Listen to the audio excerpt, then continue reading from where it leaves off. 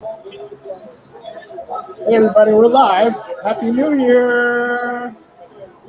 And I'm excited for this game. Here come the Michigan Wolverines out of the tunnel. And wow. You can feel the electricity. Oh, you can feel it. Hey, how y'all doing? You can feel the electricity. Oh boy. I can almost hear Keith Jackson saying, and here they come, the Wolverines of Michigan.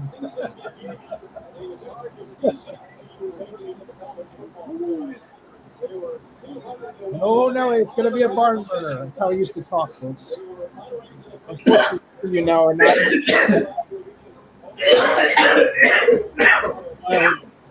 Hold on a second, folks. Let's see here. Sorry about that, folks. We had Mr. Carroll was convulsing there, but anyway, that was about the kind of answer we are very quick to deflect jazzed here, and absolutely jazzed. As you said, when his job was tenuous, he went back to what was successful for him at University of San Diego, on live Stanford, now in the National Football League with the San Francisco 49ers. Sonny Dykes says, people think the Big 12, it's all about speed. He thinks his team's physical enough to match up. Folks, I'll tell you why I'm excited, because Sonny Dykes was our coach at Cal, and we didn't treat him right. So I'm really happy that he's in this position, fighting for a national championship. We're coaching for one, or not fighting. Quarterback who really leads the way in so many ways. Dual threat quarterbacks with great competitors. He's head coach. Yeah. He brought in Jared Goff. Yeah. He and Tony Franklin, his offensive coordinator, who I've had on my program. Extend the play with his legs and then make throws. He can throw either to his left or to his right. He's a very willing runner, and his third down kind of plays are what TCU is going to have be ready for McCarthy's ability to make those kind of effort plays. And among the many similarities, they don't turn it over. Max Duggan has thrown only 4 interceptions the entire season, and J.J. McCarthy has turned it over by an interception only 3 times. It could come down to which team makes the fewest mistakes but wins the game here today. Yeah, I mean, turnovers and taking care of the football has been important for both of them. You mentioned Max Duggan, only 4 interceptions, and I think for everybody in America, love Max Duggan, if you didn't love him already, was in the Big 12 championship game. Hey, Bill, you all right? Oh, yeah. Okay. Happy New Year. Happy New Year to you too, sir. Happy New Year to you too. So, Billy, you're the expert on this. What do you think about this game? Well, the first 2 things I will tell you. Every team, every game, there's what they call hidden yardage, right? So things that come through how you do in terms of both punting and returning punts, securing punts and kickoffs. Do you field them on the, in the air? Do you let them bounce and roll? TCU has an explosive return specialist in Darius Davis, who is a blazing fast human being and probably one of the 6 or so fastest guys in the upcoming draft class. Yep. If they have one distinct advantage, well, they have 2, I'd say. TCU has 2 distinct advantages. One is they've been in a lot more close football games. Michigan's only had 2 games that were decided by single digits the whole year. And while that's almost all of the games that TCU's had, they have been in tight games all year long. So if it's tight, it will not be uncharted territory for Sonny Dykes, Texas Christian Horned Frogs. And of course, they have the advantage of the wide receiver position. But once you get past that, almost all the other check marks go to Michigan. They have the better offensive line. They have the better defensive line. Secondary is probably a push. I think they, I won't give anybody a distinct advantage in terms of that. I think they're both challenged a little bit. TCU averages almost 40 points a game, but gives up about 25. Michigan averages close to the same amount, but gives up fewer. but they don't have Hello, beautiful quite people. as battle-tested a quarterback physically and mentally. In Max Duggan, you have an extremely tough human being. And as was mentioned, he lost his starting job to Chandler Morris. And his only due to an injury to Chandler Morris, he ends up being pushed back out there to play. Boys in the trenches, boots on the ground. AQ Shipley, Cole Kublik, Taylor the One, and RG3. We'll be getting us through this game as a simulcast on ESPN2. Oh, that sounds like the dulcet tones of Pat McAfee. That's Pat McAfee. Yeah, as I said. I was telling my mom. Oh, okay. Yeah. Hey, so what do you think of Sonny Dykes being getting fired from Cal? You know, I think it's really cool. I think because we treated him like crap. I love Sonny. I thought Sonny. I mean, he's a really good coach. You know, that's the first thing I would tell you. And his style may not fit everybody. If you're looking for your team to just like punch people in the face all day long, that's not really his style. Though they're a tougher team than people give them credit for. Ask Texas, right? Texas thought they were just going to push them around, and it didn't work out for them. They shut down Bijan Robinson and got consistent pressure, though not a huge number of sacks. They got a lot of consistent pressure on the quarterback. Oh no! Almost scored. Now that's a fine wake-up call. Wow.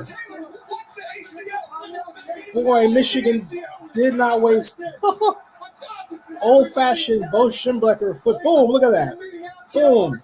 Well, like I said, that's the big advantage that Michigan has, is in the trenches. You know, both on offense and defense. They have way more NFL bodies, particularly on the interior there. Wow. First play, man. First play from scrimmage. Well, if you're trying to, especially as the team that's suspected to be the favorite, you want to squeeze all the hope out of the underdog as quickly as possible. The longer they hang around, and pick a team like TCU that's known for its resilience, the longer you leave them around, the worse your chances are. So, yes, you ought to try to jump on them as quickly as possible, and if possible, crush their spirits. Yep. Do you think they'll do it? I mean, they have a chance to do it. I just think that TCU is not the kind of team that ever gives up. So you need to do everything possible to get as many scores as possible. And of course, J.J. McCarthy, big-time recruit, has drawn comparisons to people like Trevor Lawrence. You know, he's a athletic guy with a big arm, moves extremely well, and is expected to someday be a, top 10 draft pick when his time comes. Got to see him in person a few times. He's a kid from the western suburbs of Chicago. Hey, so of all the players here, which one is going to go the highest in the draft? From the ones that are draft eligible this year? Yeah. It's probably a fight between Quentin Johnston and what's his name? The offensive lineman. Oluwatomi? I can't remember his name again, but it's between those two guys. Both those guys are going to go somewhere in the second half of the first round. Okay. He was saying there are two players that will go in the first round of the NFL this game. I'm thinking we're going to the best place in the world to watch the trenches right now. Yeah, that's what we're talking about. I just love the fact that they went out there, drop back pass, let J.J. McCarthy here we go. Third and long, First and goal. It's okay if you're biased today. I'll make sure I balance it out for you. Hey, you get nervous here about a little bit of rust. There's been no rust with this Michigan offense. Stop the lane. They might hold him for a field goal, Bill. Yep. Well, that's what I tried to tell people. Like, there people who are predicting a blowout are going to probably be surprised. Oluwatimi. Oluwatimi. and the aforementioned Mr. Quentin Johnston are both guys I expect to go probably in the first 25 or so picks of the draft. Oh, okay. Whistle, blew a whistle though. Was it timeout or was it false start? Oh wow. They're going whoa. Oh, they're going hack. Oh. Mistake. If you'd like to feel old, one of the defensive tackles for Michigan is Chris Jenkins, Jr., son of Chris Jenkins. Oh, I don't feel old. Okay, excellent. I'm jealous. I feel great. I feel physically, I feel the best I've felt in a while. Oh, that's good to hear. Yeah.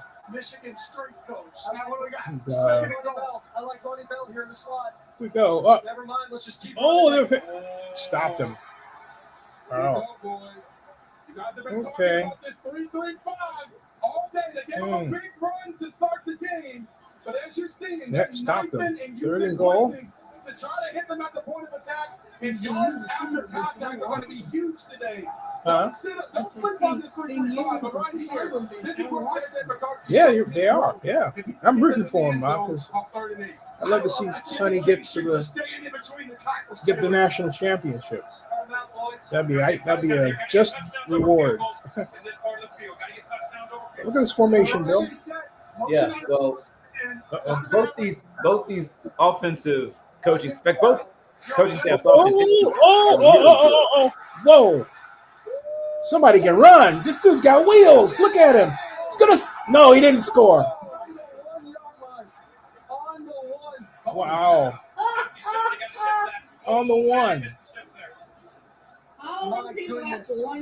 Yeah. I thought they had him dead to rights right there, but they didn't. Run, man, run.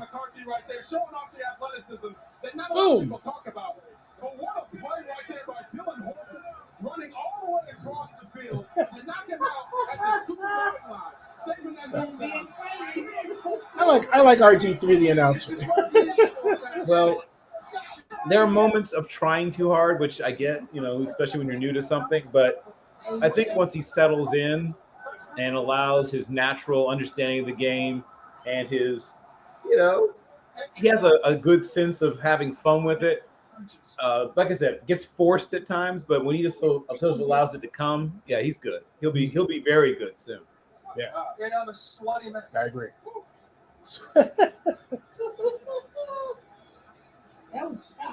Yeah, Michigan staff has 2, maybe 3 future head coaches on it. Well, which ones?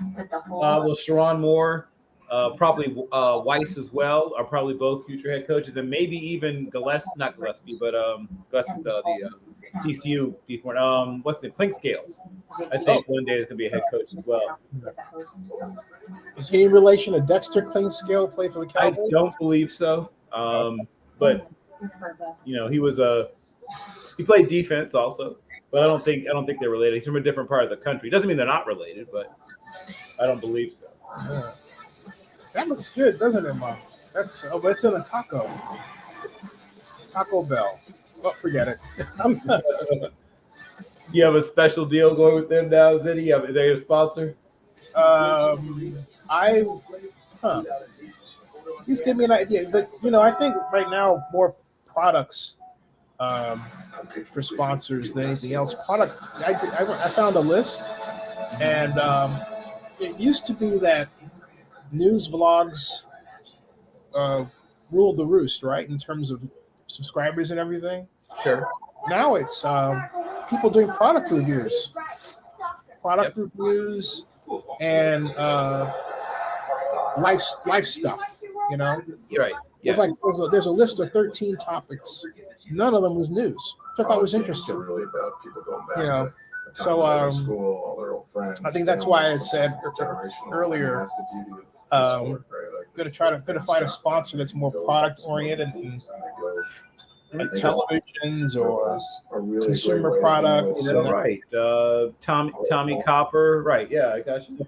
Yeah. So because we're already credentialed to cover CES even virtually, so it just seems like a logical next step, But But Boys, we are back. We are back at the Fiesta Bowl. Things are getting hot and heavy. During the break, I looked back at young Kevin. what is he doing? Which I've never seen before. There were 16 knuckles on that man's hand. And now we sit here, 4th and 2, a timeout already taken as we look into what will be an electric game. Michigan walking confidently along the scrimmage. They're like a bunch of bozos. I don't believe what I'm looking at.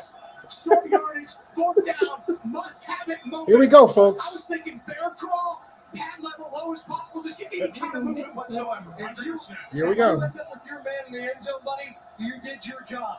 I'm looking at number 77. Why do I think Michigan is going to play action? Man just studies at the elbow sleeves. The swag cannot be any better. First things first, no false starts. That was the first thing, no snap count. We got the motion, the snap. Oh, reverse. What did they do that for? He's going to get. He didn't get him. They nailed him. Wow. Well, the thing about that is when you have a distinct advantage, like their offensive line gives you, I have to wonder why you don't just lean against those guys and see if you can just push your way. Yeah, my mom said that was a dumb play. They were trying to set up, essentially a version of the Philly special. They were going to try to throw that back to J.J. McCarthy. That was the goal there. Yeah. That's what they did. Man, that was wild. Yep. God. And the reason it doesn't work is they must have thought it was man. It's not. They're playing zone. That doesn't work against zone. Yeah, you're right. So I don't know what made them think it'd be man. Oh, deep throw. He's not open. Nah. Hey, does TCU have a legitimate burner? You have a bunch of them. I already told you about 2 of them. Darius Davis is one of the 6 fastest players probably in this upcoming draft. I mentioned him before. Oh, okay. Yeah, you sure did. Yeah, that's the advantage they have is speed on the outside. They have more guys who can just flat out run away from you than does Michigan. 2nd and 10. They got to run. They got to run the football. Yeah, there you go. And it's a good run. I like how you block the backside. These are 3rd and short. The offensive line, tight end, lined up left. He goes out in the flat. That pulls half the defense with him. Gives you a little bit more. I think I could do without the split screen. You getting a split screen, Bill? Well, I wasn't. But I was watching the more traditional broadcast, and I was going to check on the all-22 version. So especially since you already have the what do you call it? Whatever they call it, the McAfee vision or whatever they call the version you're watching.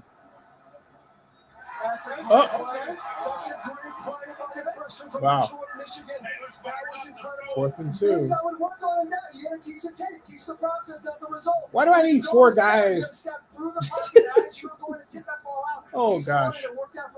We can't keep doing it. You see the knowledge here. Let's go. Somebody should have into the secondary room. I'll tell you what, boys, that's a Mike verbalism right there. That's the Friday tape. That's the Friday tape. Yeah, hey, Bill, is there a version where we don't have to hear them? Or maybe we just on mute? Yes, the all-22 version, I think. Well, let me see. That one was a wobbler, hit off the right side. Yeah, so there's also the command center version is you still hear the main so that player right there that you saw before on that attempted I found it. I found the normal one. Oh yeah, there's right. But that was Quentin Johnston. Now good, I can think now. I couldn't think before. Right. Oh my gosh. Woo. I must have picked. I accidentally picked the McAfee cast or whatever they call it. Yeah. Whatever they call it. That's too many chefs in the kitchen, man. Yes, it's too much. Too much. We are too much. Negative. Relay that. We are double checking. Hey, so who's gonna? Hey, Bill, I forgot to ask you. What do you think of Derek Carr getting benched? Well, I mean, it's to protect his trade value. They can't afford to have him get hurt. Yeah, they're going to try to trade him. So they want to make sure nothing happens to him. But I mean, Essentially, they want to wrap him in bubble wrap. What are you talking but do you think it's a good idea though? Well, if you decide to move on from him, yes. I mean, like, what's the point of having him go out there and risk injury if you're going to try to trade him? No, I'm saying, is it a good idea to move on from him? I mean, that if you've decided to reboot your franchise, start over, and you have a quarterback who is 31, 30, 31, something like that. I understand the thinking behind it. I won't say I entirely agree because it's always easier to get rid of somebody than to find somebody. So I guess they're going to go after probably a cheap bridge. I don't know, Case Keenum. My mom said that Derek Carr's never been that great of a quarterback, but I thought he had his best year ever last year. He's had 2 really good seasons, and the other seasons were somewhere between above average and average. But people don't realize how hard that is to find. Look at what Russell Wilson's doing for even more money. Like, I think people always assume that whoever you get is going to be better, and it often doesn't have to be the case. So my assumption is they're going to try to find an inexpensive veteran bridge and then draft someone. I mean, I'm assuming that's what they're going to try to do. And they're hoping to get back, a decent amount of capital for him in trade. Maybe multiple second rounders, maybe a second rounder this year, and maybe a second and a fifth or something next year. Or a pick swap. Maybe a team that is picking higher than you. You do a pick swap with them, and then also pick up an extra pick, maybe a third and a fourth. Or you trade positions and maybe 2 places. You move up. And then they give you also maybe a second or a third next year, that kind of thing. They're trying to get probably a couple of picks and maybe a pick swap in there in the package, and maybe even a young player. Legendary quarterback. Oh, here we go. Okay, TCU had no score. Michigan has no score. And Michigan's got good field position.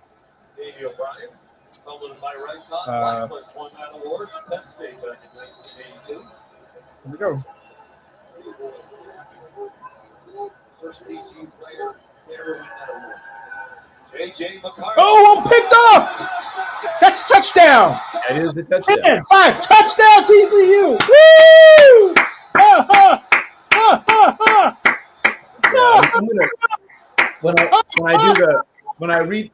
I was on Monty Perez's show early this morning, and I'll be rejoining Monty later today.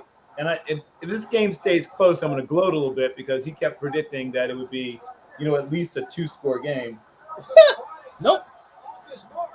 No, that was he was not open, and he just that guy pulled on the Jets, and you talking about closing speed.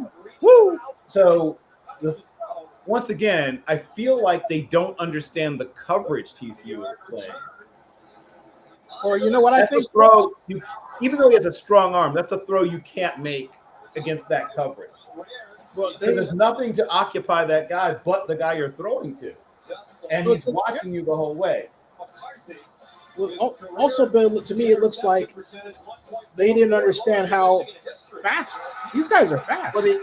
They have the speed advantage. They should know that. They've got advanced work on these guys. They know how many of these guys were state champions in the 100 and 200 meters. They have a bunch of sprinters on this team. They know that. But I think he didn't realize the coverage they were playing. Why call it why call a pass play? I would never call that kind of play against the DB like that. That was against just me. Yeah, against off man, that's not the right way to go. That's not the right way. Even if it was a slower player, he probably at least breaks it up. But yeah, a guy with that kind of speed's taking it to the house. Yeah. They used the timeout. They changed the play. Remember, they had the short in there first. Jim Harbaugh wished he had that play back. Now he finds himself behind on the scoreboard. Yeah, so these are guys who have largely avoided mistakes. One of them has a 30-4 touchdown interception. The one of them used to have a 20-3. Now he has a 20-4 touchdown interception ratio. So they are certainly amongst guys that have generally been very careful about what they do with the football. But that's a young mistake. He's a younger player. Remember last year he was the backup, and he decided to go away from last year's starter, the less talented but more dependable option. And McCarthy is the more talented guy. He's faster, he's stronger. You know, he's got all the physical advantages, but he's not as careful, right? He's not as cautious. And you know, they had a game manager out there last year, and he wouldn't have made that mistake. But he also can't make some of the same plays that JJ McCarthy did. Yep. Senior from Brenham, Texas, one of their team captains. Interesting defense, and it's not something that Michigan sees hardly ever. I mean, everybody in college football plays some version of this that Joe Gillespie's running on third downs, but you don't face too many teams that are all in all the time with this structure. Went to it a couple years ago in Tulsa. It's really designed to prevent spread offenses in the Big 12, but you got to be able to tackle. Edwards again. Oh! Finding some room. Great tackle. He got blasted. Well, I thought Edwards was off to the races. Nope. They're determined to Well, like I said, people tend to underestimate Tennessee's, Texas Christian's defense for reasons I'm not entirely sure I understand. I think because they haven't watched them. They're a pretty decent defense, and I think people just didn't realize that. People always say these things about the Big 12 and whatever, but and while they may give up yardage, and they do, they definitely have the ability to force turnovers and get pressure. Almost picked off again. Wow. You realize he was about to throw another pick six? Well, once again, that's one of the disadvantages of playing a younger player. Like, even though he's got a lot, and he does have, he's like I say, he's the more talented than Mick. What was the other kid's name? Mick, another Mick something. Here's Joseph. Joseph, hey Joseph, Happy New Year. He says not able to come on live. I understand the business aspect. Talking about Derek Carr, he says, but I thought it was very disrespectful the way it was handled. I agree. He says, we haven't had a decent quarterback since Gannon. McDaniels didn't scheme to his strengths. I agree with him. I've never quite gotten the allure of Mr. McDaniels. You know, all these teams so desperate to bring this guy in who, I don't get it either.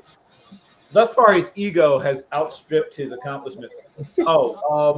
That other corner, not the one that made the initial interception, but the one that you just saw recently, I believe, is the nephew or cousin of LaDainian Tomlinson. Oh, is that right? Yeah, Tomlinson something. His name's hyphenated, but yes. Oh, this guy is one of my favorite commercial characters. Mayhem. Oh, yes, okay. And of course, for those who watched him on Oz, played Ryan Murphy. Oh yeah, that's right. So get all state and be better protected from mayhem. Like me. It was my son Jaden's 5th birthday, and he wanted Chick-fil-A. And I've still never had Chick-fil-A. Her husband's a Marine. Maybe one of these. My mom has. Everybody tells me. It's a staple in the South. Right. Yeah, we got two nearby. Very surprised. Actually, we got two nearby. One down by on Banks Road, and the other one down here on 92. Here, the other and I haven't been to either one of them. There are those who see the world through a different lens. And I'm not bragging. No, I didn't think you were. They are blazed by the bowl. So, what's your New Year's resolution, Bill? Watch more tape. No, mine is two words: get funded. There you go. That's a great one. So last year's starter for Michigan, Cade McNamara, will pop up at Iowa, and will give them a better option that they've had at quarterback in a very long time. Here's a crazy stat. In modern football, you don't see this very often. Iowa has one fewer defensive touchdown than they have passing touchdowns. Huh. They only have one more passing touchdown than they have defensive touchdowns this year. So Cade McNamara will be an upgrade over Son Laporta or anybody. Not Laporta's the what's his name? Plus, we'll add a portable charging. No, Laporta's the We're absolutely right. What's the name of that quarterback? Whoever he is, he's not good. tiny And he'll be an upgrade.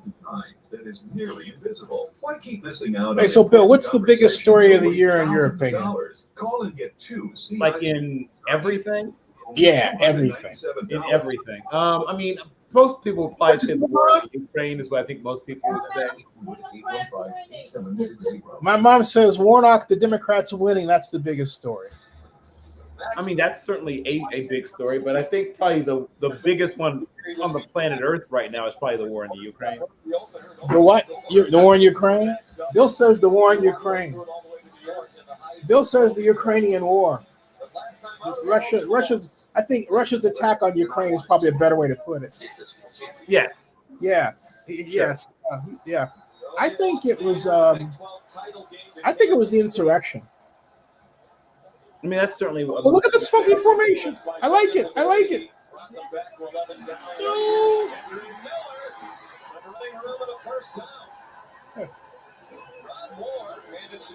I like it. I like the I'm formation. trying to remember the name of the actor that Max.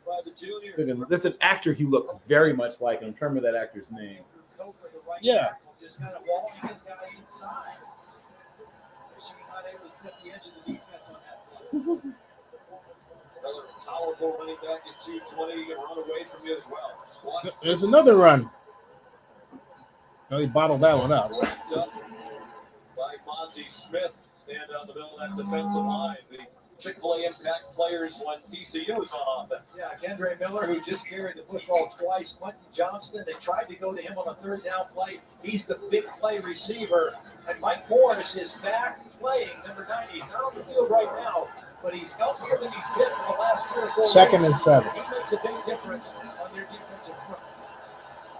First team all Big Ten defensive end, despite missing time, especially late in the year. An ankle injury. Yeah, so Mozzie Smith was one of the guys on the Feldman freak list for Michigan. He's probably their highest. He and Mike Morris are probably their 2 highest rated defensive prospects. Tried to throw a screen right to where the blitz But neither one is quite produced this year the way, well, obviously not the way the guys had last year did. I mean, nobody's producing like a Jabo or like Hutchinson, but they'll still go probably in the top 100 picks just based on their physical testing numbers. They both should test well physically. Hey, Bill, which angle do you like, the left or the right? I like the end zone angle. Yeah, well, the end zone angle gives you a better idea what's going on in the secondary, and that's what I always like to see. In the Michigan territory at the 47. Looked like So very often, with most normal broadcast angles, you have no idea what's going on in terms of safety rotation. You're having to guess. So now I can see, okay, look, they're making it look like cover 3. Let's see if that's really what it is. And credit Max Duggan for not giving up on the play. It was only a 4-man rush, and he easily got the first down with the scramble up the middle. This is where you might agree. see them take a shot down the field to Quentin Johnston. They tried earlier in the game, and Duggan got hurt as he threw it. He's up here at the top, number 1. Oh, wide open. Oh, he didn't throw it, though. No, he's going to get it. Oh, he got it. Wow. Good one. Good one. After just his 13th catch of the year, good for 21. Max Duggan realizes this is only a 3-man rush, so I can wait. I can allow this thing to develop. And he goes all the way across the field, started reading left first. They go quickly, they get it out to Quentin Johnston. He's tackled immediately by Mike Saberstill, emotional leader of that defense. Now in the secondary after 3 seasons. Yeah, Hudson's a young player they're excited about at TCU because they're going to lose, obviously, Quentin Johnston in the draft. And that's one of the guys that might be playing at the X receiver for them next year. But you got to make first downs to do that. Doing that on this drive. And number 1, Quentin Johnston is, like I said, a top 25 prospect. Here's Dealer Kyle up the middle and down just short of the first down. An excellent offensive. Oh, they're in the red zone now. I didn't realize they were that close. Their best is Going quick. That's Sonny Dykes loves the no huddle. Oh, down to the 11. And one of the guys you just saw there a second ago is the younger brother of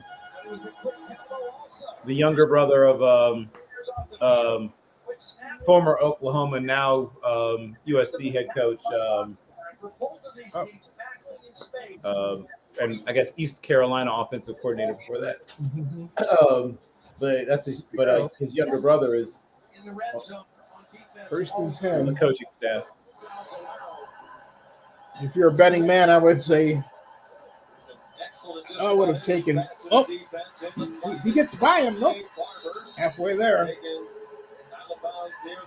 If you're a betting man, I would have taken TCU, but versus the spread, I would. Sportsbook. I don't know if TCU is going to win the game outright, but I think they're going to cover the spread. I don't think this is going to be a game that, gets out of hand. I think it's going to be tight the whole way. Yeah. Hey, Joseph, happy New Year, man.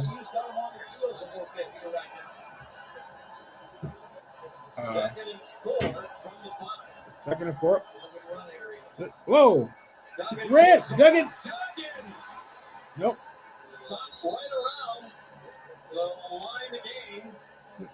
No game. Yeah. It's interesting to me how neither team seems interested in calling the old-fashioned dive play from under center. You know that? Well, first of all, they don't have a lot of plays under center at TCU.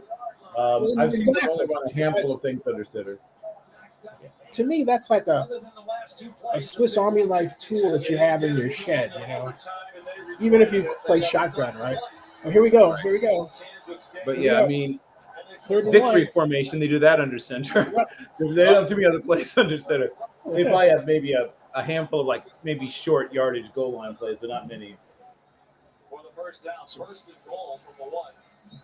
Even in short yardage goal line, they very often go with first and goal from the 1. Yep.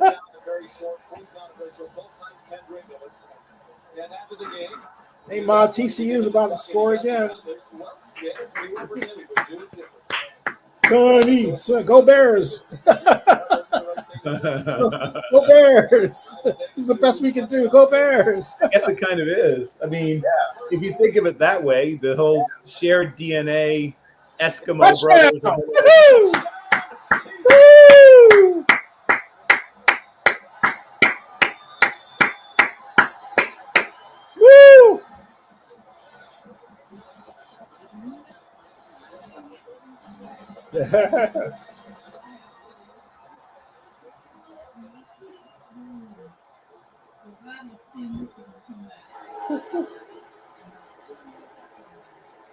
Hey everybody, TCU is about to go ahead 14-0. Yep. And I'd say, as I was telling Bill Carroll here on our stream, go Bears, because Sonny coached at Cal. Yes, he Cal didn't treat him right because he was from the South.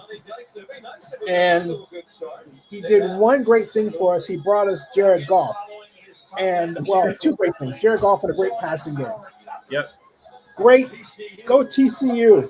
Go Sonny Dykes. Woohoo. Go Bears. Yeah, well, like I said, you really are seeing two of the best coaching staffs. I mean, not named Alabama, but two of the best coaching staffs in all of college football. I think these are two of the top 5 coaching staffs in college football. Hey, Bill, for those people who are shocked that Alabama isn't this far, you want to remind them why? Well, their defense, quite frankly. This is not for Alabama. It's not a really special defense, quite frankly. Their offensive line also isn't quite as good as usual. On the average Alabama offensive line, there's usually at least one surefire top 20 tackle, and usually there's a top 50 center or guard. They don't have that guy right now, quite frankly. Yeah, right. And on their defensive line, their interior is frankly nothing special. They do still have Will Anderson. He's something special. They have 2 top 100 types on their, amongst their pass rushers, and Will Anderson might be the best player in the whole draft. But once you get past that, the front seven is not your usual Alabama front seven. They still have a couple of absolute studs in the secondary. Brian Branch had a monster game against Kansas State, but they just don't have that interior. When you looked at like Jerron Reed and a lot of those guys you'd see in the past, and even like Trent Cody, and they don't have any of those guys that in the interior where you say, oh man, that guy's going to be a first rounder or even an early second rounder. That guy's not on the team right now. Now they are working the transfer portal as we speak. They might get that guy, but they don't have that guy on their team quite yet. Yeah. Hold on a second. Yogi and burritos. 2 bowl plate, $2 each. Photo on the app. Only a Taco Bell. 14 zip. And it is with 2:20 seconds. What I think you're going to see now is Michigan get back to just trying to punish TCU in the run game. I think you're going to see, off tackle. You're going to see, you said dive plays, get ready. You're going to see some. You're going to see some power, good old, even some maybe counter trade type stuff, reminiscent of Joe Gibbs. The advantage of being the son of a coach is he's seen a lot of football. He's played a lot of football. You're going to see some old school stuff now. I think Michigan's going to turn back the clock on TCU and just try to pound them in the run game. Hey, it said that I was looking at the predictions, and the prediction was that TCU was going to clobber Michigan. I'm reading a bunch of tweets. TCU cooking Michigan is like a filet mignon or something no one predicted. I didn't predict that. Right. And then this other one says, as everyone predicted. I think this must be tongue-in-cheek. Hold on a second. Yeah, I assume it is tongue-in-cheek, yes. Yeah. I mean, I say what? Yeah. I mean, Michigan comes through this game undefeated and really almost untested. Like I said, they only had 2 games, that were one possession or less than 10-point games. Oh!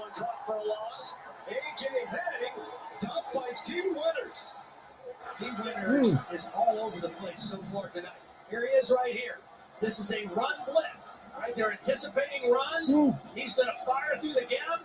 They're not able to pick him up with the guard center, and it's a negative yardage play on first down. Joe Gillespie said, wow. You have to play well on early downs and put them in an uncomfortable situation. Good start by D. Winners. He has been all over the field. Now, I like the aggressiveness that we're seeing from TCU's defense because it's smart. You can't just hold up against them. Oh, he caught it. Good throw. You got to roll the dice a little bit if you're TCU. Yeah. Down in TCU territory by Miller Bradford. It's a play of the pick well, was Michigan giving 7.5 or better to TCU. Right. So, and like I said, I would definitely take that. Like I would take TCU against the spread. Yeah. I don't know if they'll win the game outright, but I don't think that Michigan will cover the spread.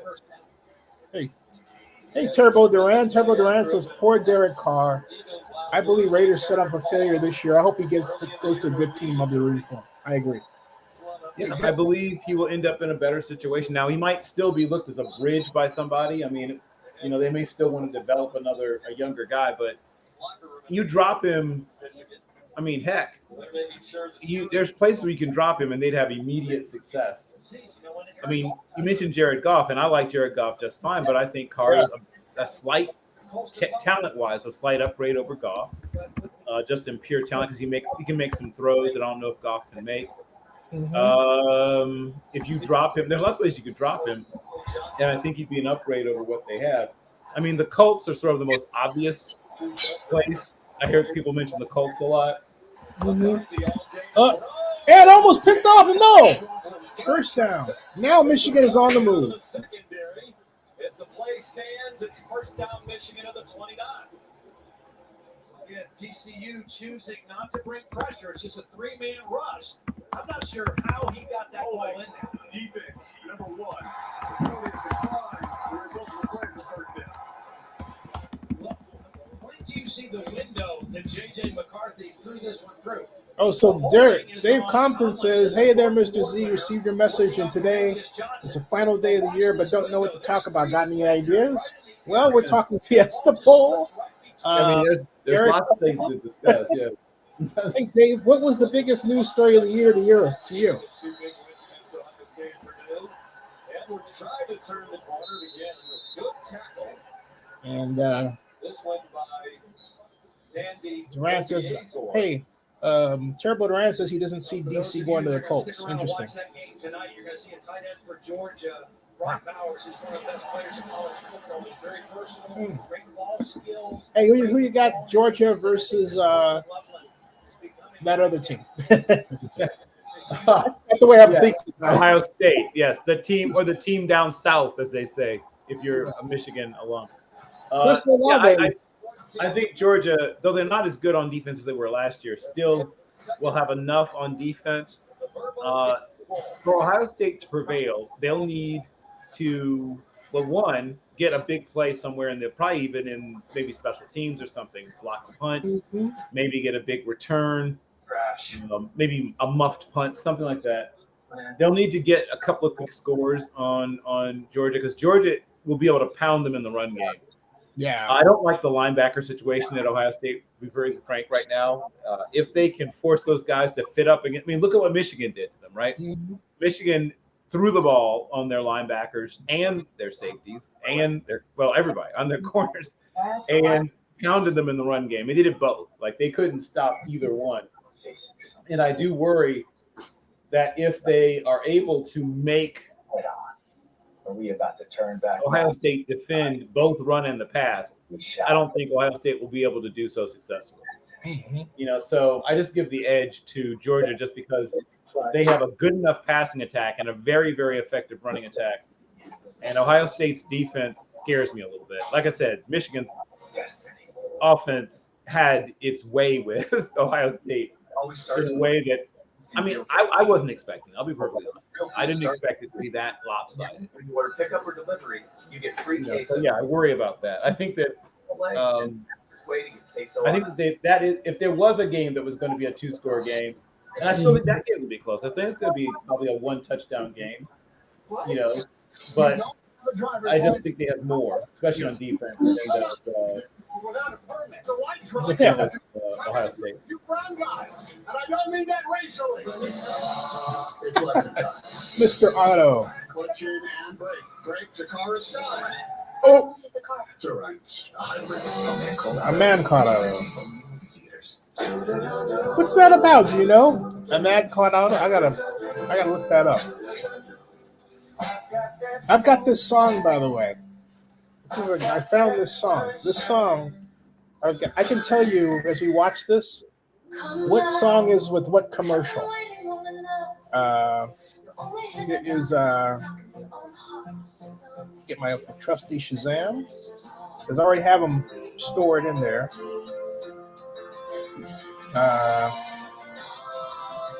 It's called It Doesn't Get Any Better Than This. That's what it's by Royal Deluxe. Oh, okay. Yeah. That's what that last song with the second quarter here in Glendale, chorus VRBO commercial. Fiesta Bowl, college football playoff semifinal. Oh, and 14-0 TCU after a quarter. Biggest deficit prior to today. Michigan's on the move. Michigan faced 7 points very early, 10-3 in their win at Ohio State. We did the game when they got the last second field goal to beat Illinois. And we got I think it's cheerleaders. critical that they score on this possession. They have 127 yards in the first quarter and no points to show for it. This is a critical drive for Michigan. Yes, that is correct. No game. Wow. Might even lost a yard. Maybe not. Hey, so on the matter of Derek Carr, Joseph says Derek Carr is always highly spoken of the Houston Texans. That may be a possibility for him. But at the same time, he always said that he will not play for any other team but the Raiders. Well, I mean, if he goes to the Texans, that means they see him as a bridge quarterback to a younger guy. You know, that's what his role will be there. The Colts might see him as their actual long-term answer. They've brought in a lot of guys really at the tail end. No, they did. And then in the case of a guy like Michigan seems convinced that TCU is not a fast team. I mean, Well, no, they should know better. They've call watched. he's a long developing. Wow. Yeah, I've watched game tape. They've got speed. They've got speed all over the place. And I've watched 6 games of them this season, and they've got lots of speed. Field goal time. A great kicker, best in Michigan Yeah, Turbo Duran says, hold on a second. Hold on a second, Turbo. And they're off the schneid. Michigan 3, TCU 14. Turbo Duran says, for some reason, I see Derek Carr going to Washington, the Commanders. They have a good wide receivers over there, and Jack Del Rio is over there. But it'll be weird seeing Derek Carr in the NFC division. Yeah. What do you think, Bill? So I'm trying to think of what they'd get back in the trade, right? That's what I'm trying to figure out. And if they can accommodate his contract in their cap structure. So that's what people sometimes forget when they talk about these things. The Colts have way more draft cap room. So I got to think about teams that have enough cap room to accommodate Carr's contract, unless he's willing to renegotiate his contract, which, I mean, he might be.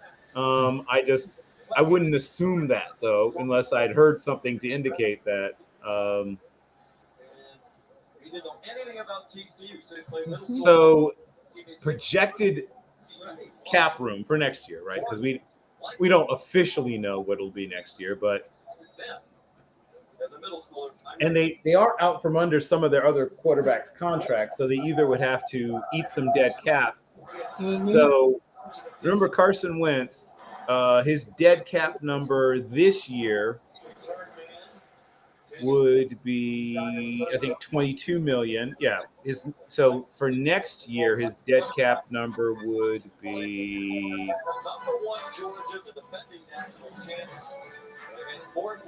Okay. So yeah, they could get rid of him next season. They could get out from under Wentz next season. His dead cap number drops to nothing next year. So that could work. They'd have to either trade Wentz or just eat 22 million in dead cap this year. Yeah. Or carry both quarterbacks, which would be uncomfortable, I guess is the term I'm looking for.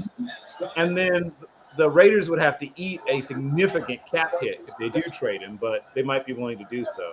Oh, look at quarterback draw this to death. Oh, man. Picked off? Wow. I don't understand why I guess they don't have a call to audible for a quarterback draw because Michigan was giving them, look at that, Michigan was giving them the quarterback draw right up the middle, Yeah. I mean, sometimes there's an automatic, that you can go to in those situations.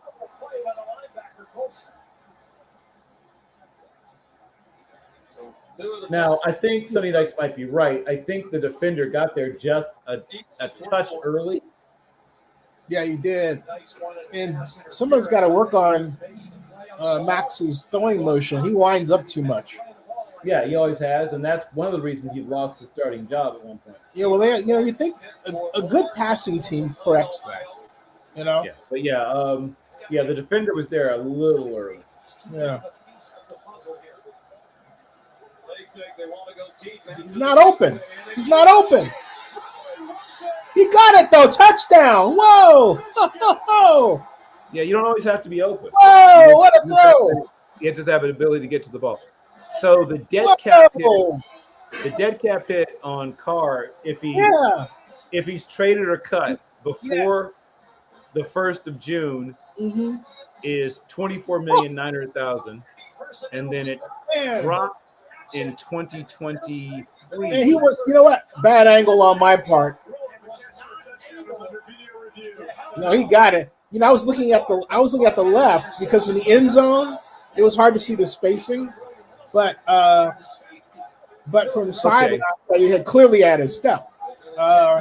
So Carr's dead cap hit. Oh, wait a minute. Did he have control? Yeah, he did.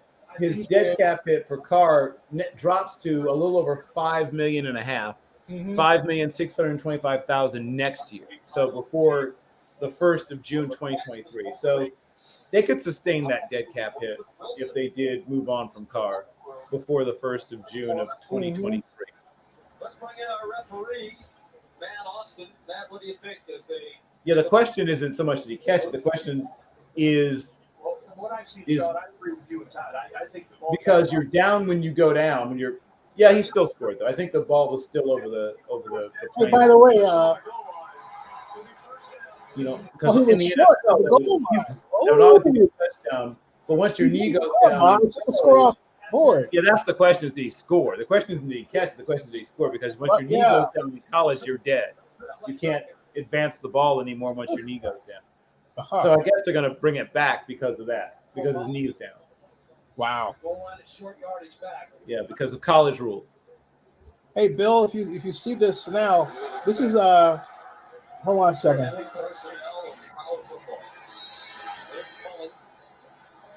I'll show you later. But it's not. Yeah, it's clearly not a touchdown because he's down.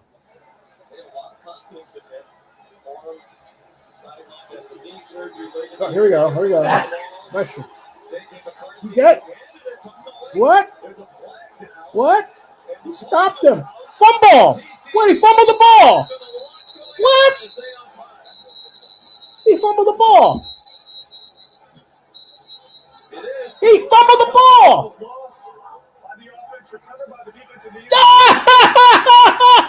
He fumbled the football. TCU got the ball back. Unbelievable.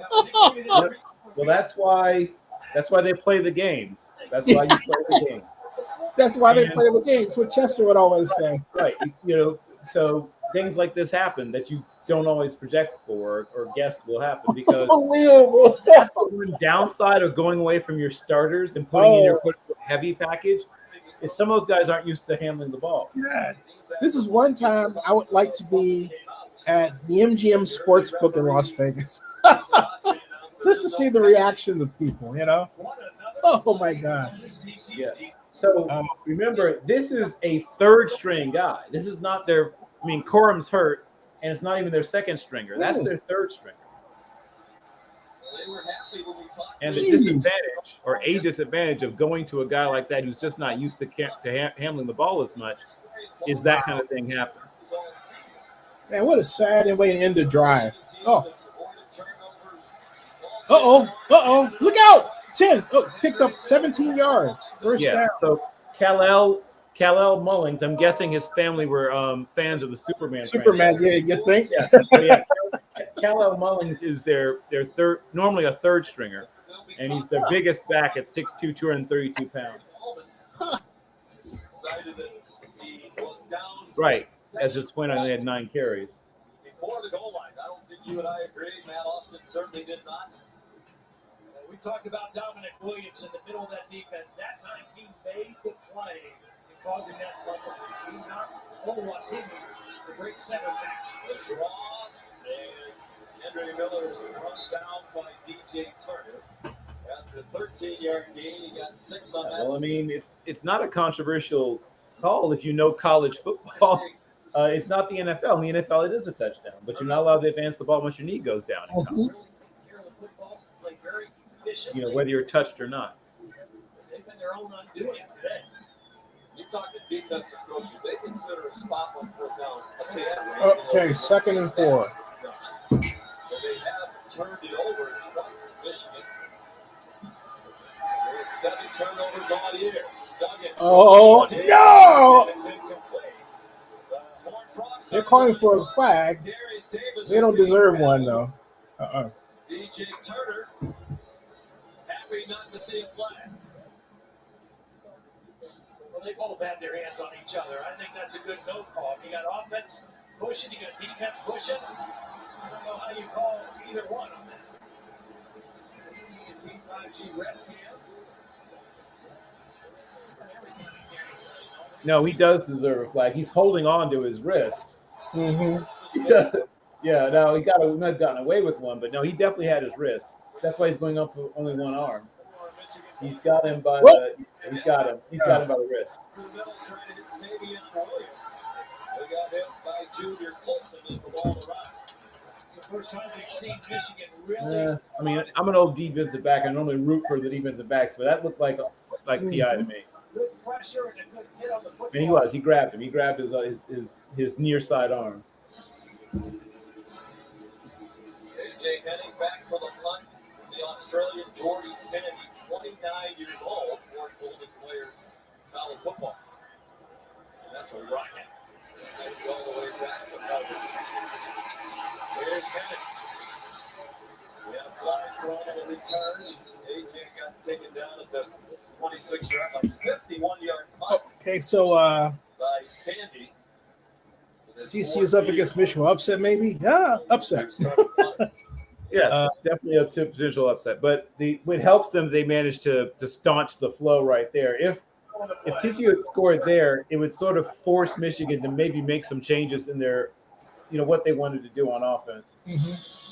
Hey, Mr. Compton says the story of the year is my 49ers and their success with Brock Purdy taking over his starting quarterback position and how far he will take his team and the win in Sunday's game. Yeah, that's a big story. But, I mean, I don't know if it's one of the biggest stories on the planet Earth this year, but it's certainly a big story in certain portions of America, yes. Remember, 5 times miles on flights going up, and 10 times miles on hotels through Capital One Travel. Plus, get access to over 1,300 airport lounges. And maybe see the one. I wonder if Taylor Swift is as nice in person as they make her out to be on our commercials. I would think so. I don't know.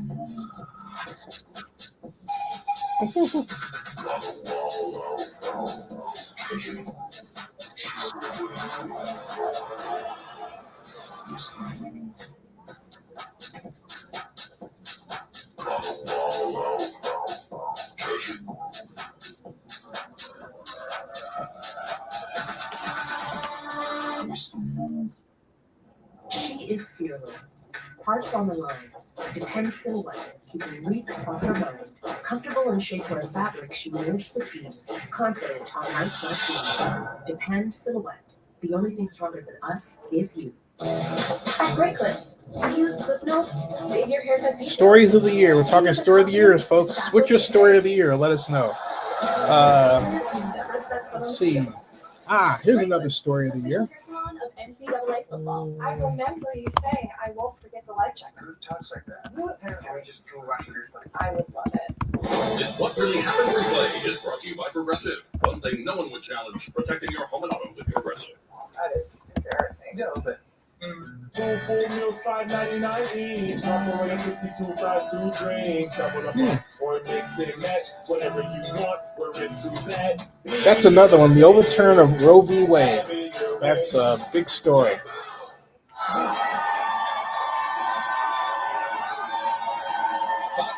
Big story.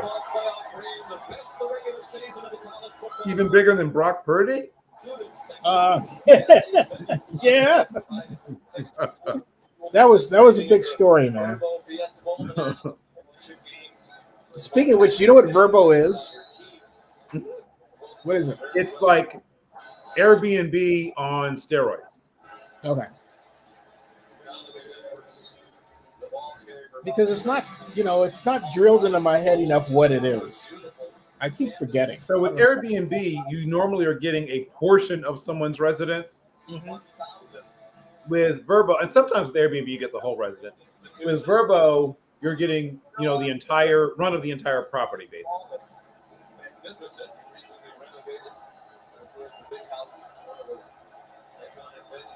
Okay, 2nd and 7 for the Wolverines. Back to throw. Roll to the right. Receiver open. First down. That was a nice little play. Wow. 300 acres versus 3,200 acres. Okay. McCarthy's confidence, he gathered his offense together saying, we're good. They're not stopping us. We're stopping ourselves. Michigan coaches said one of his best attributes is his poise. Damon G. Carter. Actually, somebody said that stick to our smash identity. That we're stopping ourselves. Actually, I think TCU stopped them. That goal line. Well, I mean, it's a combination. Like the the first interception is a terrific play by the defensive back. And yeah, it's not a great read by the quarterback, but it's a terrific play. I could see him thinking, I can beat this guy with this throw. It's a young quarterback thought. And then the 4th and goal play, it was definitely a stop by TCU. That wasn't Michigan stopping themselves. TCU made, now it wasn't a great play call. I definitely didn't think that was the call they should have made there. You know, so those turnovers are forced, not unforced there. But if they just get back to just sort of leaning against TCU and just trying to wear them down, I think they have a chance to do it because they have, you know, in size. Yeah, yep. Secondary players for the guys that fill the gaps. Miller Bradford got back in there. D. Winters has been all over. Boy, oh boy. The guys up front hold the point. What a wild game. The fast guys come up to make the tackle. 4 tackles for a loss already for the Horned Frogs. Yeah, Yep. like I said, a lot of Michigan fans, I think, have underestimated TCU and maybe haven't watched Big TCU. time. Oh, and you know what? That play had the right idea, but the wrong execution. And they should have designed it so that he kept going up there rather than stopping it. Maybe this, because he stops, you know, and it's behind him. And I'm not saying I don't know what they were telling him to do, but I'm saying if I drew up the play, I would have drawn it up to have him just run, you know. That's still very good for the year 65, but obviously. Yeah.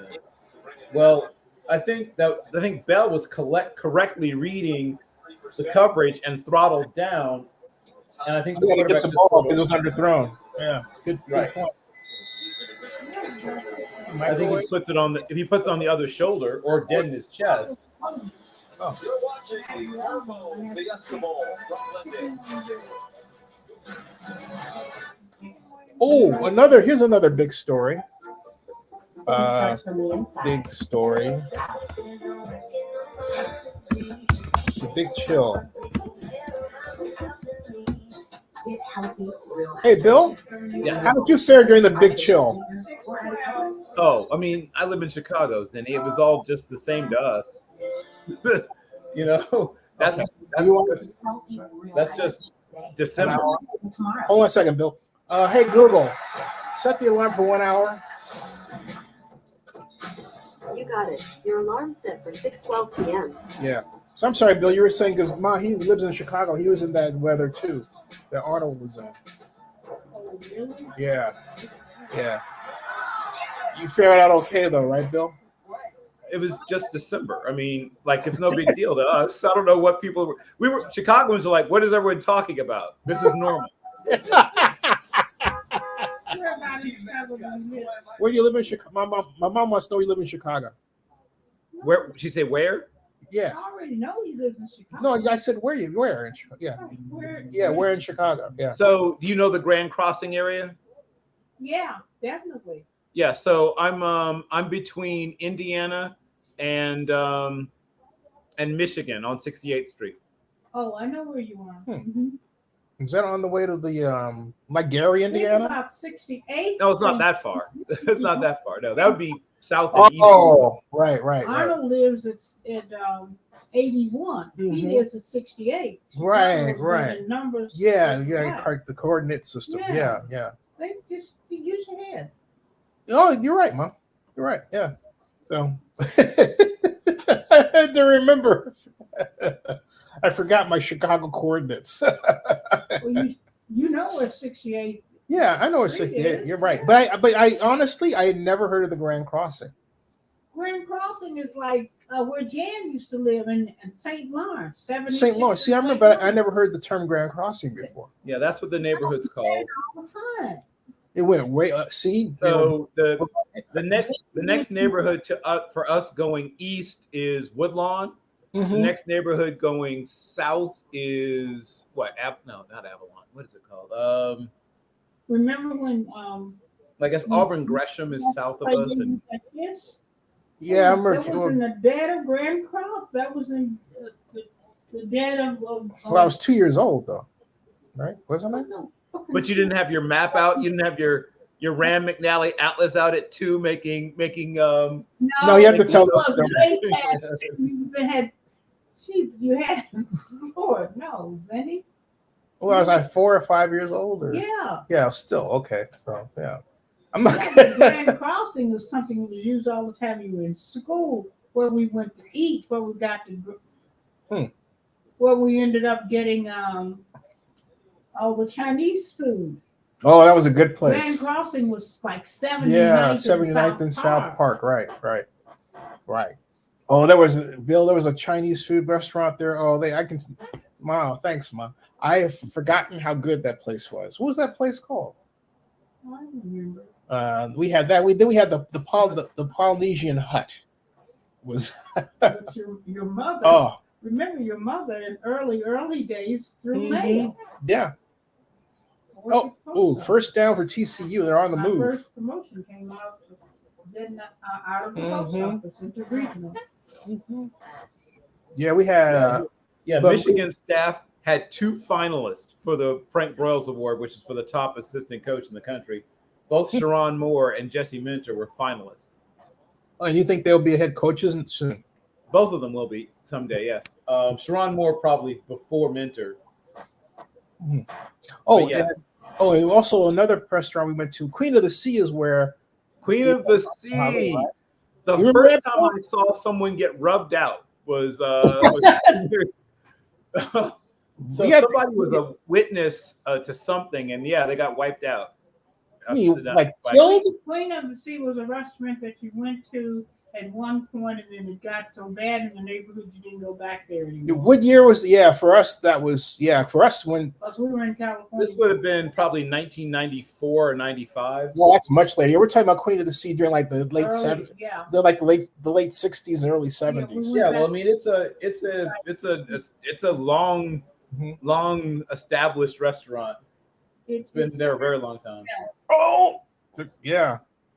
It was at one point, a great restaurant. And all those neighborhoods in Chicago changed because they brought all those people from the west side over to the Grand Crossing area and all that, and it got so bad you had to move to the suburbs. But in those days, when it was going strong, that was when the steel industry was. The steel industry, also those Muslims had cleaned it up a little bit. Yep. Yeah. Grandma used to tell me not to go across the street to the mosque. She was like, "Don't go across the street," because I was little. Mosque Mariam. I forgot the name of it, but the Muslim mosque over there. That was over in South Shore. Yeah. You would say, "Don't go over there." Yeah. The one on 79th. Yeah, that's Mosque Mariam. She probably said that to you because the street was so hard to cross. It was hard to cross. It was huge, and in those days, it might as well have been like going to London or something. Right. It was so wide because I'm a little boy, right? 79th and Stony, you really didn't do that. Yep. Yeah, that's Mosque Mariam. And I'm glad I'm out of Chicago. I almost got killed there. Yeah. But some people can manage Chicago better. Back to the contest. Yep. Ozzie Smith thought it was a screen because nobody dropped it. Normally when you let defensive lineman rush. Back to throw. Oh, wide open. Nobody around him. Oh, he fell. He fell. Holy broken play. Which is a big part of his arsenal. Look, he slipped. Oh, it went into for the blitz. But the safety was not on the same page at the corner. Left him all alone. The safety was going back to the middle of the field. Next up is it was Max. Wow. My favorite type of formation, a 4x1. Did you see that, Bill? Yeah. But so that was once in Quentin Johnston, the guy I was talking about, who was probably the highest rated prospect in the game. Gets the ball to his number one guy. Yeah, he slipped. Again, another player slipping on the field, and that might have gone the distance. There. Oh. Here we go. Second and 6. Oh, boy, run. He's first and goal. So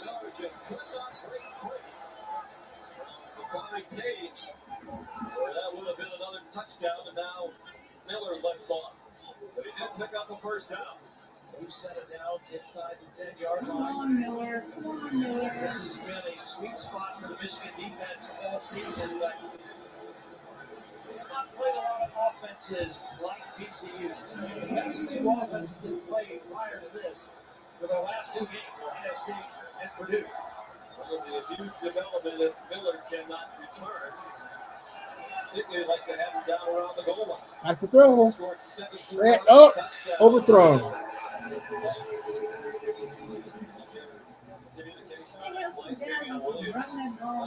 Connected with Duggan. Here's the end of the play.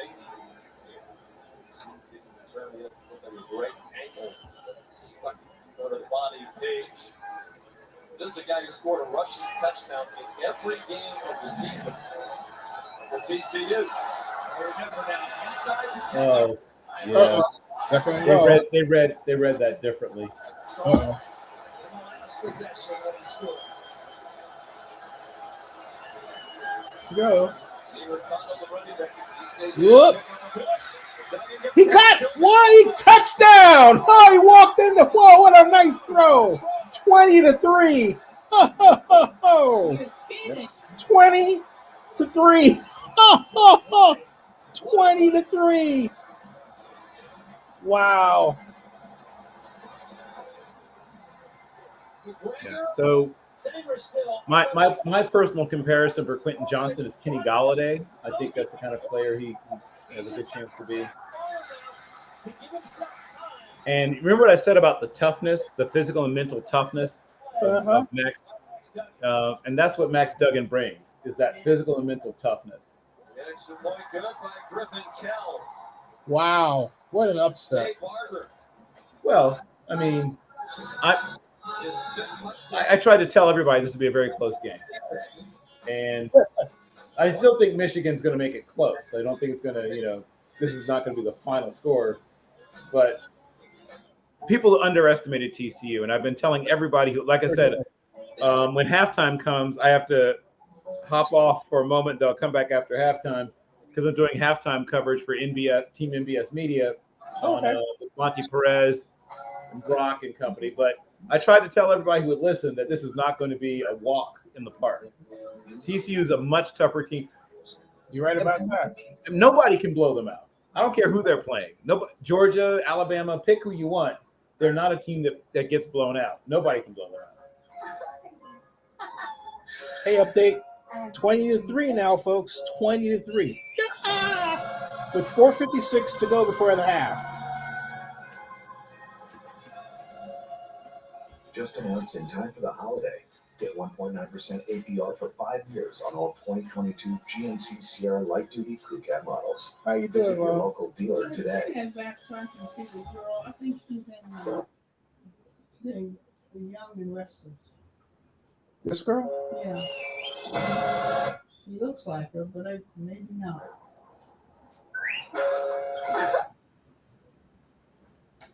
And you can look at a picture of her.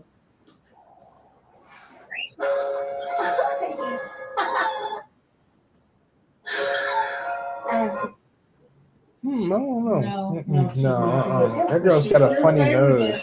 Yeah. That girl's nose is more pronounced, I think. I know what you're talking about. Yeah.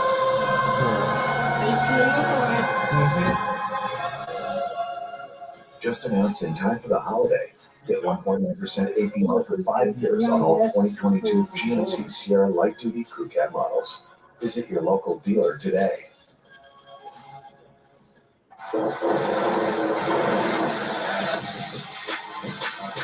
Boy, this is a knockout. This is a knockout.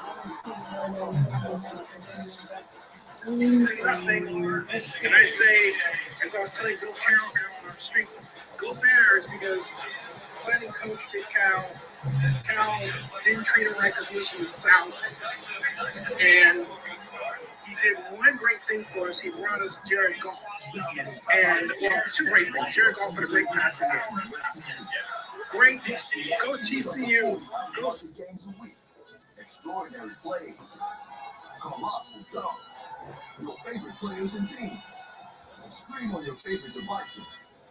and run the floor with even more coverage from NBA TV and videos on demand. Watch up to 80 games on one. Hey, Bill, are you working off your phone? No. Oh. Do you have your phone? Do you know how to make a Let me see. I think my phone's on the charger in the other room, but I could get it. Can you make a 20-second vlog saying, hey, we're on together watching, you know, something like that? 20 seconds. I could, yeah. Hold on. Awesome. Having an out-of-body experience. I love you so much. Drag race. This Friday at 8. Hot in there. It is heat. Michigan trails 21-3. Everybody, TCU. Come back to win. It would be the biggest deficit overcome in the 90-year history. There have been nothing but blowouts today, Mom. There have been nothing but blowouts today. Years, including Georgia from 17 down in the terrific game at the Rose Bowl against Oklahoma. Miller on the bike came out late in that touchdown drive, a 6-yard touchdown pass. Duggan to Barber. Luke Laminack picks off from Amarillo. Michigan actually had a whole.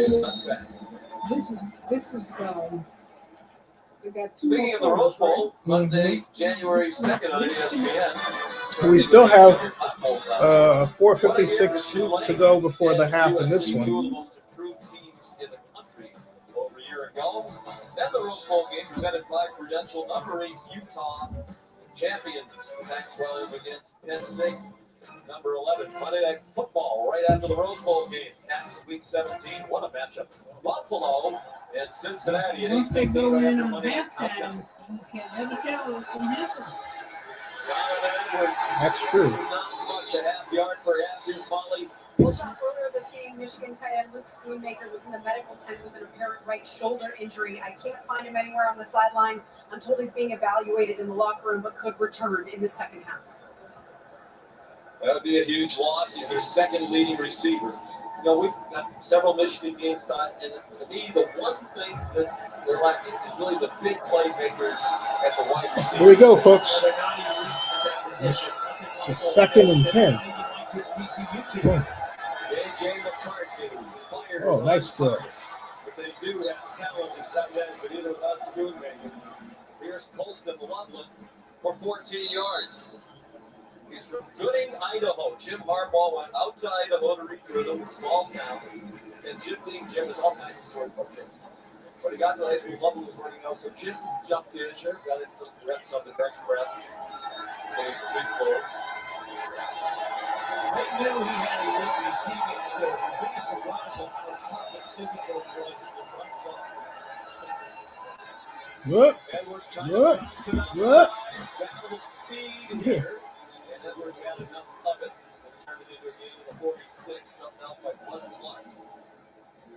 Emerged as a star in the second half of this magical season for TCU.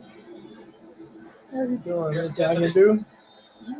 Anything I can do?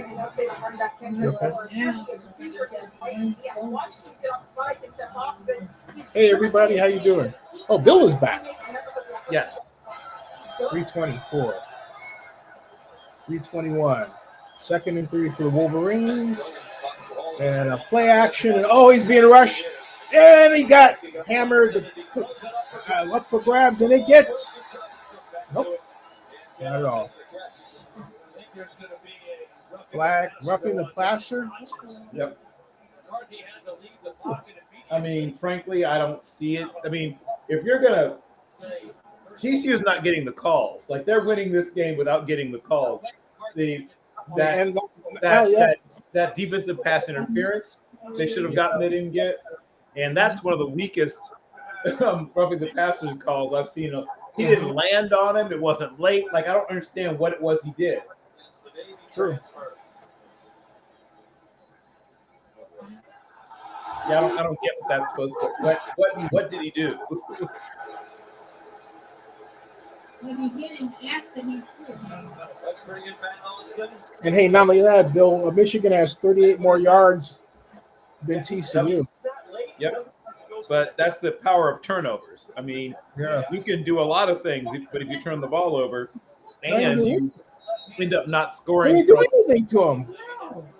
Yeah, that's what I said. That's one of the weakest roughing the passer calls I've ever That's seen. weak. Yeah, that's more like, hey, we're trying to figure out how to get you guys back in the game. Oh, come on, dirty, dirty, dirty. Boom. Yeah, to me, there was nothing there. Getting knocked down by Abe Kamara. The Sonny Dykes, you talked to him, people have heard him interviewed many times, including on Game Day. Mild-mannered, affable, easygoing Texan. Until the game starts. Well, they are. They are faster. It's not. They don't look faster. They are faster. Yep. He kind of argues like a baseball player. Yeah, he does. Tell you the thing that I see now this TCU Ball start. Offense. Everybody move to the center. 5-yard penalty. Hmm. We knew they were. Who's he talking to, Bill? Sides of the ball, but they look Which one? very bounce here. Is that the ref? On offense and defense. And I think a big part of that is, you know, they Yeah, it's got to be. Yeah. in a row. They had a week off September 17th, and they played 11 straight weeks. So this last 4 weeks or so, the championship game has been huge for them.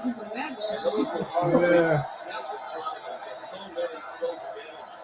And all the meaningful once they've got themselves into the national picture at mid-season. Oh, sacked! Wow. That's the first solid jailbreak I've seen from them. I mean, just collapse. Just wow. Who got called for the penalty. He's going to come untouched right into the pocket. And then Dylan Horton's going to finish off the play. Oh, yeah. Nowhere to go for J.J. McCarthy. Junior Hodges transferred from Navy, went there to be a lacrosse player. But over to ask the football team to try out, he did. He was a good player, but he wanted to transfer up. Nobody but TCU had interest.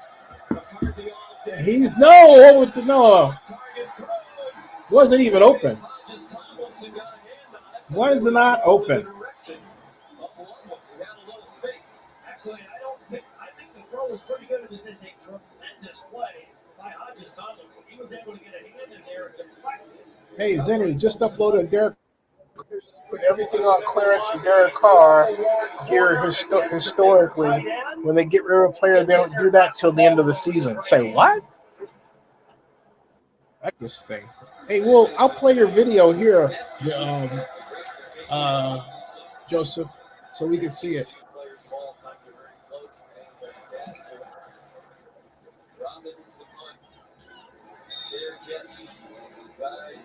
Davis. We're getting close to halftime. 1:33 to go. 18-point lead for the Horned Frogs.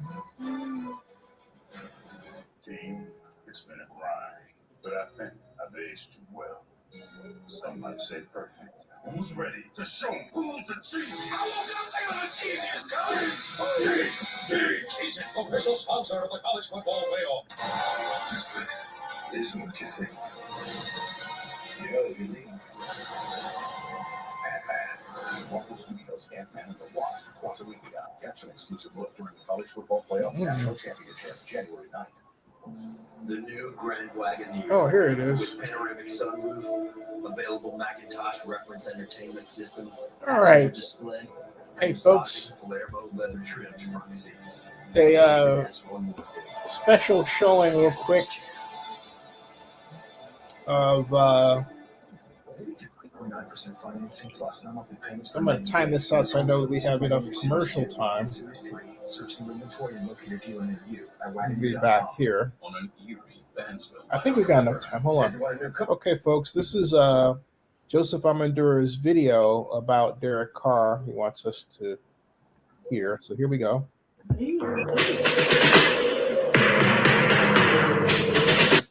Welcome back, Raider Nation. It's Joseph here for Zennie62. Oh, here we go. So there's a lot that I could say with regards to the benching of Derek Carr. I did not like the way everything went down. I understand the business aspect of it, him being owed so much money if he got hurt, especially in the last 2 games, playing probably the #1 defense in the NFL with the 49ers. But when you stop to consider everything that's transpired, Derek was not an elite quarterback. There were times that all of Raider Nation had issues with the play aspects of his him being the quarterback of the team. But if you really stop to think about it, we haven't had a decent quarterback, a good quarterback since Rich Gannon. And prior to that, you go back to Jim Plunkett in '83. Just the Raider organization as a whole has been so dysfunctional that Derek Carr is a good quarterback that McDaniels, maybe purposely, did not scheme to his strengths. So the way this transpired and the way that everything seems to be happening, Derek Carr did not deserve to be treated this way. He did not have the opportunity to say goodbye to the fans. We know how dedicated and loyal he bled silver and black. And I know it's a big disappointment for him to go out this way. There's so much more that I want to say and get down to the minutiae of things. And I've had a lot of thoughts since all this transpired. So I want to get into that maybe at a later time when I have more time. But I just briefly wanted to show you this. This picture was taken just recently at the Raider Image Store at Allegiant Stadium. Yeah, this was taken by one of my Booster Club brothers, Sam Madrona, who I believe is out there for the game against the 49ers. And that, I think so, again, I think it's so disrespectful, so quick. But what this picture, besides advertising 50% off all his jerseys and gear, is that the writing is on the wall. Some of us thought that maybe there'd be a possibility that he would come back on a restructured contract, similar to Garoppolo in terms of they released him and they brought him back after February 15th. Well, in this case, the thought process was that the car would probably be back after February 15th after that whole contract situation, and that he would restructure to come back one more year to either to possibly mentor a young quarterback, but that doesn't seem they are even interested in doing that. You don't basically put this huge sale on everything he has his name on if you have no intentions to bringing him back, and that 50% discount had to come from up above because the writing's on the wall. They just don't want him anymore. And again, I just thought this was not the proper way to handle it.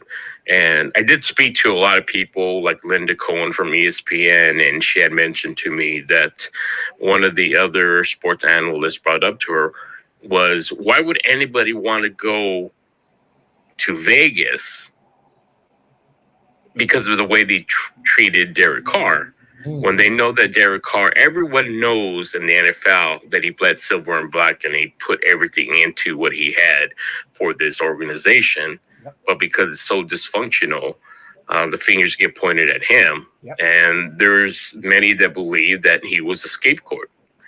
And so that was telling. But when it comes to money and getting paid to be a Raider, there will always be available players that want to play, even if it's for the short term, to get a paycheck. So keep it here on Zennie62, and don't forget to like and subscribe. That was a good one. Hey, Joseph, that was the autumn wind music, folks. Well done, Joseph. Well done. Yeah, that's, I think, what'd you think about that, Bill? I mean, it's a hard, cold business. And I guess if we needed a reminder that's a hard, cold business, we just got a reminder it's a hard, cold business. And they're trying to figure out a way to, like I said, preserve any and all of his value. And so they can't afford to put him in situation he might get injured. He's the best quarterback as a bench they've had in quite some time. but it's clear they're planning to move on. They're planning to reset whatever it is, and he's not part of their future plans. You think they're gearing up for Tom Brady? Oh God, I hope not. I mean, like that's going in the wrong direction in so many ways. First of all, Tom Brady now is not the Tom Brady of 2 years ago, 3 years ago, even Right. 3 years ago, right? Right, 3 years ago. You're getting a guy who is, you're putting a lot of pressure on your offensive line, particularly the interior of your offensive line. You can't move at all at this point. You're talking about a man who'll be 46 years of age. 46 years of age. The last quarterback to throw a touchdown pass at that age is George Blanda. Yeah. So I guess if the Raiders love that, but you said it. George Blanda was with the Raiders. So you know. So I mean, maybe that's what they're into. They're trying to tie the record. I don't know, but it doesn't make sense if you're especially if you're rebuilding. If you're rebuilding, is Tom Brady going to want to go to a team that's on the rebuild? Oh, that was out of bounds. That fumble was out of bounds. I got 22 went out of bounds. Yeah. It makes sense to me if the Raiders would do that from the standpoint of concerns about sponsorships, reports. It makes monetary sense. It doesn't make football sense, but it makes monetary sense. Yeah. Right. And they got a lot to pay for. And I understand that. I didn't investigate this, but one of their major sponsors is behind paying them. And, you know, Las Vegas is really taking a big hit, and it's still taking a big hit because of the pandemic and didn't get the government bailout it deserves. So, you know, hopefully CES helps in some way, but considering the problems overseas with the COVID and what normally is a very healthy Chinese population that comes over to CES, I don't know. So, and, you know, we'll just have to see. But anyway, Godfather, hey, Joseph, well done. And the other thought I had about what you were saying about Derek Carr, well, I expressed it. I think, you know, maybe they're clearing the shelves for Tom Brady, or maybe they think there's going to be a rush on them. And they figure, hey, let's just clear the inventory demand, you know. Oh, deep pass, and did he get it? No. Touchdown. He did. Touchdown? No, that was earlier. I'm sorry. That was earlier. That was when he missed it. I like Derek Carr. I like Derek Carr too. I thought Derek Carr became the heart and soul of the Raiders. And I'm going to make a video that puts together the old videos that I made at the Coliseum when Derek Carr led us to a great comeback against the Kansas City Chiefs, as some people like to call them. And we were in the West Side Club just absolutely going nuts. $120 million contract. Yeah, $120 million. Yeah. He's gonna get a whole bunch of money.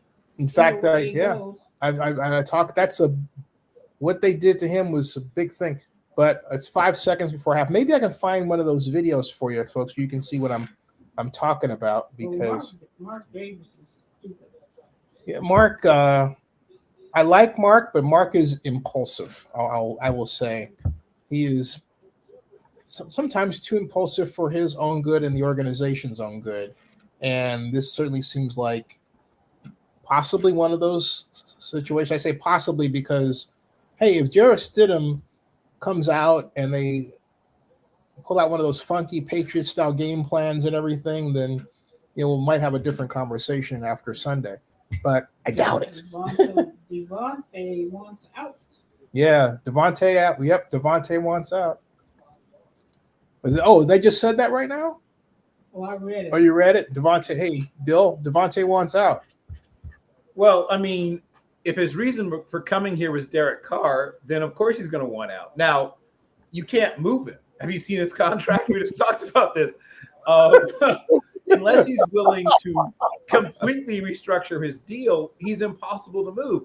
The dead cap hit would gut you. Yeah. Mark didn't think about this. Mark just did it. Nobody thought about anything, but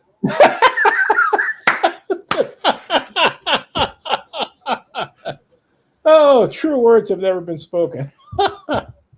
I like that. Nobody thought about anything. He just did.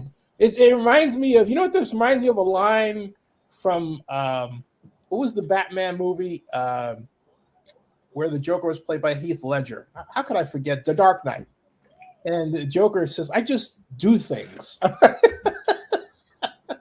Remember that, Bill? Right. I just do things.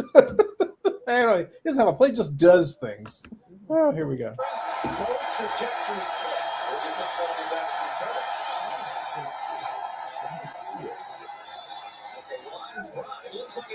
He got it. Oh, he got it. Whoa. Whoa. He kicked the field goal. 59 yards. Woo.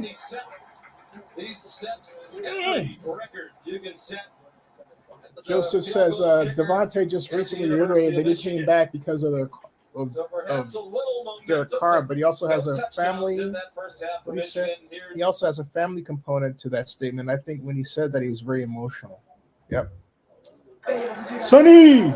Well, we've done a good job in the red zone. You know, they've got inside the 5. Hey, there's Tiffany. Yay, Tiffany. You know, we're gonna have to get a little bit more going offensively. Tiffany used to be at the NFL Network.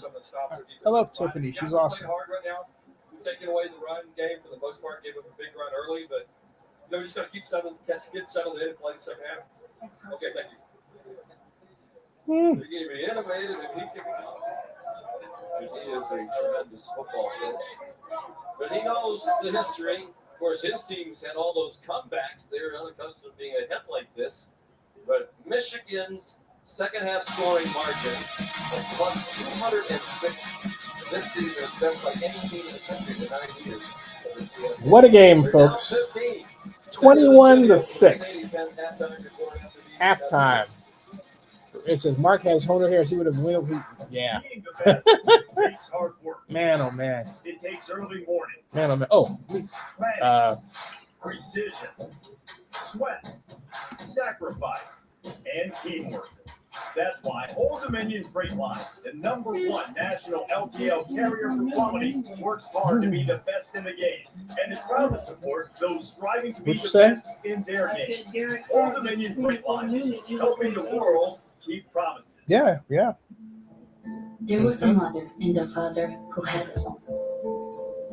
They lived in a small village and didn't have much money, but they were happy. One day, they heard the head of their country was sending soldiers to their town because he thought they were part of an insurrection. The young family decided to flee.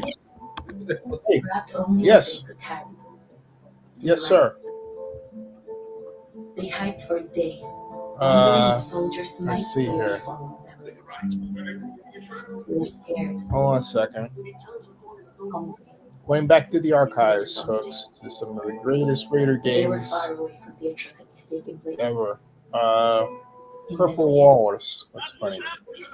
Uncle Mary and Joseph went, a safe place to call home. Hold on.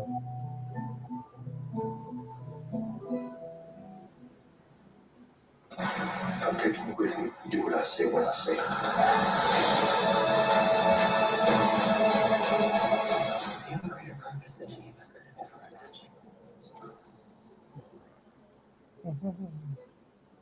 She's not Cat Medina delivering pizza in her 2003 hatchback.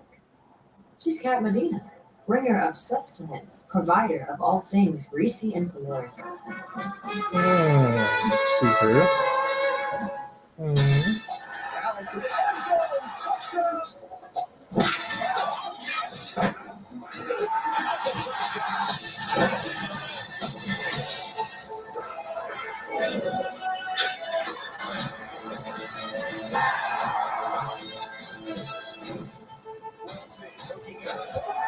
Okay, folks, I've got some scenes from a great Raiders game.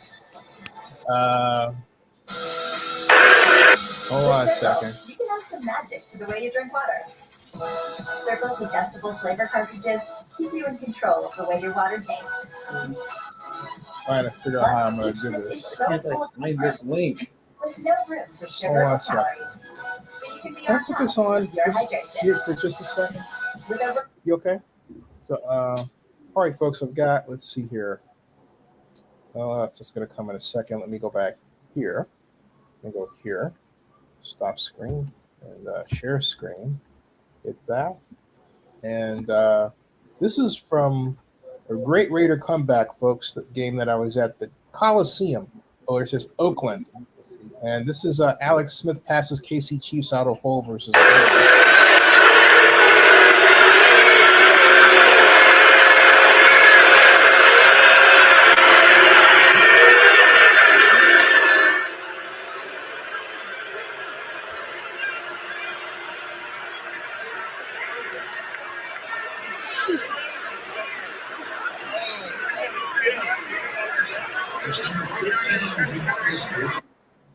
And from that vault, we have, this was an incredible game.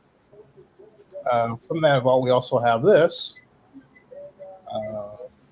Kirby Smart is making his way, by the way. Where is this? History, content. And all right, let's see here.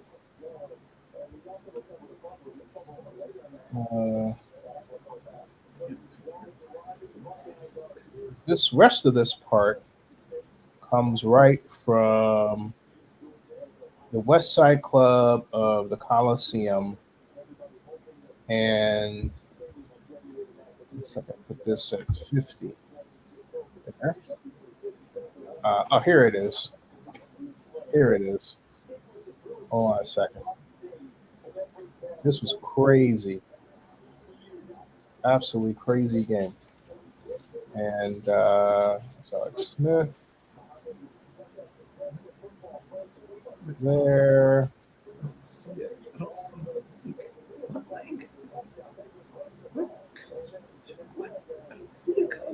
Here it is. Okay. This was all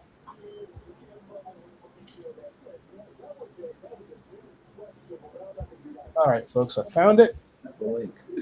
And go back to StreamYard so I can go grab it. I don't know why things are not lining up like I want them to, but here they are.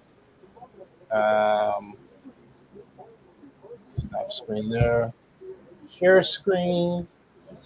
And here it is. All right. There it is, folks. If you can tell. This was Raiders 31, Chiefs 30. Raiders win wild AFC battle. This was 5 years ago. Derek Carr led the comeback. Here it is, right here. Here it is. You still got to kick the extra point. Kick the extra point. It's good. That was a dagger. Derek Carr threw a dagger to Michael Crabtree. There's no other way to describe it, but Derek Carr threw a dagger to Michael Crabtree to tie. Now, calling the field's a touchdown right here. I'm going outside because this is great. This is something else. This is something else. So the call on the field's a touchdown. The call on the field was a touchdown. And you got to admit, this is like, yeah, this is something. Come on, dang it. Oh, that was Morris Pledge.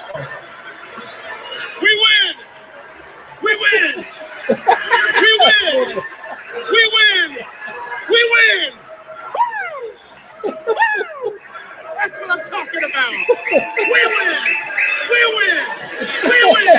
Woo! We win! Woo! Woo! We win! Oh, this is great.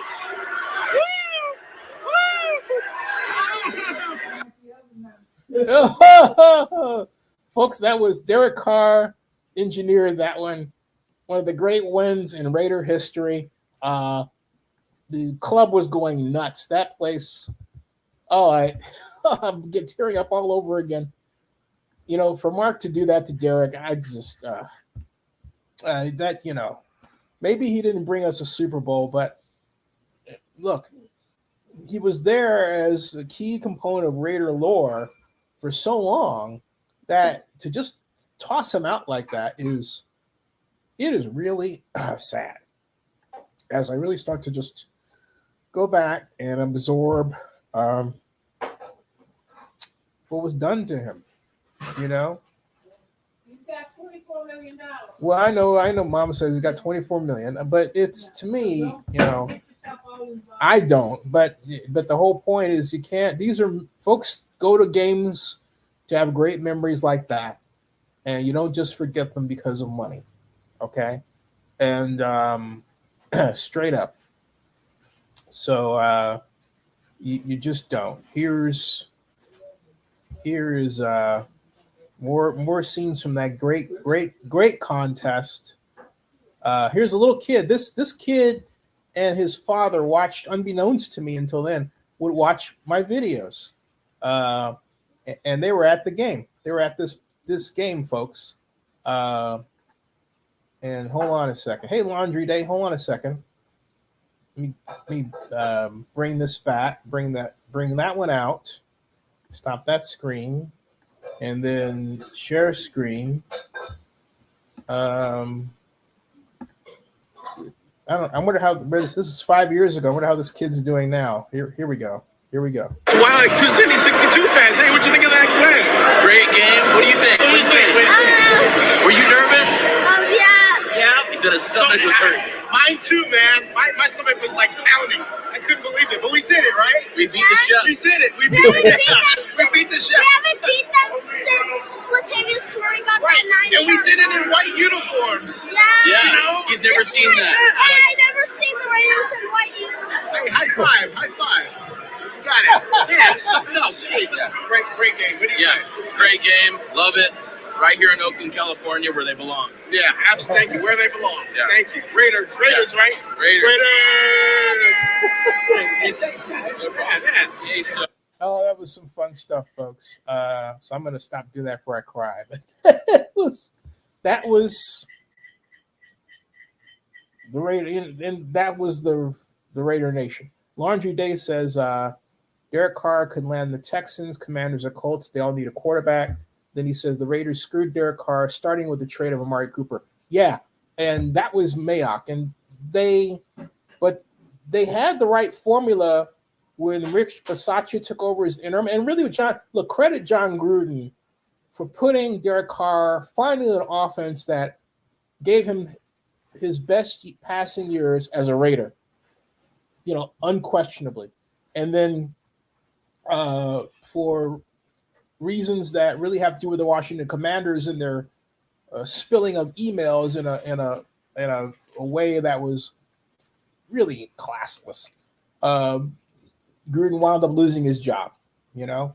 And Rick Bisaccia came in, and Greg Olson did a great job as offensive coordinator, and they went into the playoffs. And then inexplicably, yet again, Mark decided he had to break that up and bring in some people just because they were from the Patriots and thinking that's automatically going to give us wins, and it didn't happen. In fact, arguably, it was the worst decision in Raider history to destroy the Raider brand, to toss out the Oakland Raider culture for what? You know, I don't get that. I just don't. It's a not a great thing at all. You know, at all to happen, and it just hasn't served the team well, and you know it hasn't. It's not gonna, you know. So we'll find out tomorrow when they get together to play, and oh, by the way, on Thursday the Raiders are having if you're going to be at CES Las Vegas, the Raiders are actually having an open house at Allegiant Stadium. You'll get to meet the president of the Raiders, the new president, Ms. Morgan, and other Raider brass. And if you've never seen the stadium before, actually, I have not been there. But so if you're going to CES, I got a press release on it, and I got invited. But hey, if you're there, take pictures and do all that great stuff, folks, and send them my way. We're waiting for halftime to be over. It says the crazy part was McDaniels was already a loser. He got caught cheating in Denver and decided at the last minute to heck with Indianapolis. Yeah, that's right. That was terrible what he did to Indy. They hired him, and then he just decided last minute, I'm not coming to work. And Jim Irsay is a good guy. That was a horrible thing to do. But hey, why? But I don't know. Something about those rings, Something about those rings. Forever. There's no wrong way here. Oh.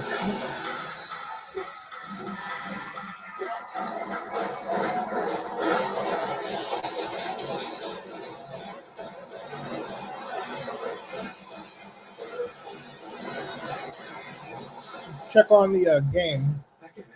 See what people are saying about it on Twitter. Two. There's anyone here who knows why they should not be joined in He's short. He's so clearly short. Yeah. Girl, that's too much. It's college football with AT&T 5G. It's never too much. What's the score? Barstool Sports was wondering, is Michigan awake? These are funny. I have to share this with you. Fast, reliable.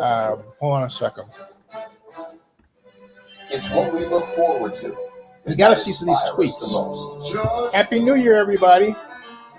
The Masters. Georgia.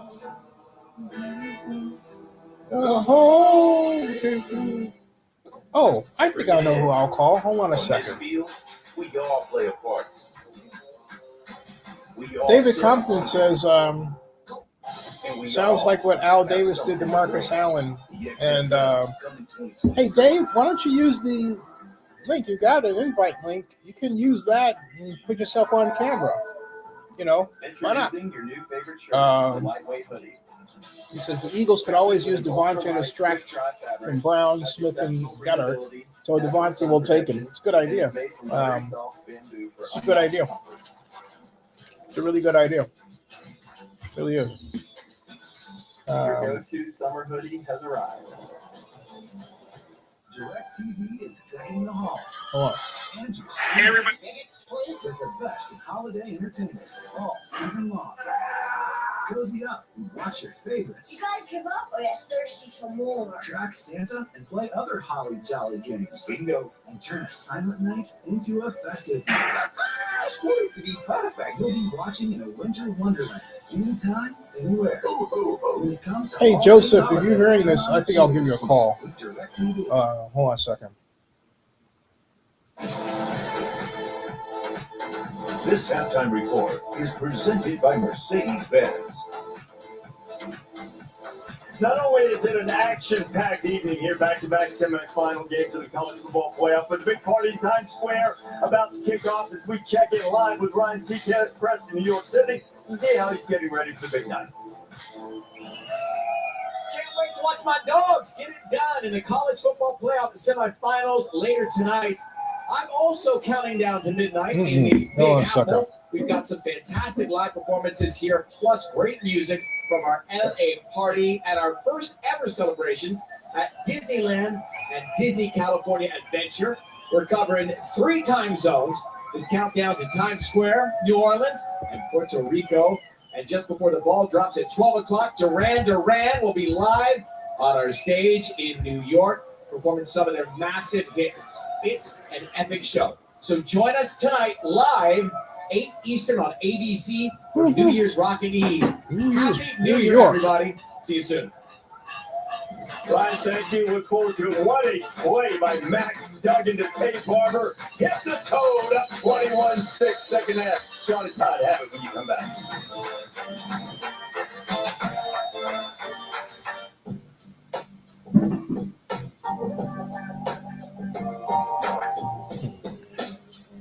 Mercedes-Benz is turning electric completely on its head.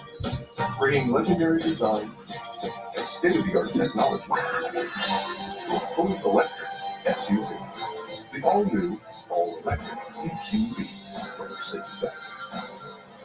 See your dealer for exceptional offers on Mercedes-Benz electric vehicles.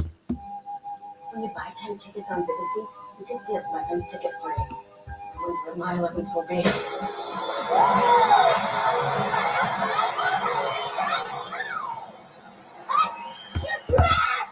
Living room free in the hockey team pet. Oh, maybe just make some noise.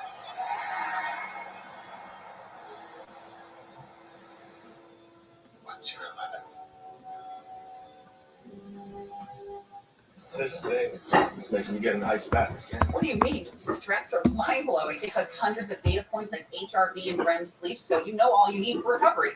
You are? I'm an investor in Invesco QQQ, a fund that gives me access to NASDAQ 100 innovations like wearable training optimization tech. Okay, got it. I'm done.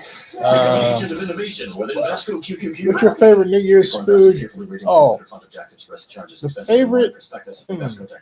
He's asking, what is my favorite? Let's see here. I want to talk to you about state not making the playoff. Tough season, but Okay, folks, here's a New Year's question. Laundry Day asks right here. Hold on a second. He asks, what's your favorite New Year's food you have every year for good luck? Nothing. Yeah, black eyed peas. Oh, black eyed. I stand corrected. Black eyed peas. Black eyed. Nothing. Black eyed peas. Black eyed peas. I never thought of them as good luck food. I had to have. Traditional dish, New Year's. I know traditional, but I never thought of it as, hey, if I don't have it, my life is screwed. You know, I just. Oh, well, of course not, but it does say bring you good luck. Well, it does good. Yeah, it brings you good luck. So black eyed peas. There you go. Black eyed peas. Laundry Day. Great question. As it turns out, we're talking the last day of 2022. Join us, Zennie62 here. And we're also watching the VRBO FIESTA BOWL. So, yeah. Tell your friend Bill he has an infectious voice. Okay, Bill is he's doing another show halftime. So, yeah, he'll be back. So, I'm making you famous, Laundry Day. What's your favorite new? Okay, I've got a question for you, and after I post this vlog, New Year's Eve food for good luck.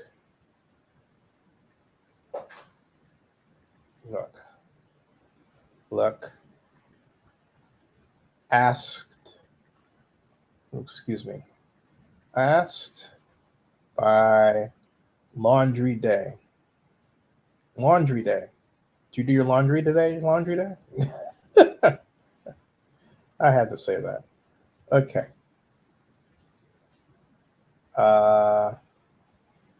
Select all, copy. And let's see here. Upload video. Hey folks, here's a New Year's question. I have a question. Will Michigan come back against TCU? That's my question to you. What happened to the game? It's coming back. I'm just doing this while it's halftime. It's just not hasn't come back yet. I'm just putting this up. So for the live stream. Hey, thanks for joining us, everybody, by the way. Publish. And here we go. Pretty good. The second half team, they'll have to lean on that again here, obviously, with this big deficit. And their defense has to start first because TCU won the toss initially, deferred, so they'll get the ball here to start the third quarter. Pay attention to Darius Davis, the best return man in the country. No chance. That's blasted out of the back of the end zone by Jake Moody. A moment ago, Molly McGrath and Jim Harbaugh Coach, down 21-6. What do you change in the second half? Well, the things we're talking about was getting the rhythm back. Getting the rhythm back and playing our game. We spotted him some points that makes us mad. And we've got into these drives, the turnovers, and 2 blown coverages. But we're going back to work. I know everybody's on the same page. All right, thank you, Coach. Thank you. AJ McCarthy was 10 out of 16. Here we go. He threw a pick 6 to Bud Clark. TCU has the ball, folks. Vance Duggan, 7 for 16. I mentioned they were great numbers, but he made big plays when he had to as he's done throughout the year. Quarterback draw. Oh, first down. Wow, good call. After a 14-yard run, Rod Moore made the tackle. First time They've been giving it to them all the time. Boom, there it is. You see the center, Alana Lee, number 56, out leading that play. Again, another great first down play for TCU. Look at this. Look at this formation. They had a 4 in line. Oh, yeah. Miller shifts back onto the hip of Duggan. He left the game with his All that for that? first leg injury. Gets a yard there. Let's get more from Tiffany Blackman. Guys, Hendrick does have a right knee injury. That's some work done in the locker room. He's got that full sleeve on now on that knee. He's trying to give it a go, guys, but we'll see if he can stay in this game. Sean? All right, Tiffany, thank you. They have depth at running back, but Kendrick Miller is a special player. There we go. Oh, almost got. Oh. They had a good blitz called. Yeah, well, I kind of talked about how they would have to come up with, a couple of different kinds of ways to blitz him. Say that. Say that. I was saying that they should like some fire zone and some, mix it up, fire zone and then traditional man blitzes, but they can't sit back, right? They can't afford to. They have to become a little more aggressive. Now you can get burned that way too, but they're at a situation where they need to force the issue. They need to make sure TCU gets off the field, and hopefully they can even force a turnover. They can't afford to sit back. Oh, he does a flat. Oh, he got rid of the ball. Nope. There you go. Well, they forced the issue, Bill, as you were talking about, and got the sack from the backside. Got no hot receiver to throw to. And a nice play by Green at the end of the play. So they got him into a 3rd and long. Again, that first half, TCU was 4 of 8 or 4 of 7 on 3rd down. That time they won. Hey, Bill. Yes. What's your favorite New Year's food you have every year for getting up? Oh, interesting question. Usually I have like a pizza or something. I guess that's, or calzone in this case this year, I guess. I guess that's probably as close as it gets. Oh, okay. Awesome. I keep it fairly simple. Hold on a second. I got to mute myself. 1 second here.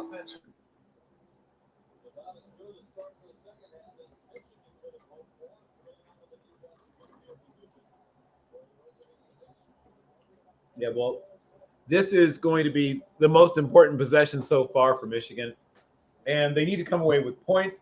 Most importantly, they need to come away with calming down some young guys who are starting to get a little shaken. Like, they have a young quarterback. He's never really been in a really tough situation. Like I said, they've only had 2 close games the whole year. Most of their games they've won by 2 or more scores, with only 2 exceptions. This is the first time they've really had their backs really up against the wall in over a year. Oh, he lost 2. Wow. Johnny Hodges. These have been 2 magnificent second half teams. TCU averaging almost 20 points per game in the second TCU's got the line of scrimmage. They know it. Straight on defense. They come from behind 5 Well, today. what I will say is Hey, Dave, how are you? Happy New Year. Hey, same to you. What's up there, Billy? How you doing? Hello. Good to see you. Yeah, he got You new too. glasses. Mr. Compton, I like the glasses. Yeah, it makes me look David Ruffinish. Yeah, not only that, it makes you smart. That's how you bring in the kids. That's how you bring in the kids. That young demographic by dropping David Ruffin's Dave. That'll bring the kids to the show. Yeah. Hey, Mr. Compton, what's your favorite food for New Year's? We have black-eyed peas, as my mom has very kindly reminded me. Black-eyed peas. Yeah. There you go. That's a classic. Laundry Day asked you, what's your favorite New Year's food you have every year for good luck? Black-eyed peas. Black-eyed peas. No, you know something? I would never eat that as a kid. Oh, wait a minute. This is your son? Oh, he caught it. Yeah. He caught it. Oh, no. Oh, look out. Oh. Look out. Shots fired. Look out. From within the household. The shots are coming from within the house. Well, not quite. I mean, he's all right, you know. He's all right. That's all I can say for right now.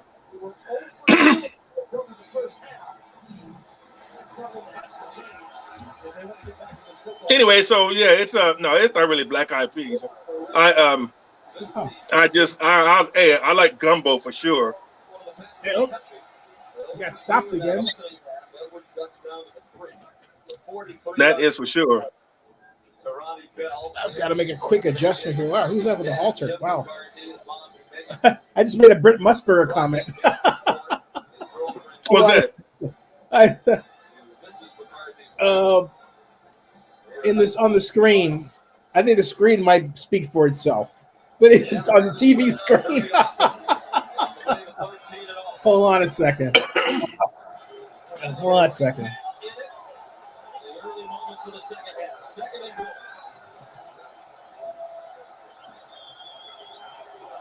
Oh, giving it a spray up. He got him again. They are not going to run up the middle against TCU. Well, third and goal. They're doing a lot of heavy slanting and shifting, and they're just beating them, just by shooting across the face of the people trying to block them. Down here by the goal line, they're getting penetration and they're busting up the blocking scheme of this talented Michigan offensive line. They've just not been able to get creases inside the 5-yard line. That's third and goal. Here we go. That's beautiful. Hey, got him again! Stopped him again. He lost another yard. Yeah, that was a beautiful play by Kamara. And it was. And you could tell he'd been in the film room because he saw it coming, and he was telling everyone else what was coming. That they were going to throw the screen. Knew that was coming, read it, and made a huge play. Third down by the I hear fireworks outside already, folks. Well, they can't run it up To me, the target number is 30. I think Michigan's capable of scoring 30 points in this game. They have to make sure, obviously, that TCU doesn't get to 30. So they have to give up, at the most, one more touchdown to TCU. And I think they can manage to score 3 touchdowns if everything goes right. So the target number is 30. They now have 6. They might be able to score, 24 more points. Mm-hmm. Hey, I got it. You got to hold the other team under 30 and try to get to 30. Yeah. Hey, what you think, Dave? I got to excuse myself just for a moment. The wife is bringing in groceries, and what's more important, talking to you or? Well, Terrence says, Mr. Zennie, I can say I do enjoy your show whenever I catch it. Thank you. It is not often when I catch your show. I enjoy it. You raised him well. Thank you, Dave. Hey, he knows what belt time is. That's awesome. I love it. Nice. Okay. Has anyone watched The Mandalorian? I watched the first season, yes. Thumbs up or thumbs down? I like what I saw, but I'm a fan. Dave, you like it, Mandalorian? I only saw a couple of episodes of it. I haven't really got into it itself. But I would like to make comment about the Derek Carr thing. Yeah, please. And you know, I guess in terms of was that Mark Davis, like he like it's like I said, he kind of did what his father had did with Marcus Allen. Okay, which was bad itself. I seen his story, that Marcus Allen story about that. If maybe you've seen it also. But when in terms of his when Bo Jackson came in, and how he was delegated to, like, you know, kind of like backup, or you know, to Bo Jackson and everything, you know, and so forth. But what I like about his character is that no matter what, he stood tall with that, which said a lot about him. Yeah, I agree. Your son is laughing. I don't know why. I think. Second half of our national semifinal. Wow. Banner from Atlanta, the CHICK-FIL-A Peach Bowl steps Peach Bowl in Atlanta. leading number 1 Georgia against Ohio State. Exciting stuff in Atlanta. You know what I think? And I go back to. I'll say this for 1 second. I'll say this for a second on mute. But Derek Carr was a soul of the Raiders, okay? And how the locker room responds after his ouster is the key, because if Mark had to really think about it, I mean, I'll say this. The offense was terribly designed. They asked Derek Carr to do things in that offense they never asked any other Raider quarterback to do in Raider history. In particular, a series of dive play action that Tom Brady always ran with the Patriots. Quick turnaround and quick throw. That has never been a Raider staple, and for good reason, because you have to be 100% sure of your game plan that the tight end is going to be open down the middle, because you're asking your quarterback to turn his back on the defense and then turn around and make a quick throw, as opposed to turn around, make a read, and then throw, right? Or even have a pre-snap read and then be confident that pre-snap read is going to allow you to turn around and make a quick throw, okay? Normally, when you do that kind of pass, it's a deep pass. It's a deep shot. Or it's a what's called a look-in pass, where the tight end is coming right off the line. This was done a lot in the 60s with Bart Starr and Vince Lombardi as coach. And you do that fake dive, and it was just a 3-yard pass, but it could turn into a long gain if you hit it just right over the tackle, defensive tackle, and just inside the defensive end on that side, and inside the outside linebacker, with the middle linebacker coming up for a run in a 4-3 defense, right? Right. If you don't do that, if you are absent those opportunities, forget it. And Derek Carr's worst throws have come off plays like that under Josh McDaniels. And I'm thinking, why does he keep putting him in situations like that? And it's like Josh should just sort of thought, well, I know this worked in New England, you know? It's like, well, that's not, to me, it's not how you run a football team. You know, let me take the to me out of it. It's not how you run a football or passing offense. You don't just cookie cutter like that, but that's what McDaniels is doing, and he expects success. And what I don't like under the way the Raiders have handled things under McDaniels is it's character assassination. They did it with Alex Leatherwood. Remember? They tarred and feathered Alex. Alex was not that bad, Bill. Well, not good either, but I mean, there were worse guys, I guess. But Bill, the Raiders were asking poor Alex to do things he didn't do well in college. Correct. There we agree. Completely wrong. To me, the guy was a stud guard at Alabama. And as far as I'm concerned, you draft a guy like that, he's a stud guard, you leave him at guard. You don't say, well, we think you're versatile. Why? You know, at this, I'm sorry. I know your view on it. I beg to differ. No, I mean you're right. I mean it didn't make sense.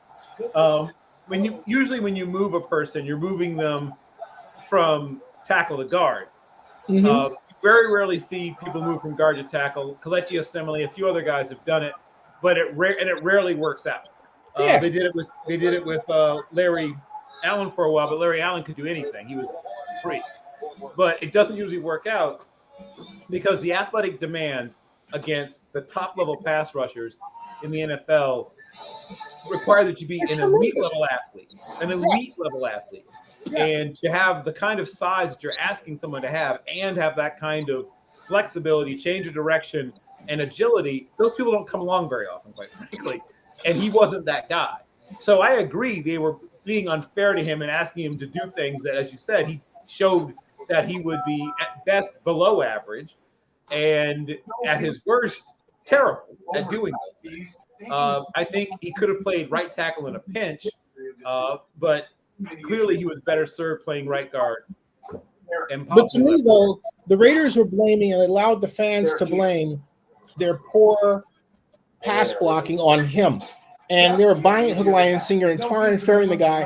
And I was the only person to put out a video, and I showed in the video where the Raiders coaches under Josh McDaniel had this 1970s style pass blocking where you retreat, but the problem is the way that they were asking to retreat, they never got their anchor.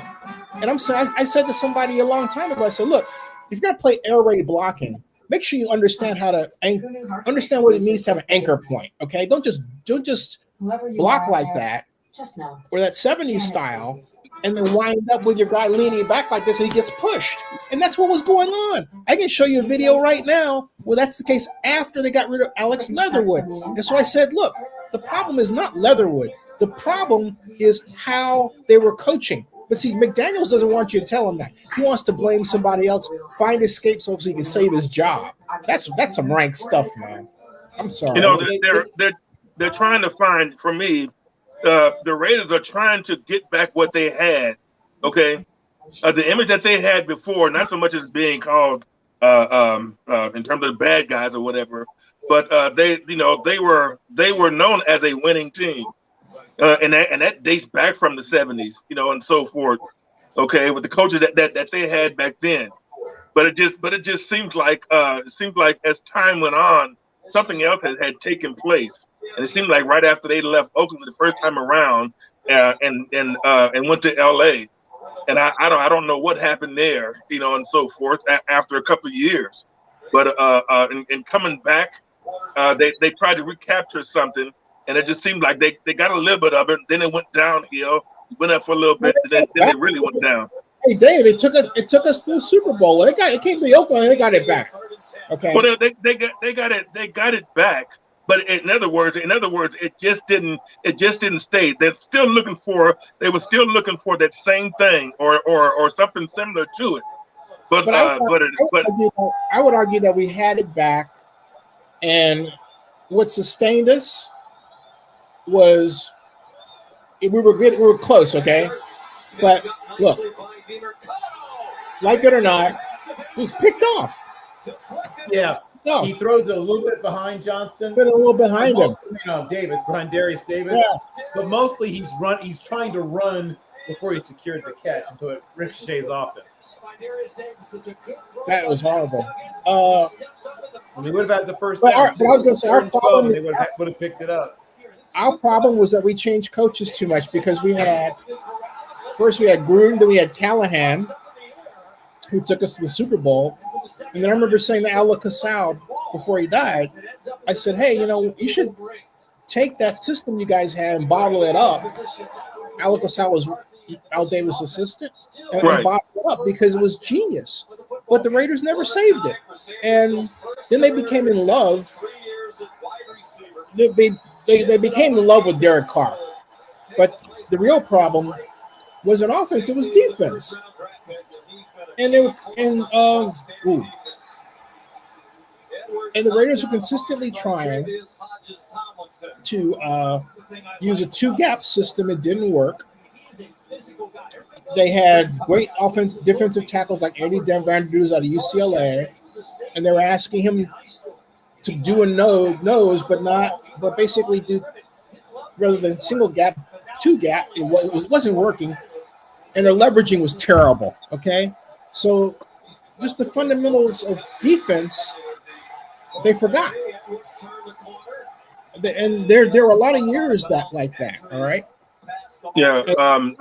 I was thinking along the line as time went on, some of the different coaches, too many stepfathers came in with different rules, and so forth. And so, like I say, every time that somebody goes as far as to come in and leave out, they take a system, bring in a system, and then next coach come in, then they want to do something different too. Itself, and that doesn't work because your players don't get the time to go ahead and really pick up. By the time they pick up on what you're talking about, in comes another coach. Flea flicker, wide open, touchdown, Michigan. So what I was thinking about was the structure of things is not there. With no structure, how can you produce things? Wow, that was a good call, flea flicker. You see that, Dave? I can't see the game. Oh, touchdown! You can. I can't show it for copyright reasons, but no, I know. I have. I can turn the TV on. What station is that? It's on 206. No, it's ESPN. It's ESPN. Yeah, just turn your sound down. That's all. It's ESPN2. It's ESPNU. It's all the ESPNs. I'm not sure if it's on channel 2. Well, it's also ABC, I believe. Yes, right. ABC and all the various ESPNs. Hey, Dave, you know what you look like with those glasses? You look like Joe Morgan, the actor. Joe Morgan? Yeah, the actor. There's an actor named Joseph Morgan. He played on Terminator 2. He played the scientist that developed the network that Arnold Schwarzenegger's character went through. You talking about? I was wondering you talking about this right now. I know. Yeah, he also played in. He played in Speed. I think you mean Joe Morton. Joe Morton. I'm sorry. Yeah, Joe Morton. He also was in Brother from Another Planet. He's always played smart black characters. Just Yeah, he played in Speed. Yeah, I didn't see Speed, so I missed that. But I saw. You haven't saw that? Wells. Justice League? No. Yeah. Justice League. Hey, Happy New Year, Alvarado Delgado. Happy New Year. How are you doing? Welcome to the lair of So were you gonna take a break? You gonna take a break and come back on, or are you gonna stay on the whole way? Oh, so what break to do what? It's a party. I don't know. You mean, am I going to use the restroom? Yeah. You funny, boy, I tell you. Is your son there? Where's your son at, by the way? Where is he at? Yeah. He's there. I was gonna say in a place called. He's where? You guys look at. No, he's there in Washington State. Oh, Washington State. Okay. Getting rained on, Vancouver, Washington. Oh, Vancouver. Vancouver's from what I understand, a nice city. Are you kidding? I've never been there. I always like to. What is it? Is it? I don't know. Is it? You don't like Vancouver? I was there for a number of years, but it's not the same as what it was, and so forth. So it's just not the same. See? I have no. What was it? It's like going back there. I saw that things were a whole lot different. It didn't feel the same, and so forth. So let's just say that in terms of it wasn't good being there. So National Championship trophy. You know, it's kind of like going to Chicago. You know, Cabrini Greens and so forth, or that kind of mess. Yeah, well, Cabrini Green hasn't existed for years. I know. Decades. How about decades? Well, no, not decades. I mean, it was torn down probably just over 10 years ago. But now that area is all like, there's like a literally like a Mercedes-Benz dealership and Pottery Barn. Like it's a very, very, you wouldn't recognize it if you haven't seen it in a while. Wow. So here we go. Michigan's on the comeback. But they're still a touchdown behind. There it is. Finally. Yeah, so that looks like a sail route maybe, or maybe a deep corner to Quentin Johnston there. And I thought they were going to hit that at some point. That's the one downside of. Come on, TCU. TCU. Yeah, well, you're about to see the Sonny. big play to Quentin Johnston. Oh. He got him. Great throw. Right, yeah, I just told you about it. Yeah. Oh. Michigan tried to bring pressure. Duggan. How about that? Boy. And knew he had single coverage with Johnson working on Rod. New set of downs. They are 10 yards in the red zone. Oh, now they're in the red zone. Now they're on the 13. Great run. Oh. They got him with a trap play. Did you see that trap play, Bill? Yep. Look at that. And that's how you take advantage of an aggressive front. Yeah. Woohoo. And what they probably will do next is try to get, Max on the move, get him out on the perimeter with a chance to either run it or throw it. On the Horned Frogs right here.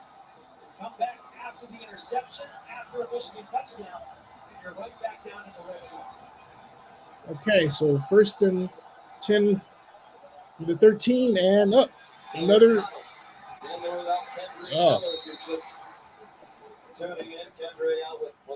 it's a good idea.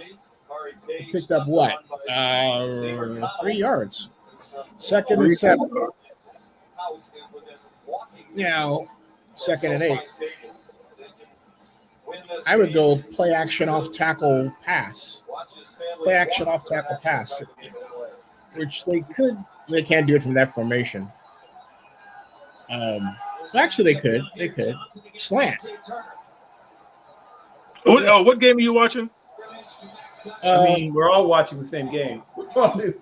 Michigan versus Texas there University. it is, and he's a yard for the first down. So now they're at the 5. Yeah, well, soon they're going to be at the 2. They're without a huddle. Now they've scored. Here we go. Get in. Oh, first down. Almost a touchdown. Yeah, well, they're about to score. You'll see in a second. But yeah, they line up and do it again. Watch. Yeah, and they'll punch it in on this one. Yeah. So, yeah, they're.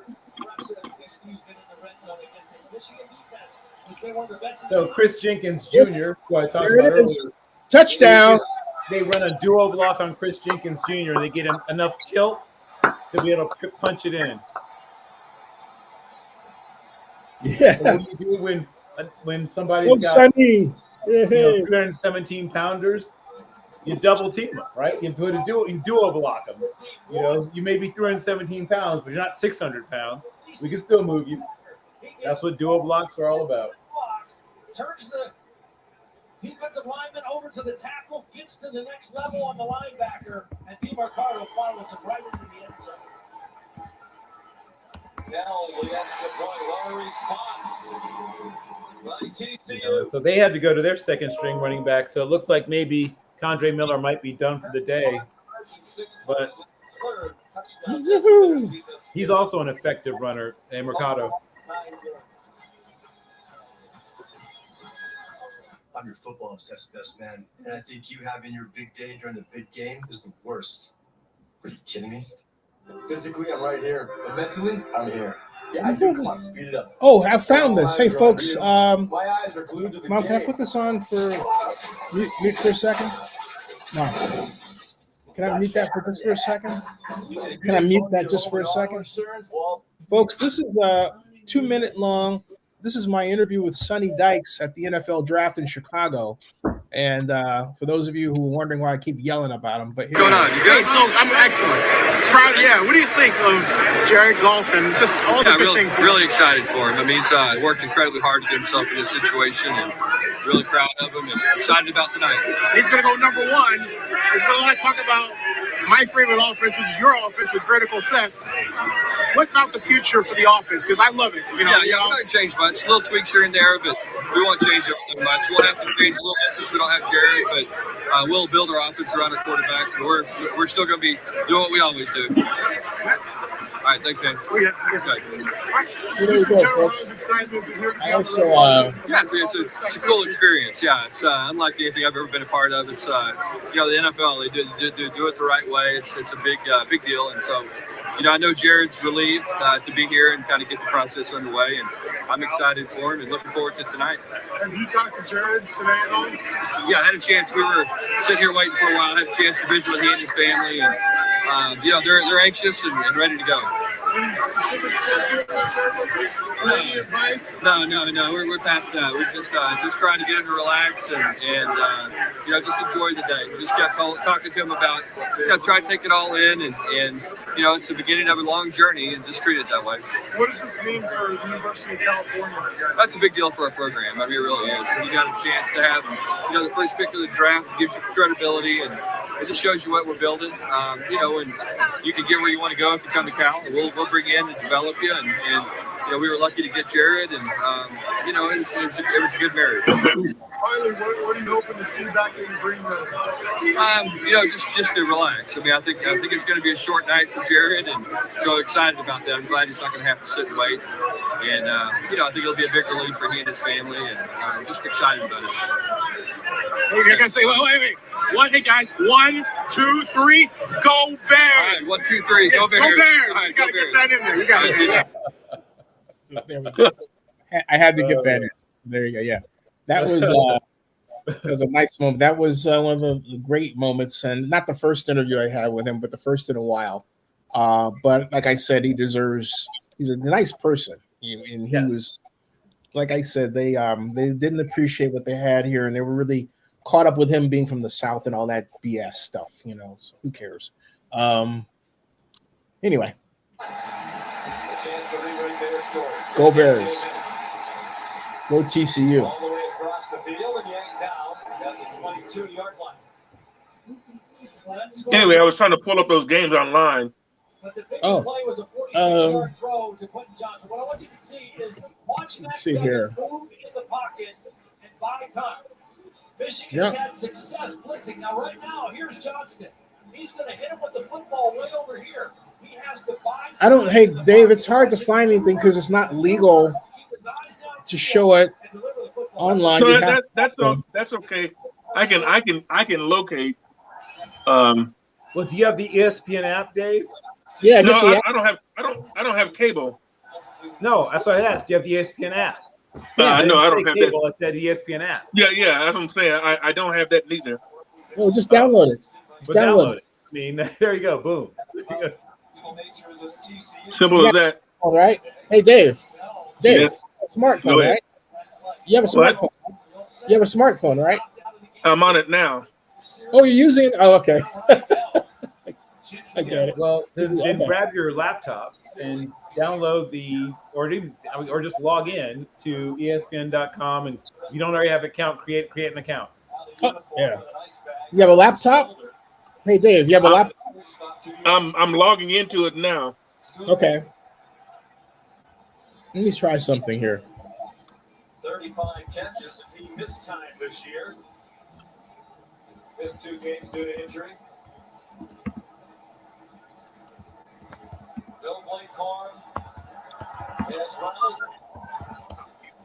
They've managed to remain undefeated without him to this point. But you really feel you miss him around the goal line in particular. If this was football, I wouldn't. I mean, if this was football, I wouldn't worry about it. Oh, he picked off. That's a touchdown. 20, 10, 5. Touchdown TCU. Woo!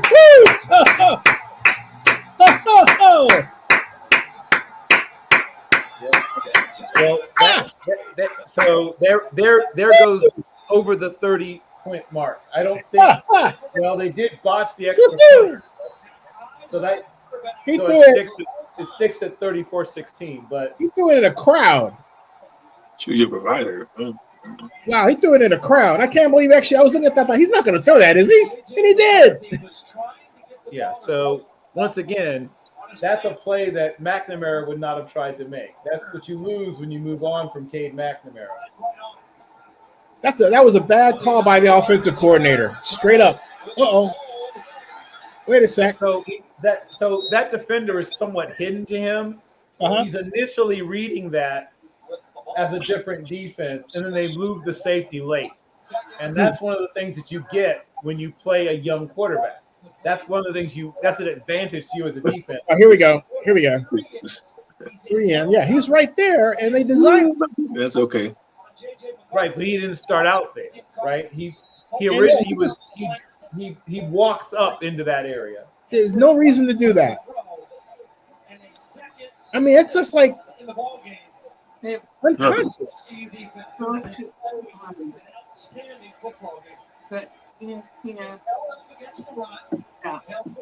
Hold on a second. I mean, for one thing, they called the wrong play. They sent the receivers into the teeth of the coverage, as opposed to calling anything that's outside and quick. Wow.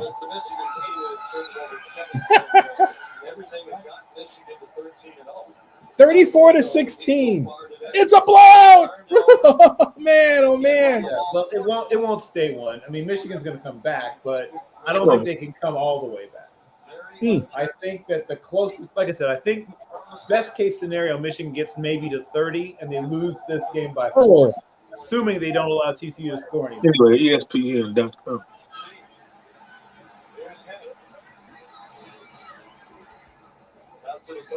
That's it.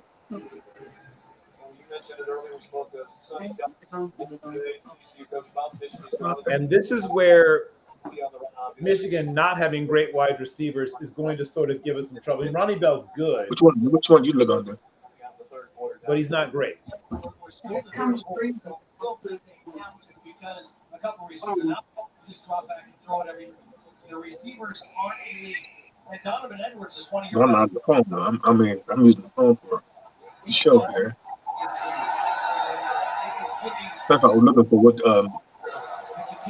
address bar was up under. Whoa. This is what looks like on my cover. Okay. Michigan trying to end a 5-game bowl.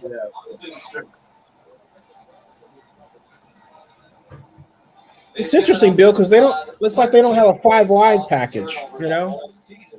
Well, partially because they don't. I mean, they'd have to use tight ends to do it. They don't. Well, fine.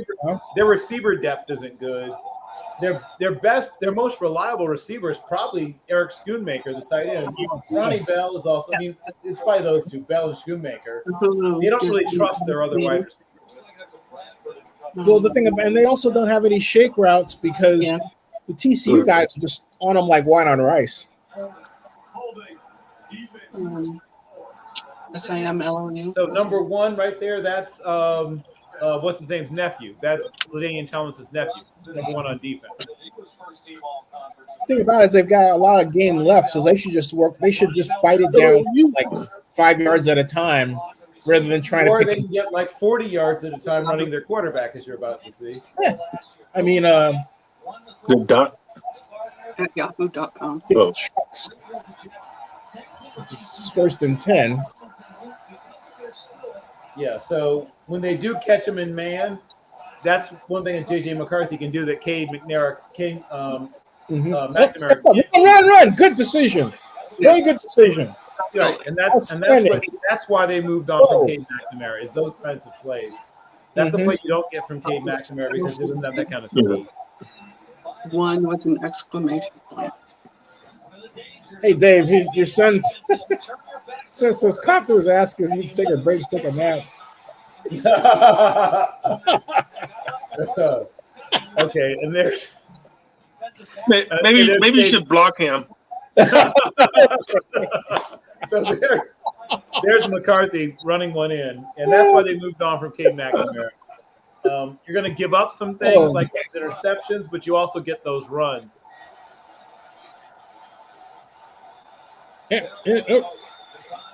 Oh, that's a touchdown. Touchdown. Michigan scores 22-34.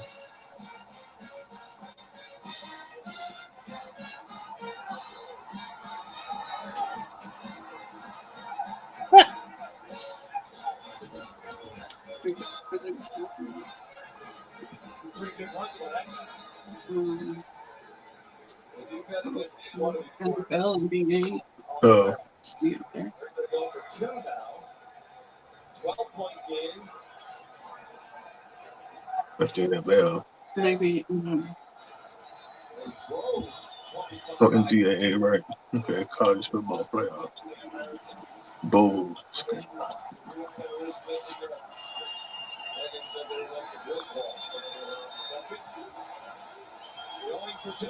Oh my goodness! Yep. Yeah, stopped him. They tried to throw that quick screen to the left. I don't know if this was a run pass option, but JJ decided to keep it. Johnny Hodges kept him up short.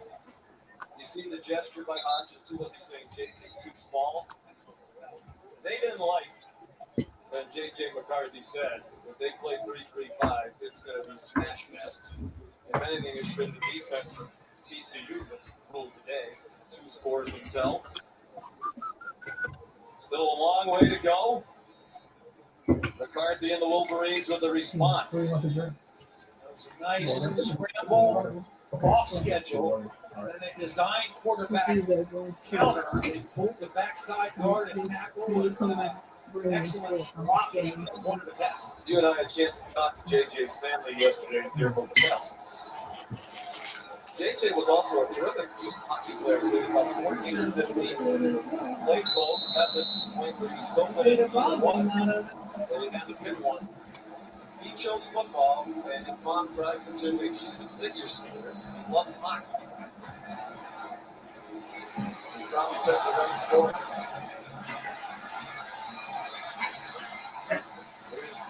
Here's Darius Davis out on the near side of the 22-yard line. Well, it's been a while. Third quarter, Michigan is outscored TCU 16-13. Come on, you need to avoid a 3 and well, almost popped that, but you need to avoid a 3 and out here.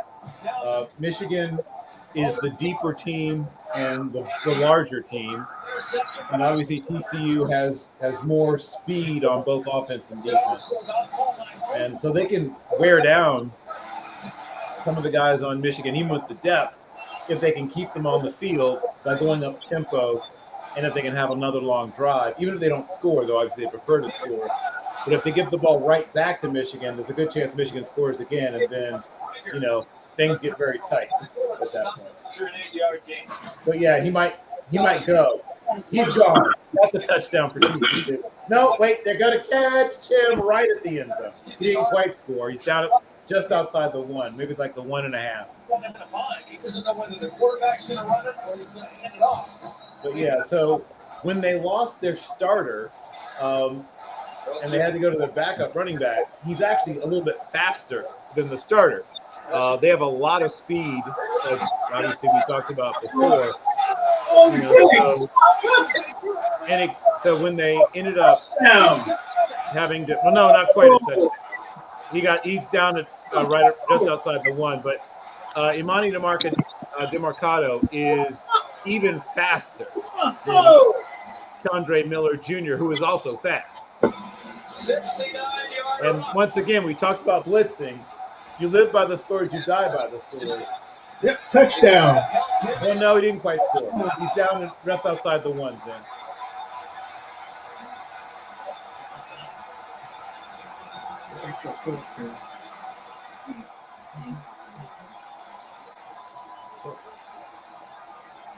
Michigan is trying to be aggressive and blitzing more. He's coming on the blitz. Colson outside. And all that means is there's nobody on the second level with the defense. So when Mercado gets to the second level, he's only But yeah, California, right? He was at Saddleback Junior College, DeMercado. TCU has a running back, DeMercado. And of course, they do a good job at TCU of working the junior college ranks. You know, he was an all, what is that? The California CCC-FA, all conference or all American, not all American, it's California, I guess, all California junior college, whatever they call that, when he was at Saddleback. He also catches the ball well. The Gauchos of Saddleback Junior College. It won't work for the for that right there for whatever reason. But I'm not worried about it right now.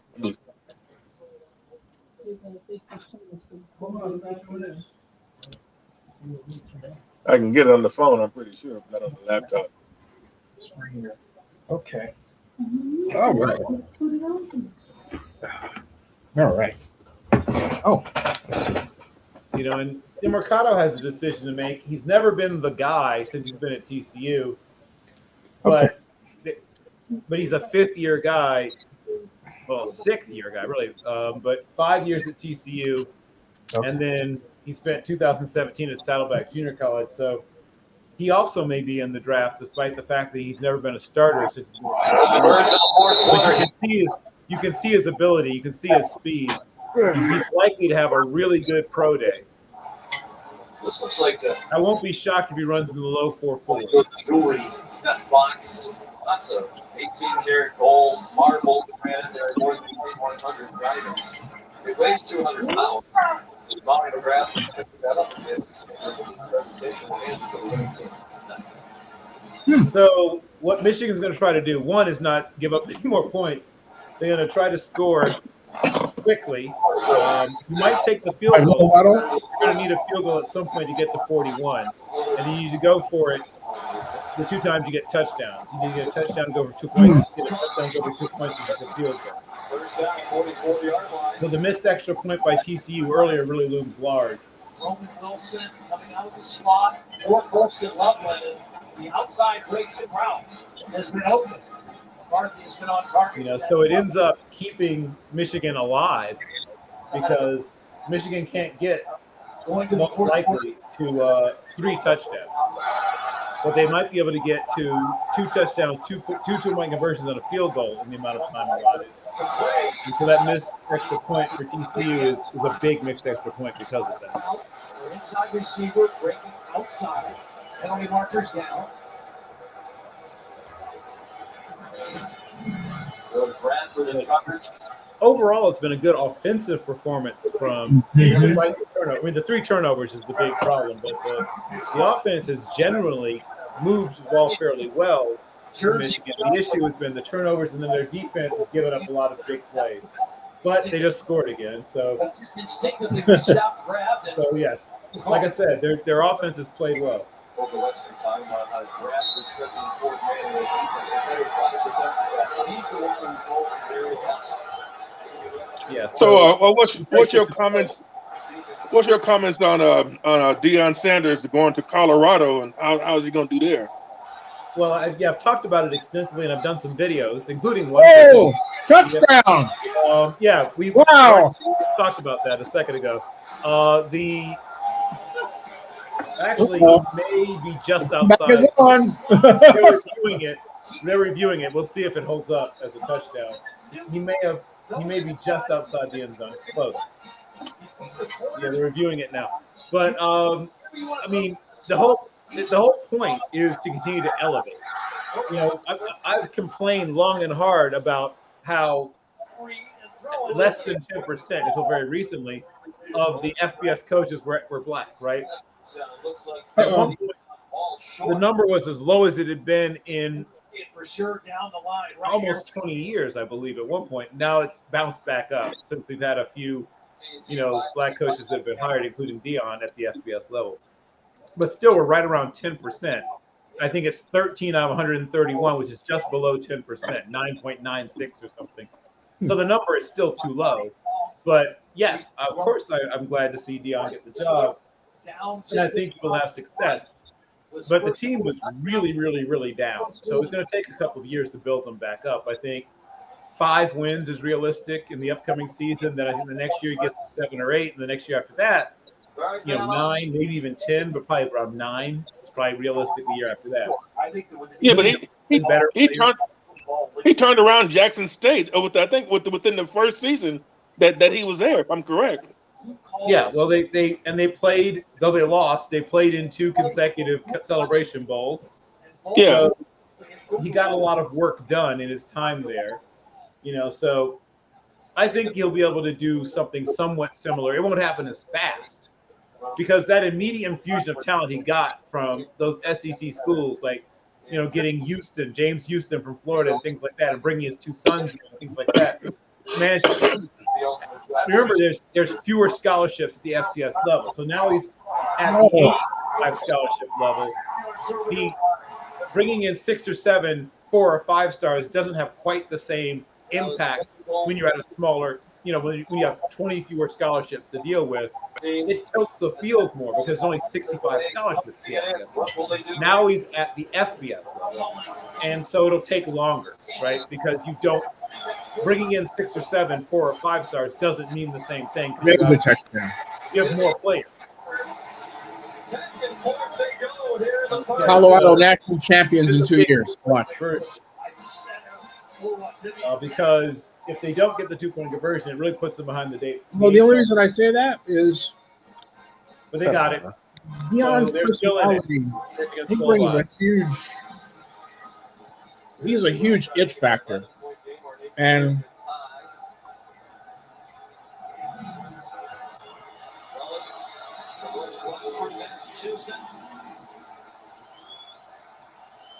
his 3rd touchdown of the season. What are you eating there? Yeah, QB power again. Look, I got it. Yeah, little QB power for the 2-point Wow. Boy. Yeah, so they're still alive. It's like a cat and mouse game. Hey, can you hear me? I got to exit for a moment so I can put this phone on a charger so that I can get on my computer and log back in. We'll be here. All right. Yeah. Okay. Hey, Bill. Yes. Dion brings a huge. He's got a. I don't know if you met him or not, but at the draft. Yeah, I mean, charisma is sort of his calling card. Yeah, that's part of why he was such a. Well, I wasn't thinking about so much the charisma, but his spirituality. He's got an amazing, infectious self-belief and an ability to I've seen it actually in action. It's all talk to right, but I mean, isn't charisma also largely based on self-belief?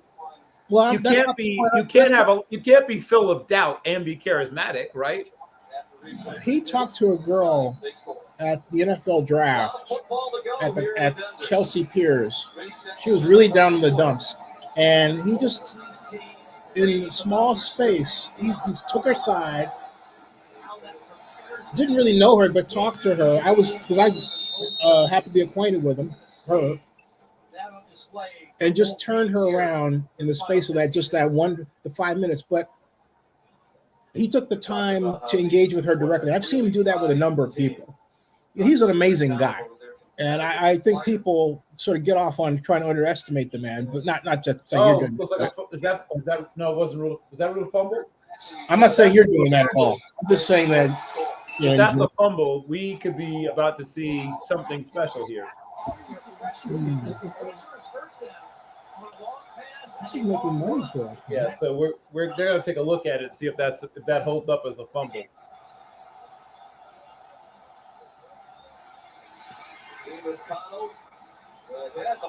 Whoa! Yeah. Ball's out. That's a fumble. Whoa! the CFP follows down on the defense. First down, Michigan. Ozzie Smith was the guy trying to rip it out. Yeah, well, they're going to take a look at it. So far, most of the close calls have gone against TCU, so we'll see if that holds up.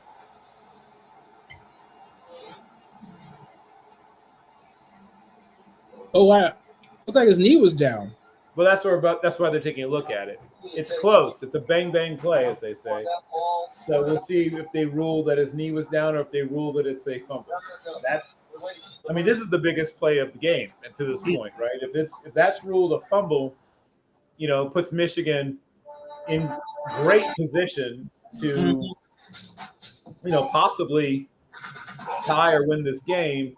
If it's ruled, you know, it's not ruled a fumble, then Michigan has to strap it up and see if they can somehow make sure they hold, because they can't allow TCU to score again. Well, a touchdown makes it almost impossible to win. A field goal makes it difficult, but not impossible. We're surprising Twisted Tea superfans with a Twisted Tea drop. Twisted Tea tastes like real iced tea because it's made with real green tea. Absolutely nothing. Now, I was thinking I never had Twisted Tea. We decided it's time to put it different. That's why I was thinking so strange. I was trying to remember. Store up in the Home Depot app. Hey, Bill, have you ever had Twisted Tea? I was trying to remember if I ever had Twisted Tea. No, it's not my kind of thing. I mean, if I'm going to have an alcoholic beverage, I'm going to do it for real. Is that alcoholic? Often when I do, I make a drink. You know, I'm not one of those people that goes for pre-mixed whatevers. Partially because a lot of those things have like a lot of you know, not the best additives put in them. A lot of them have sulfites. Almost all of them have sulfites, those pre-mixed cocktails. And a lot of them have like, you know, what do you call it? You know, the corn sugars and all that kind of stuff in there.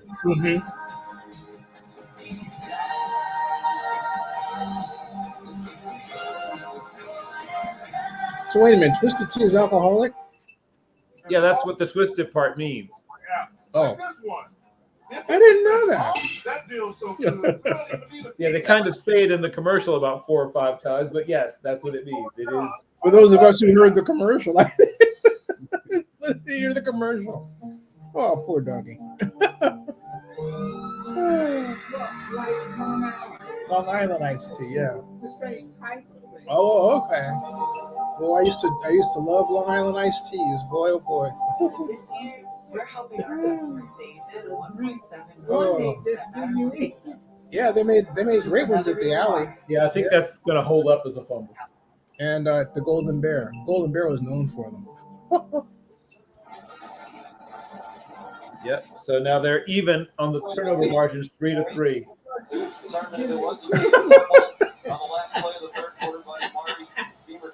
My mom knew it. I didn't even know it was a. She was talking about Long Island iced tea. So I had no idea. I didn't feel like. Sometimes you don't feel like thinking. No, first down, Michigan. Yep. As the fourth quarter begins. There's a piece in this game by 2 teams coming in. Here we go. New game. You called it, Bill. You called it, Bill. Yeah, well, this is going to be interesting, right? Because now Michigan's going to go back to just trying to, since they've only got 2 scores to come back and a whole quarter, they can get back to just leaning on them in the run game. Here we go, a 3-by-1 with a tight end. Double wing. Huh. Yeah, like I said, they're going to start using that power, using that, you know, that ability to just push the other team around. 24 for Michigan. Edwards. 44 combined points, highest scoring quarter in college football playoff history. Wow. And he touchdown scored. So we have a very close game now. Oh, they scored? Okay. Yep. You're ahead of us. Allowed by Michigan, by far the most this season. Maryland scored 27 against them. Hail to the country. Oh, end around. Yep. Yep, touchdown. Boom, touchdown. 41-30. Wow. Yeah. Wow.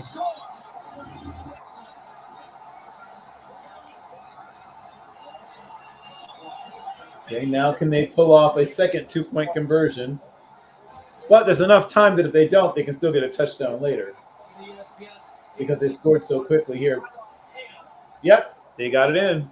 So now it's a 3-point game. Yep. Wow.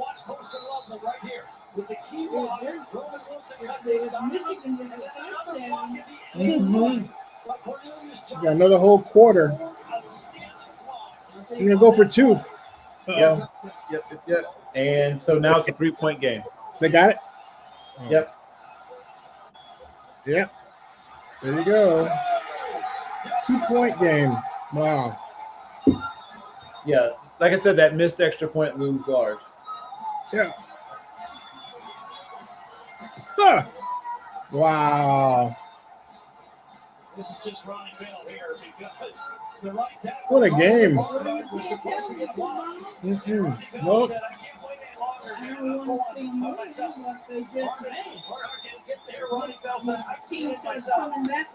So I hope you bet the overs in.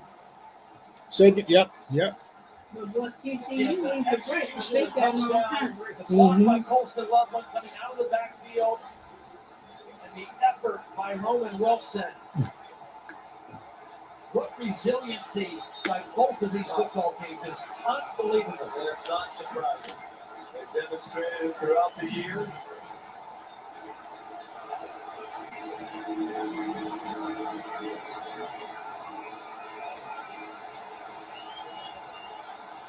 What a day for Wilson. 18-yard rushing score. He has 4 catches. Oh boy. 9 yards. And very nearly the touchdown. That was overturned. That decision. Well, he bounces it down the field. Yep. Darius Davis stopped in his tracks at the 22-yard line. Flag. And a penalty that's going to better TCU up even further. Whoa. So bad field position on this drive coming up for TCU. Uh-oh. Taylor, the play on special teams for the fired up Wolverines. There's no foul for an illegal block in the back. It's first down TCU getting to the run. Oh, well, okay. There you go.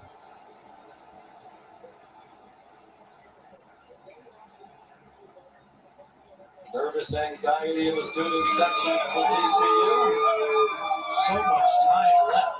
We got a full quarter of football left to be played in this back and forth thing. And Max Duggan, again, has really not had a hot game.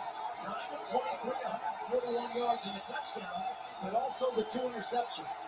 But we've seen him get hot even when things aren't going great. It doesn't always look pretty, but the final analysis, it's almost always effective. Oh. Huge fumble on his last carry, taken down by Will Johnson after a gain of 2. Well, and you can really feel the effect of no Kendrick Miller, not just because of his talent, but just being able to alternate he and Ricardo to keep them both fresh in the fourth quarter. They don't have that luxury, and they're going with one running back. Yeah. Let's see. Ricardo and Miller, the only 2 running backs who carry the Miller? ball. Oh. Duggan has rushed 10 times. Gain of 3 on first down officially. Oh. Oh, bad. Oh, batted. Okay. A little rush by Mike Morris. He ran right through John Lance, the right guard. Got it. Got it. There we go. There's Quentin Johnson. That's why he's going to go on the first 25 picks. There's Quentin Johnson for you. That's the guy I told you is the #1 prospect in this game, Zen, and that's why. So you're ahead of us. So something happened. Just watch. Oh. Huge 3rd down and 7 here. Michigan blitzes. You live by the blitz, you die by the blitz. Oh. Oh, that's what you're talking about, Bill. 50, 40, 30, 20, 10, touchdown. That's what you were talking about. That's why he's the #1 NFL prospect. This is why he's going #1. Okay, got it. Well, I mean, he's going somewhere in the top 25. Thank God. Whoa. That is my top rated. Oh. in this draft. He's going to drift and give himself That's my guy right there, Quentin Johnson. Yeah. big Yep. receiver crossing the field. And then DJ Turner whips on the tackle. Hey, Bill, he said he's a big receiver. How big is he? 6'3" 3/4, 217 pounds. 76 yards. 6'3" and 3/4, almost 6'4". He said he's 6'3" 3/4. 217 That's what I didn't pounds. know. You know, I can't. You know.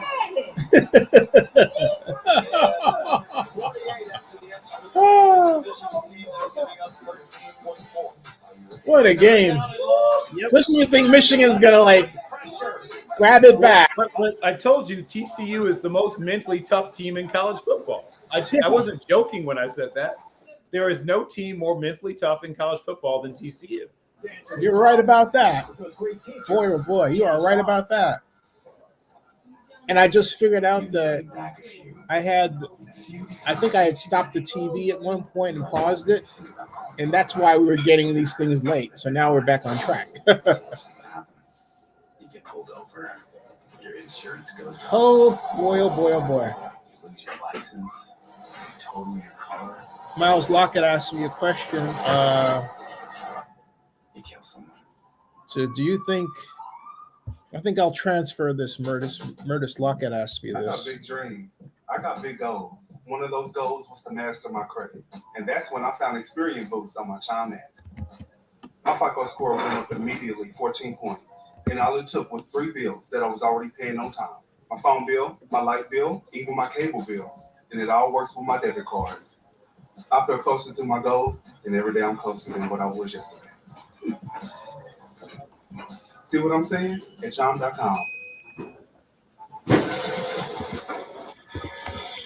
We're back at the VRBO Fiesta Bowl coming up next. CHICK-FIL-A Peach Bowl, the other national semifinal. Spencer Bennett and the #1 Georgia Bulldogs on the field warming up. Hey everybody, Murtis Lockett asked this question. He says, do you think that Carr being forced out of Las Vegas Raiders organization is because of racism, or is that an impossibility? I think it's just a business decision. Very similar to what's happening in James Winston, New Orleans. No, it's not a race issue. It's a Mark Davis issue. There we go. You know, it's Mark Davis. You know, you want to call Mark Davis an ethnicity line, but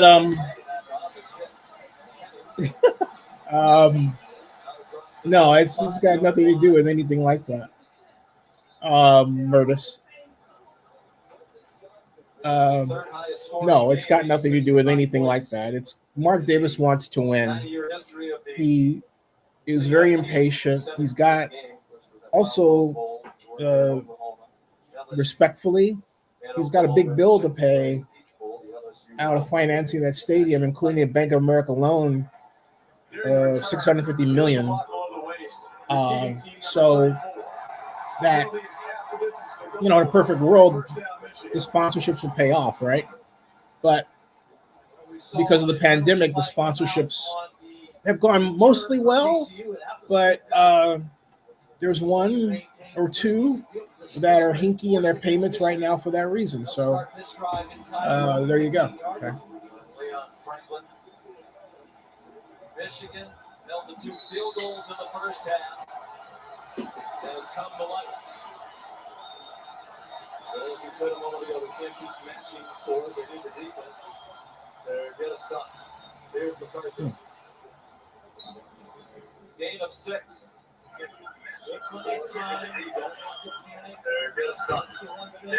Hey, Bill, could you tweet this out? Tweet out our program. I'll tag you. I'll make it easy. Yeah, let me look for it. I'll get it. I'll put out a new tweet. Hold on.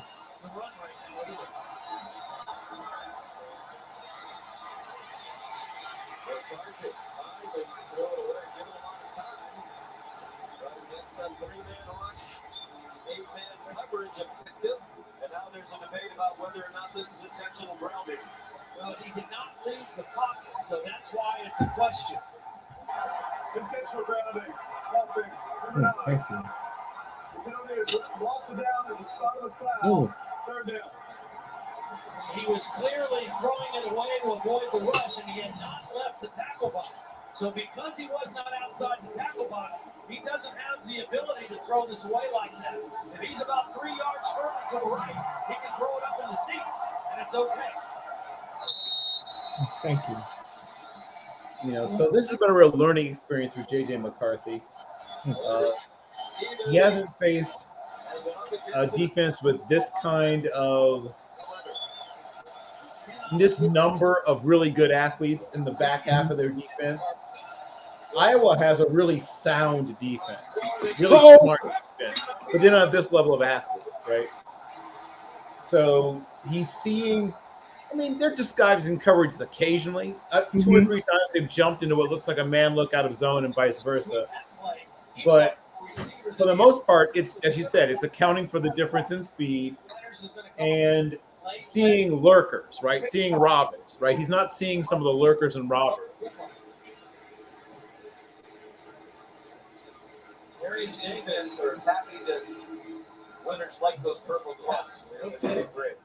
Darius Davis. Now luckily they have enough possessions left because TCU has been scoring so quickly that they can still kick this ball away. They don't have to go for it, especially not where they are on the field. They still can't. He has blockers on the near side. Oh, there he goes. Whoa. But you asked me about the speed on this team, and I mentioned that amongst others, Mr. Darius Davis is very, very fast. On a very fast team, he's the fastest player. They're about to put a 50 burger on these guys. Well, remember I told you Darius Davis is one of the 6 fastest players in this draft class? Remember when I mentioned that? Yeah. Yeah. Can you hear me right?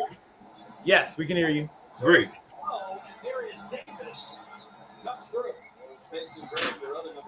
They have 12:09 left in the game. Who's winning? If they can hold them to a field goal, they still got a chance. I think a touchdown officially puts the kibosh on their comeback chances. But if they hold to a field goal, that's still just 2 touchdowns. Okay. A chance to deliver a knockout punch. Longest return with a punt given up by Michigan this year. Oh. Yanked down by Ron Moore. Right. Darius Davis has 5 career punt return touchdowns, which is a TCU record. No TCU players had more than 5 punt return touchdowns in their career. You have the ability not only to put more points on in this drive, but to limit the opportunities Michigan is going to have left in the football game. So you want to play clock a little bit if you're Max Duggan. Don't slow completely down, but utilize the clock to your advantage. Johnston took the forward flip. Oh. Slips down. It's been an issue along the day. He jammed the brakes on. He went down. Ron Moore was there. You can see the frustration in Quentin Johnston. Well, hey, folks, here's dinner. That's what it looks like. Okay. Oh man, look at that right there. You know, I've reached my conclusion. I've reached my conclusion that you know damn good. All right. You're gonna torture somebody like that right there. Happy New Year. Hey, and all I got is grapes. Oh no. There's a bowl of pomegranate you start in there. Yeah.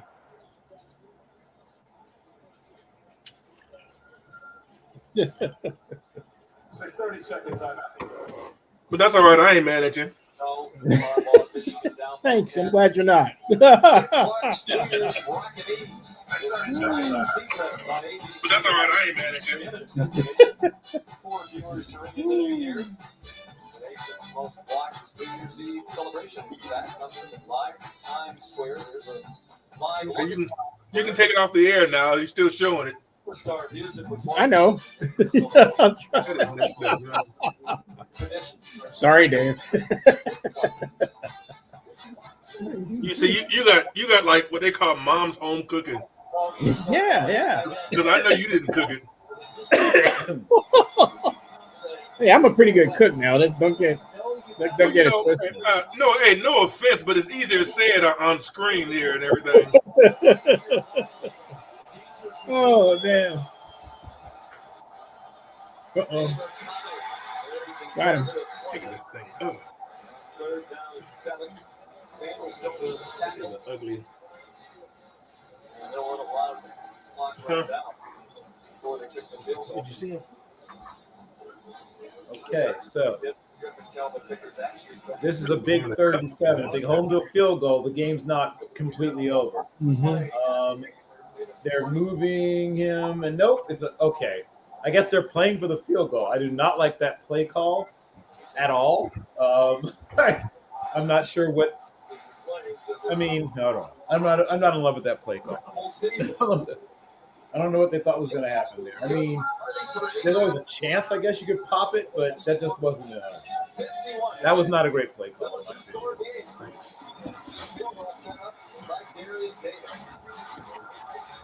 No. So yeah, Griffin Kell has had a very good season, and so it is now being 51-38, and it has been something like 3 years. I think somebody scored 50 points on Michigan. You ever done that before? It's been about 3 years, I think, since somebody's scored that many on them. Oh, okay, those are your beans. This is Plumbergram. Oh, that looks good. The beans. The beans, right? By leaps and balance. Beans. Make the dinner that makes their whole day and give Yeah, it their looks good. best friend the best nutrients for their best life. Science did that. I just put the meal on Twitter. the meat part. This doesn't rival what you have there, but lasting freshness that's priced right. hey, More power to you. hey, not everybody can be Zennie. No, not everybody. No. Some of us can be Dave and Bill. Bill, I think Dave. I think your wife was watching us. Girl, that's too much. It's college football with AT&T 5G. She came by. I saw her head. Oh yeah. You're looking very handsome, Tyler. She's looking over your shoulder. AT&T 5G, fast, reliable, secure. Hey, you want to talk about?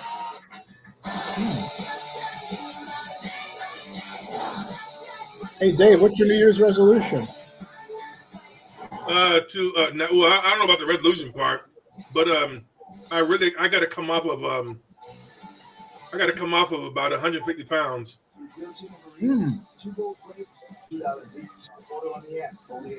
And that's something that I really have to do. Peel a pound soup. Say again? Peel a pound soup.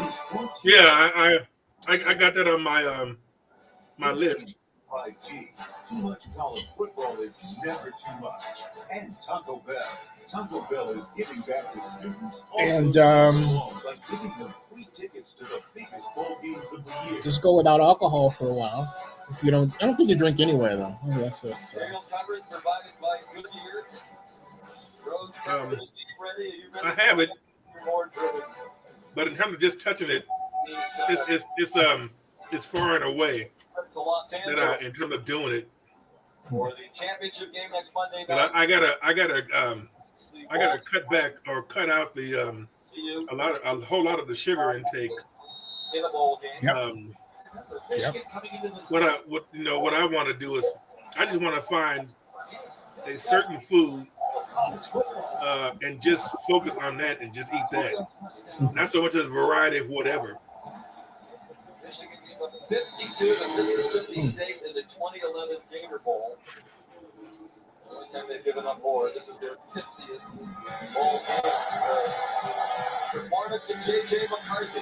Yeah, in the second half, he has really come alive, throwing the football down the field, good protection. 316 yards passing and a touchdown. He's overcome the earlier interception. When he's needed to run, he's made good decisions, either improving or by design. J.J. McCarthy is trying to put this team on his back and bring it back here in the fourth quarter. Pretty much a must score. Do you remember in for Michigan. With under 10 minutes to go, down by 13. McCarthy Oh. over the head. What are you saying? He said, hold on. Under TCU now with a 15-point lead. You're going to rush three, and you're going to try to keep everything in front. Don't give up those big throws down the middle. Now with a 15-point lead. Don't get risky. You're going to rush three, and you're going to try to keep everything in front. Don't give up those. And it's a two-score game.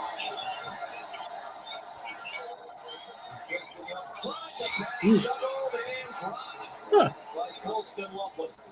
Not seen him drop too many passes. That time he was already thinking about turning up the field and running with the football. So now TCU can play softer coverage, And watch, he just turned drop his 8, momentarily to see upfield. and keep eyes on McCarthy, who is a very good runner.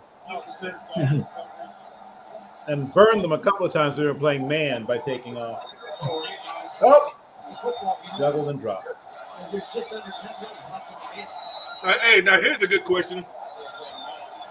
How would you rate, how do you think that in terms of today's players would compare to days of yesterday coming out of the 70s and 80s, or vice versa? The big difference is the differences in weight training and nutrition. I mean, Jim Brown was 6'2", 232 and never picked up a weight in his life and ate whatever the heck he wanted. You put him on a modern weight training program, he's 17 pounds heavier but faster. So now you're talking about 249 pounds and running probably in the 4.4s or probably the low 4.4s. So if you want to try to take guys from a previous time period and move them into ours, I have to also give them the advantages that they didn't have in their time period of nutrition and weight training, things like that. So once because human beings haven't evolved, it's just that the training methods have evolved, right? It takes hundreds of thousands of years for any significant evolutionary change to take place, but technology changes very quickly. And so the technology of training athletes has changed tremendously. Remember 50 years ago, there were only 2 NFL teams with even a strength and conditioning coach, and they were part-time. Nobody had a full-time strength and conditioning coach in the NFL 50 years ago. That's how much things have changed. I think a lot of the players now are superhuman, and you've got defensive ends like Montez Sweat who can run as fast as wide receivers. Yeah. You didn't have that back but then. But think about Roger Brown. Roger Brown was 300 pounds and could run the 100-yard dash in 10 flat. And that was long before modern weight training and nutrition. Imagine what he could do with modern weight training and nutrition. Yeah. We're talking about a 300-pound man who could probably run maybe a low 4.6 40 with modern weight training, or maybe less with modern weight training and nutrition. He was a sprinter at Maryland State, which later became Maryland Eastern Shore. So people look at him, 6'5", 300 pounds, or 298 when he first enters the league. And, he's on the track team and assume he's a shot putter or discus man. No, he was a sprinter. So the combine wasn't back. They didn't have that back then. They had a combine. The combine began literally to save travel costs on doing medical testing, right? So you had what they call BLESTO, which stands for Bears, Lions, Eagles. Bears, Lions, Eagles, plus than BLESTO. But initially, it was those 6 teams that combined to save. Instead of having to bring your team doctor to all these different places, you have your team doctors in one spot and bring players to them. Yeah. So initially, it was just for medical screenings. Then later, they started implementing some physical testing. And by the 70s, when it went to what they call Quadra down in Tampa, you had, interviews, 40s, the medical. And then about another 15 years after that, fans started getting interested in the combine. But the combine's been around since late 1960s. We had the original BLESTO combine. But it was really just for medical testing. It was to save travel costs. Right here in the middle. So he's just watching this because they're bringing some pressure. And he's responsible. Also, I was thinking about the speed of players. You look at today's players, and it seems like there is no one on that field that's just slow. Well, I mean, there are still some slow guys left. Shout out to Danny Shelton, but it's not as acceptable. Also, we also know how fast people are and aren't.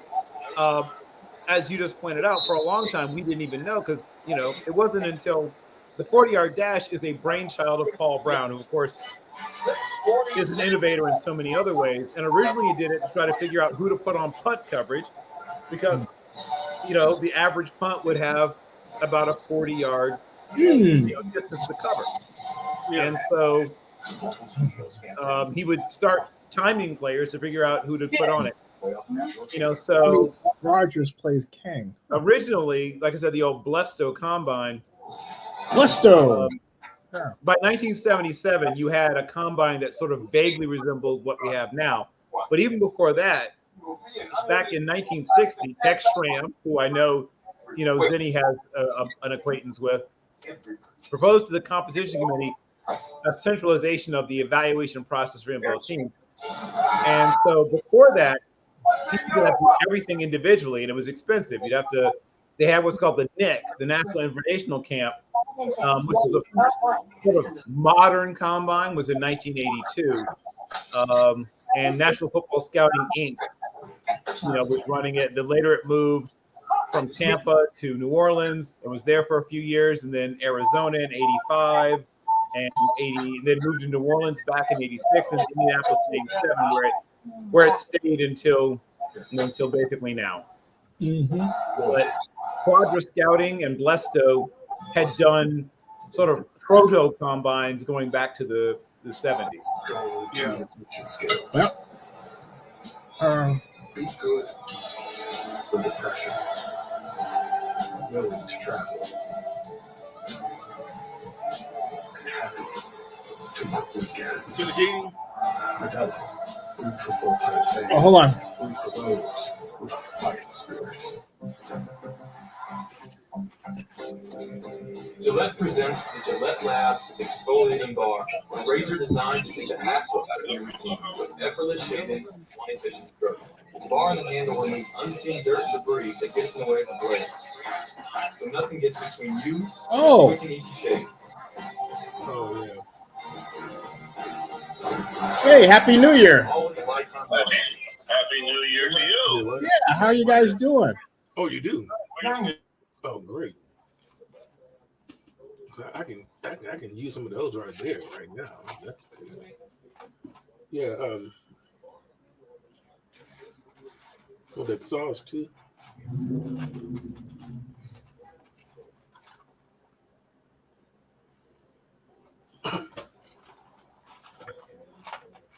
Oh, hold on, let me see something.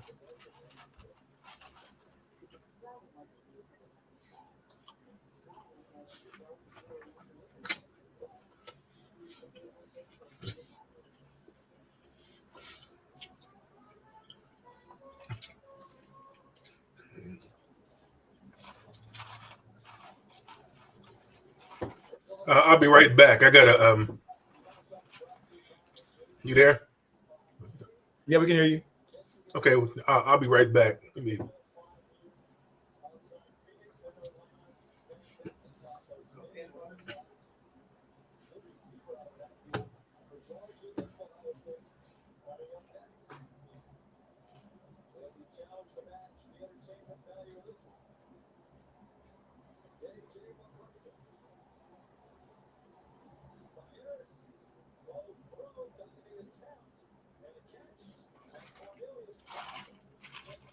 That was a very difficult catch made by Cornelius Johnson to keep the drive alive. Gets his hand underneath. Oh, they have to review that. He may have. Yep. Well, no. I guess they got the playoff, so I guess they can't review it.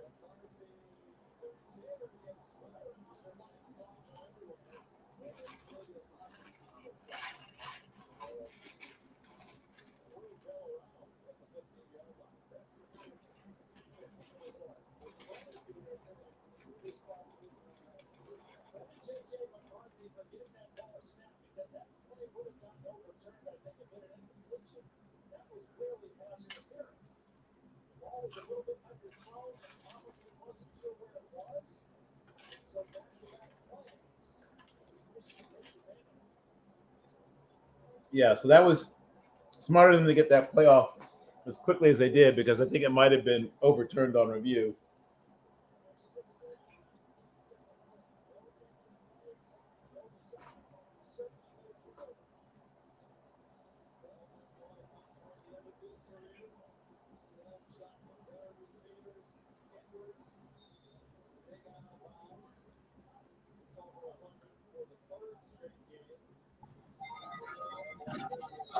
Hey, Happy New Year. It's Dylan Horton.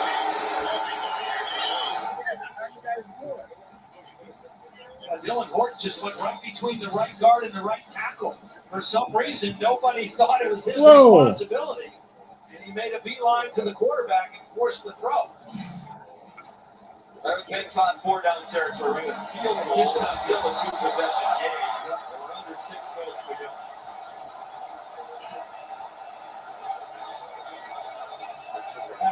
Because of that, this could be a run. And it is. And it's Edwards. Stop the hit. Got the first down. Hit hard by Howard Bradford.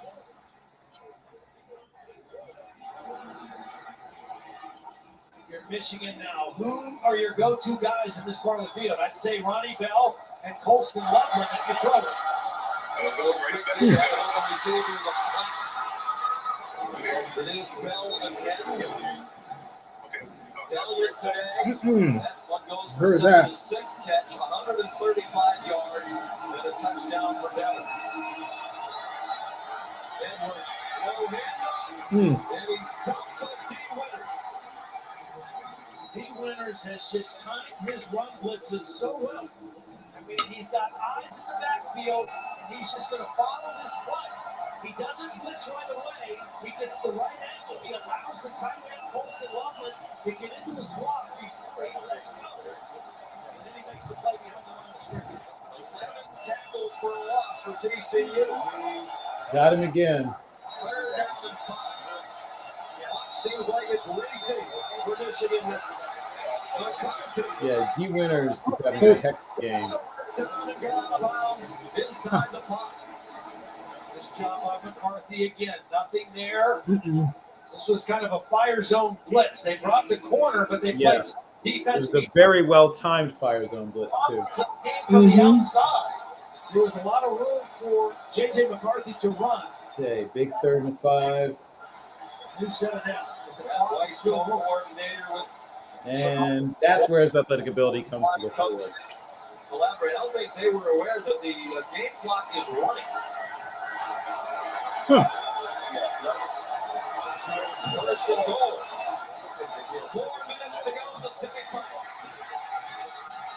Nice. They use too much time with stuff like that. Well, it depends. I mean, they can force a 3 and out. They've got plenty of time. You know, if they score a touchdown here and force a 3 and out, they'll get the ball back. And remember, it's college. Every first down stops the clock in college. It's not like the NFL. The clock doesn't stop until you get inside of 2 minutes. So I mean, you think to go right now. You know, but they do need to punch it in the next, 30 or so seconds of playing time. Wow, wide open. Touchdown. Well, we've seen guys do this. Just kind of drift. New game, man. Wow. I mean, it's always been a new game. Roman Wilson kind of stumbles and stops, and the defender falls down right there. See him fall down, breaks wide open to the back of the end zone. But the ability of JJ. But it's kind of like this. Well, it's almost Groundhog's Day until it's not. You know. Right. Well, here's what it comes down to, right? Can their defense hold up? That's really the whole deciding factor. Their offense has done. I mean, they've rushed for 100 yards. They've passed for 343 yards. This is one of their best offensive, outside of the 3 turnovers, obviously. Perhaps their best offensive performance or one of their best of the year. Roman Wilson, a huge day for Michigan, and no controversy about that touchdown. Next season on Fansville, presented by Dr. Pepper. A Category 5 wave is broken containment from the stadium and is heading straight for Vanderbilt. That's a lightning wave? Something is coming. It's the wave. Yeah, once again, that missed extra point looms large.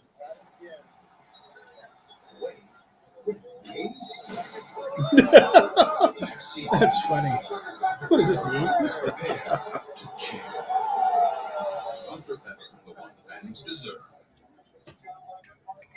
Nothing there. This was kind of a fire zone blitz. They brought the corner, but they get defense been very well sacrificed.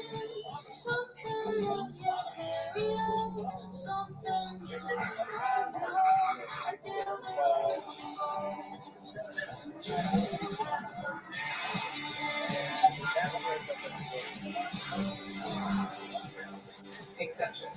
That can't be changed. She is fearless. Hearts on the line. Depends silver, keeping leaks off her belly. Comfortable in shape for a fabric, she moves with ease. Confident on nights like these. Depend silhouette. The only thing stronger than us is you. Whopper, Whopper, Whopper, Whopper, Junior, Double, Triple, Whopper, Impossible, Polar, Bacon, Whopper, I understand.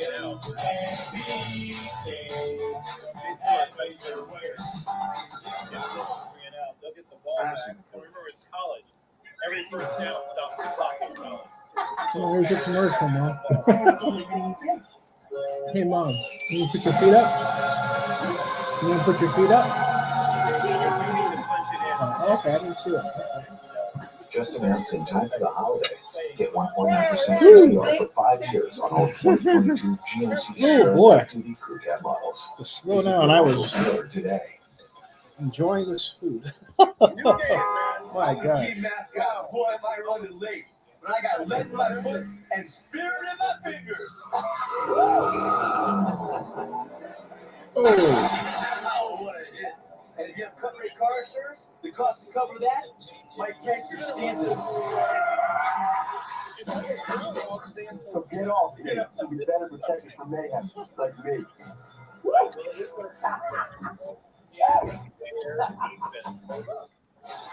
Got a roast. You got a roast? Roast, right. Uh-oh. He's got a roast. Hey, and guess how much it costs? Yeah, beef roast? Beef roast? Yep. Yep, beef roast. All of $63 worth. Whoa. You got a picture of it? No, I don't have a picture of it. Over Florida in 1996. Grab it. TCU is called their third and final timeout of the game. Wow. Wow. Michigan What? lined up, almost like an onside kick formation, and TCU called timeout to readjust. I don't think there's any way in the world that Michigan is. How do you upload a picture on here? Harbaugh just wanted to get Zennie62 to use that. He did. It was He smart. did, yeah. Look at this formation. I mean, and the kicker's only a couple yards from the ball. I mean, they're showing like it's going to be on kick. Yeah. And How do you TCU upload it? kick return formation. They don't have a hands team on. Yeah, grab it. Special team coach. What happened is that Sonny Dykes to use the timeout, and now TCU has no timeouts. with 0 timeouts, and Michigan all 3. And they gotta stop Michigan. I just can't believe Michigan with onside kick here. Your defense has been great all year. They're in the same lineup here. The defense has not been great today, but I agree with you. They can go along team and go all of your timeouts. Yeah, one of the very best defenses in the country all year. Here we go.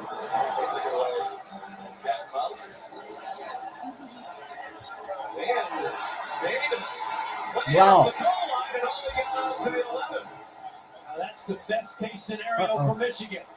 You force Sonny Dykes She to just use downed his it in the last end zone. He puts a hands team on the field. Yes, you should have downed it in the end zone. That is correct. Did you see that, Bill? Darius Davis. Yeah, well, that's a player trying to make a play that really can't be made. And Michigan gets coverage on the kick.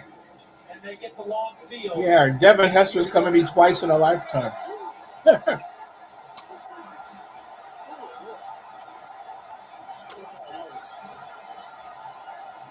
too conservative here.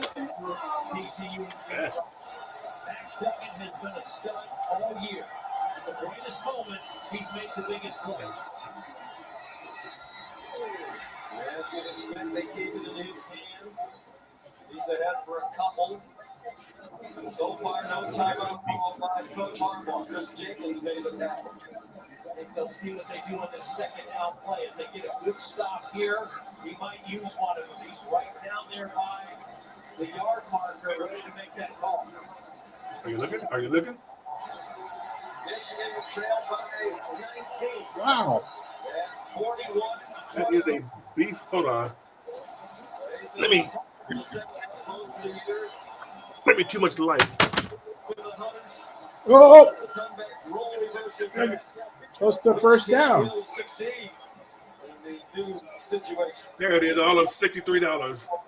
For the first down, and still no timeout. Let's see if we got it. Wow. Yeah, they need about 3 first downs to sell this game away. Okay, anyway, so there's your price right there. Shows that I'm not BSing nobody. Zennie. 2 minute warning.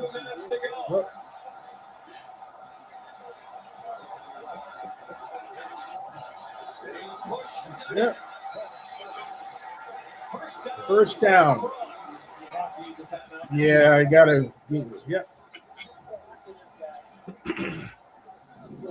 Game over. Game over.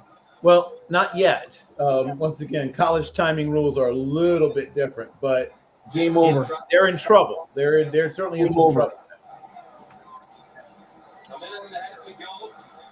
Because they can pick up the land game, they can laze around. They can just, and Sonny will do that. Is there another game? Yes. Yeah. The Ohio State and Georgia games right after this.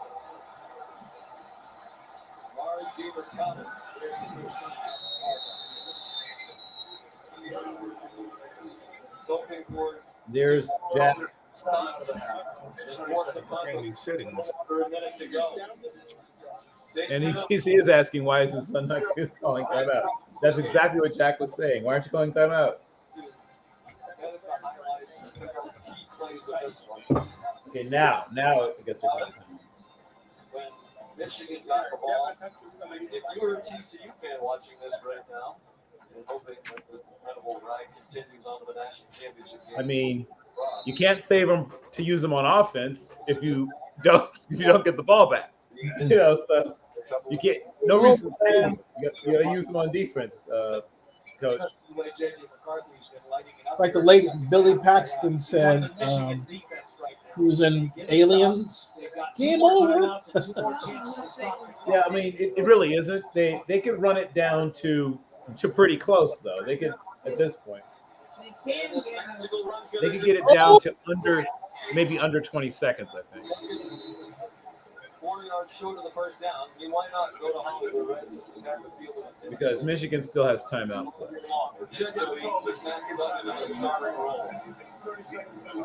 Right, they can still force a punt, but it'll be tight.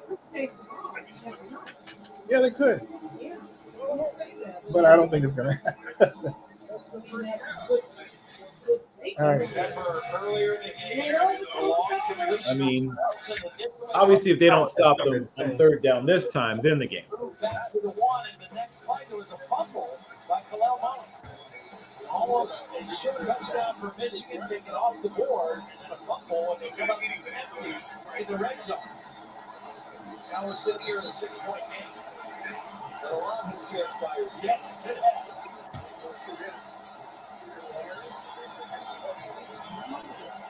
Down and 4.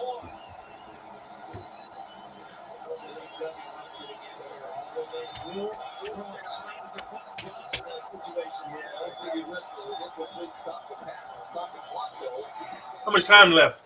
A minute and 3, or well, I guess it's They put a second back, a minute and 4 seconds. Well, the game is over then already. Whoever No, it most certainly isn't because it's third down and they have timeouts. What's the score? That's what I'm talking about. 51-45. Look at him.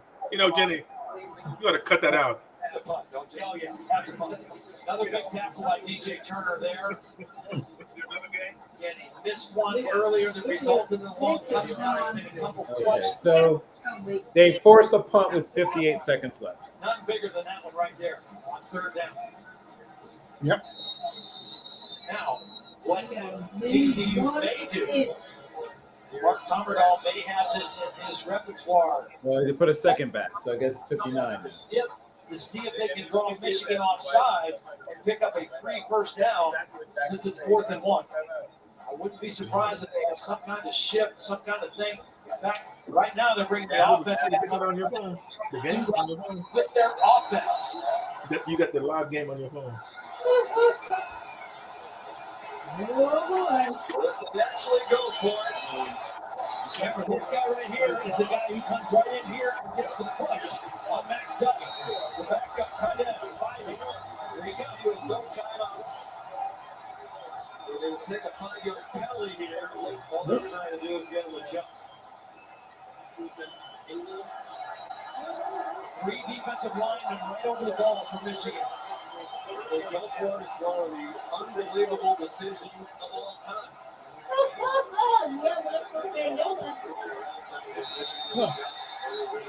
Yeah. Delay of game.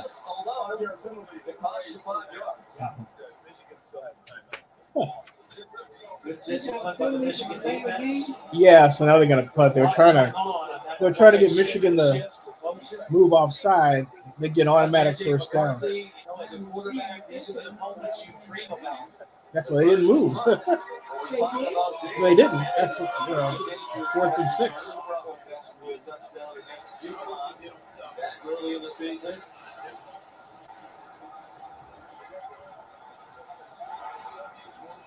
Jordy Sandy has to get on the snap, get the punt off. He does. Excellent punt. Getting back to his Oh! He got hammered. Woo! Oh! He got plastered. Oh, man. Trent Battle was an outstanding tackle. He's a backup running back. He hasn't carried the football today, but he did a beautiful job getting down there, not being there too early. Making a fine tackle on special teams. Here we go. Yep. No timeouts now. You have to work the sideline. You have to be able to spike the football if you drop the right downs. And you got to move with urgency. All you have to do is get it to one guy and run it, so he can run that thing. Go 75 yards in 52 seconds. Field goal is being Oh. already under siege. McCarthy. They got it away. Got on the ball. 45 seconds. 5-yard gain. It was Dylan Horton who looked 20 on the pass rush. He forced him to scamper. Yeah, I know. I tried that. And He's very quick. Dylan Horton off the ball, explosive. At that time, he looked like he was playing the first quarter, and Barnhart looked like he was playing in the fourth quarter.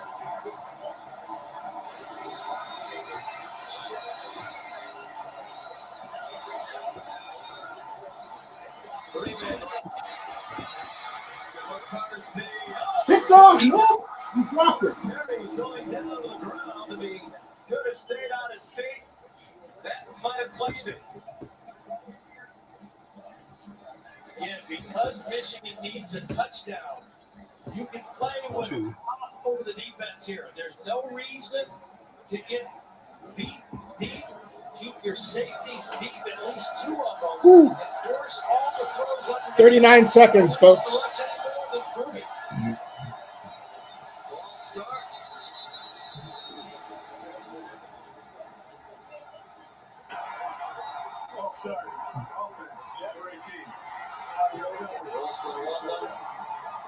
Michigan 3 out of 12 on third down today. Part of that has been the yards they need on third down. They've averaged. I gotta see about my dinner now. third down. This one even longer at 3rd and 10, and that's not what Michigan is built for, throwing the football. Joe Gillespie said yesterday we need to win on 1st down. And they've done that for a lot of the game. 3rd down and 10. 39 seconds No, to go. not yet. Oh, that was almost picked off. Millard Bradford stepped in front of Donovan Edwards. And Michigan is down to one play. That's the price you pay, like I said, when you go with a younger play. quarterback. You pick up his arm strength, you pick up his athletic ability, but he also doesn't see the field quite as clearly.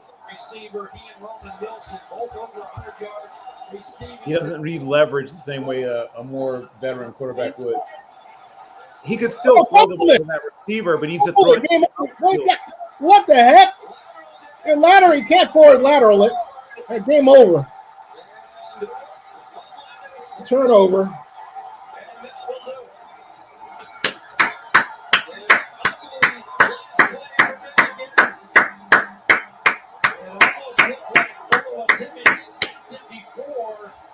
J.J. McCarthy was ready. It looked like an illegal forward pass on that play. It was an illegal forward pass. If he's still behind the line of scrimmage, it's legal. J.J. McCarthy was looking out. Oh, that's true. It doesn't become illegal unless he crosses. You're right. You're right. Right here, that was that's a legal forward pass. You're right. Yep, I'm an old veer option quarterback. I know. It was a long time ago, but I still remember. Game over. TCU wins. And deservingly so. Yes. They played the slightly cleaner game. Yay, Sonny. Woo! Go Bears. The second preseason ranked team to make the playoff, and they will march on. Unbelievable year. Resiliency, great leadership by their quarterback. So this is 2 years in a row. The team that was unranked in the preseason makes it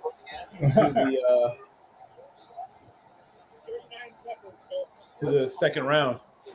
I can see Matt. Last year, Michigan was unranked going into the season.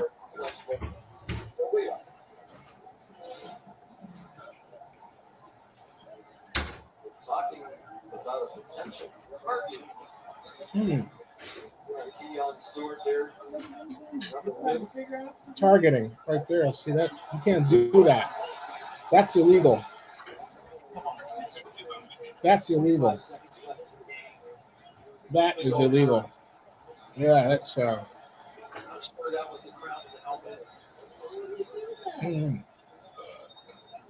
You see, that could wind up giving Michigan the ball back.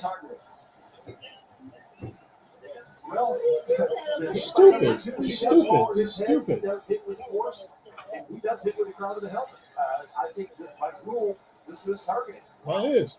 No. This could be one of the all-time replay review decisions. You think? And even if it goes Michigan's way, keeps them alive. They're still down to 25 seconds to go. But the point for TCU, as they look to go on to the championship game, is Keon Stewart in the last 25 seconds of the game. He's going to have to sit out now if this is targeting in the first half of the championship game. Yes, the good news is he's not a starter. No, he's kind of a deep bench player. But you want to have all hands on deck. Stupid. Just stupid. Look at it. Certainly. Is that you clapping, Bill? No, that was not. Oh, that was target. Yeah, you can't hit him in the helmet like that. Yeah, but the way the guy pulled him, I don't see how that could be targeted. The guy pulled him in his right. But well, I don't think he hits him in the head and neck. I think he hits him in the upper back. Collaborative replay back in Pittsburgh. Because he pulled him where he hit him like that. Yeah, I don't think. Here it comes. No, here it comes. It was not a safe play because he could have hurt himself, but he doesn't hit him in the head and neck. I think he hits him. Oh, here we go. No foul for targeting. Yeah, well, he didn't hit him in the head. You're and right. neck. You're right. Mom's right. He hit him about here. Yeah. Which still isn't smart because you're gonna hurt yourself, but it doesn't need the definitive target. Sets it. Jim Harbaugh loves J.J. McCarthy, everything about him. And that's easily understandable. Woo! Because he didn't hit him in the head. Bears! You came out of work with? Yeah. We fired him, and then he went to SMU and did pretty well, and then he went to TCU, and boom. Yeah. Beat Michigan and J.J. McCarthy, and we saw on display Quentin Johnston, so many others. It's a talented TCU team. Even at the end of the year, we need to win the big, should they even be in the playoff? I think you and I can say there's a tremendous amount of talent on this football. And when they're healthy, as you can see from Quentin Johnston, when he's healthy, he's a difference maker. How will Kendra Miller be by the time it's time to play in the national championship? It'll be a big story over the next 90 days when they have their starter running back. They got into Georgia, Ohio State. Here's Tiffany Blackman. Oh, Jimmy, what are you doing? I'm going to rock the ball and steer. No one expected this TCU team to be in their good national championship. Right. You don't know on the field. You don't know after. Yeah. Yeah, Sonny. Really proud of them. You know, they believe in each other, they believe in us, and couldn't be more proud. We're excited to go play. Yeah, he is. Yeah. This team never gets rattled, and that's because of their leader, Max Duggan. How is he always able to build this team when it matters the most? Well, he's tough. I mean, he's tough. Nothing bothers him. He's just got that confidence and belief in himself and his teammates. And couldn't be more proud of what these guys have accomplished. And let's go play our town next week and win one. Your defense sealed the deal for you guys at the end. How proud are you of the way they held up against Michigan? Yeah, I've done it all year. I mean, you know, these guys did an incredible job stopping the run. Football week, we heard about, Big Ten football and how they got lined up and run over us. And I mean, defensively, they made some plays, and we did a great job stopping the run and forced them to do some things they probably weren't comfortable doing. So, couldn't be more proud of the defense. Thought they played incredibly hard, and just like we expected them to. How close will this team watch the baseball tonight? Yeah. I'm anxious to go watch it right now, see who we're going to get to play. But like I said, just can't say enough about these guys and how thankful we are to be here. Coach, now let's send it to Molly to Max Duggan. Thank you, Tiffany. Max, after the Big 12 championship game, you were in tears because you wanted this team to win a conference title. Now you're headed to the national title. Where are your emotions right now? Yeah, no, this is, it's so exciting. We're going to celebrate this one, but, we got a big one coming up, and that's the one that we want. So, that's what we're looking forward to. A back-and-forth game with momentum shifts. What was your mentality in this game, especially without your running back, Kendra Miller? Yeah, momentum's huge, especially in college football. Whoever has it, is probably going to be pretty successful. And I think our guys did a great job of staying neutral, not getting too high, not getting too low. Just continuing to fight, continuing to stay grounded. And I think you saw our guys fight until the very end. Ahead of this game, everyone was talking about how physical Michigan was. How did you guys take that personally, and how are you the most physical team on both sides of the ball today? Yeah, no, I think our boys kind of took it to the chin, especially our defense, guys up front, receivers, running backs, doing their thing. Because, we want to be the tougher team. That's what we kind of take our chest and are proud to be. It's tough and gritty and continuing to fight. And I think that's what, we showed today. Unranked to start the season, and now you're headed to the national championship. How do you describe this storybook season? It's been eventful, and I think it starts with Coach Dykes and the culture he brought into us. Nothing outside of our walls, opinion-wise, matter. It was only what we thought. Hello, Avery Claire Trice Carroll. How are you doing? Thank you. Congratulations. Thank you very much. Sean. And Molly's remarkable story, the ending still to be written. Sonny Dykes, he told us his previous three head coaches are a little rough. This year is not rough. He's the first year head coach of his program to take a team to the title game since Gus Malzahn with Auburn back in 2013. And somewhere in his heart, Mike Leach, his mentor, certainly gave the opportunity to get started in coaching. He's smiling down on Sonny Dykes. Rest in peace, folks. Thanks to our great crew. It's been our honor to work with all season long. Led by Josh Hoffman and Scott Johnson.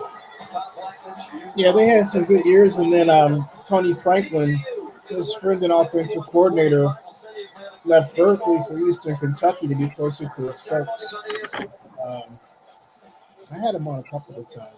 All right, Zennie, you there? I'm here. There was a family. Here it comes. Okay. Opinions widened. Conversations became heated. And reunions became uncomfortable. Oh, my goodness. Eventually, gathering stopped. Because Oh, that looks good. Wait a minute. Let me put a solo on that. Hold on a Hold on a second. minute. Hold on. That is the That looks good. that's shrimp. That's shrimp. Yep. Wow. That's right, but what if I'm already a customer? No problem. Look at that shrimp. Camp? Oh, Same deal. Yeah. look at the shrimp. Nice and crisp. New to AT&T. Look at the shrimp. Crispy. Hey. Well, what about for Yes. Yeah, hold it up again, Dave. I want to take a picture of that. Hold on, man. Smartphone. Get up to $1,000 off on our most popular smartphones with eligible trade-in. Hey, folks, this is Dave Compton's favorite famous shrimp. Happy New Year. Wow. And cooked Man. in the air fryer. Did you make it or your wife made it? No, you buy it. Oh, you bought it. Put it in the air fryer and cook it, and there it is. It looks good. Tilt a little bit. There you go. Happy New Year, everybody. Wow. All right. Okay. This is the first time in the Academy out, and it won't be the last. I can enjoy it now, I guess. So here we win. We get a chance to do legends forever. You know that there's a national chance. You know we're going to be underdogs. You know we're going to their backyard. Good. And when we're in Georgia, we ain't being hunted. We hunt. Georgia is now the program against who everyone else tries to measure themselves. I think football history after we played 2 more football games. Ain't no doubt in my mind. This team's ready. Taking off the single screen now. Yeah, here we go. So if you're going to walk Oh, man. This is the sauce that comes with it. I'm going to go play. Oh, what's it Good, called? though. Oh, that looks good. The boy. sauce. It's a actually it's their sauce. There's soy sauce, a little bit of butter in it. Downtown Atlanta. It's a heavyweight collision. Look at that place. Georgia Bulldogs earned the right to play close to home. The Ohio State Once again, Atlanta is the center of the sports world, folks. Right.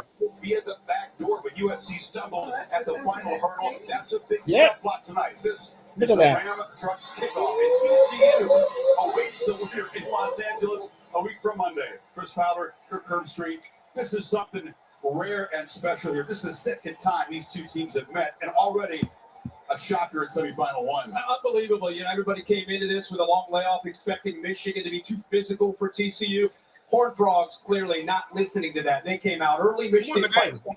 End of the day, the Horned Frogs advanced. And Sonny Dykes in his first year advances to the national championship. Who won the game? To the Horned Frogs. Oh, TCU. Playoff experience, no postseason experience. Close game. Now we're on for Georgia. Comes in as the And Georgia. They're the benchmark program. They've been the heavyweight the last couple of seasons. Rocking and socking #1 Tennessee at home this year. They knocked out Michigan early at the Sonny. and finally knocked out Alabama. Snapping a 7-game skid Ohio against State. to win the championship in Indy. They walk in here with the belt and the SEC belt. So you had Ohio State, One year, Michigan a month ago. rivals playing What this team both in a the year ago, finals. winning the championship, 5 first-rounders off their defense. Seems like the entire defense, just a handful of guys back. But they have reloaded on that side of the ball. But let's be honest, this team is really known for the quarterback over these last couple of years. That's Stetson Bennett, his leadership. Keep in mind, this guy is a former walk-on. They had to fight his way to earn the respect of the coaches and his own fan base until he won it all last year. He's been better this year with his decision-making. He's an outstanding leader. Ohio State knows tonight they got to match the physicality at the line of scrimmage, and they've got to do a good job of containing not just his arm, but his ability to make plays with his feet. Spectacular big game quarterback, MVP of those 2 playoff wins a year ago. CJ Stroud comes in here. He's becoming a more vocal leader, and that's been needed since that punishing home loss to Michigan. They thought they were out, and they've got second life, and that's been CJ's rallying cry to his teammates. Yeah, and whether it's good enough or not, we'll see. But Ohio State's an angry football team. They're used to hearing all the compliments when they play games. They didn't just lose to Michigan at home. They were embarrassed, and they were questioned about sure it for over were. a month. And I think nobody represents They that sure better were. than C.J. Stroud. As the leader of this team, he has a chip on his shoulder. Feels that his own fan base at times has turned on him. What better way to avenge that loss to Michigan than trying to beat the defending national champs right here in Atlanta? Oh, they beat their butts. It was not funny. Kirby Smart says if we can't affect C.J. Stroud, they keep that poorly, we're going to lose the game. Can Ryan Day and the Buckeyes engineer upset tonight in the Bulldogs' backyard? Understand, brother. Let's go, Tommy. Have a great day. Fly around. Rocking people off the ball. All day, big man. Let's go.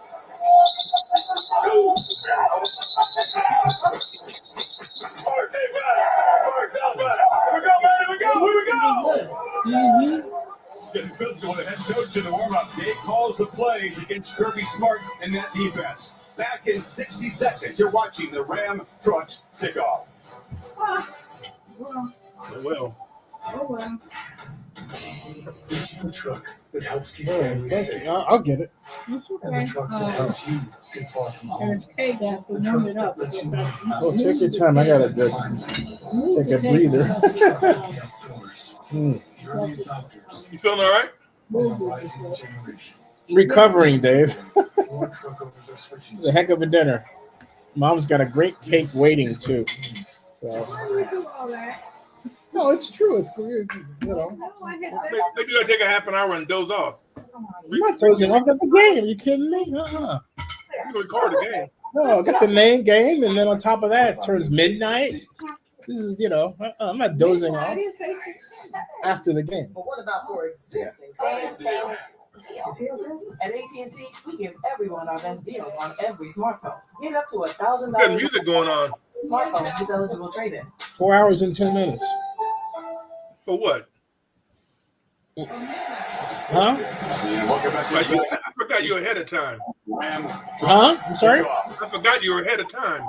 Third visit to this ballpark. You forgot what? That you are ahead of time. Yes. Time difference, yeah. Here comes Georgia. Yeah. It'll feel pretty much like a Georgia home game tonight. Yep. Looks like it. Ohio State has never played. What are you, 3 hours ahead, or? And 71 players on this roster have never taken the field as underdogs. It's a new experience. They feel like it's Ohio against the world. Kirkman has been a successful formula in the past. In the past, when they feel disrespected, like I said in the open, they tend to show up out to prove everybody wrong, a very united front, kind of an us against the world mentality. And certainly have showed up that way tonight. But again, is it good enough? We'll find out in the next 60 minutes of football.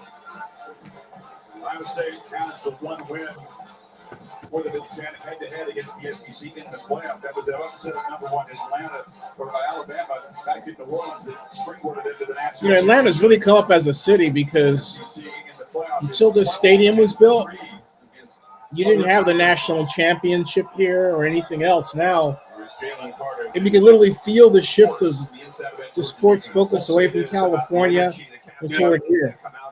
It's except for Northern California, basically. Southern California got, you know, SoFi Stadium, but very important for them to kind of show that same aggression and not back down. Northern California is like this, man. Just decline. You know? Yeah, that right there is happening with that. We're throwing everything out there, being aggressive in every aspect of the game. Kirk, I don't think you're going to see jabs. You're 3 hours ahead. I believe he's going to take a lot of points to win this game. He studied the playoff history. He knows how good Georgia's offense is. So it's going on. It's going on 12 o'clock there. Well, here? Yeah, on this. No. CHICK-FIL-A Peach Bowl. I'm Chris Coit, the referee. This is Gray Adams, our umpire. We're from the Pac-12 Conference. Okay. And we congratulate both teams for You got the game on? No, I can't get the game. For whatever reason, it won't come in. On one side, That's okay. is the logo of the college football playoff and the CHICK-FIL-A Peach Bowl. This is heads. On the other side of the coin is the image of Mercedes-Benz Stadium. This is tails. This is tails. Ohio State, you're the visiting team. Heads or tails?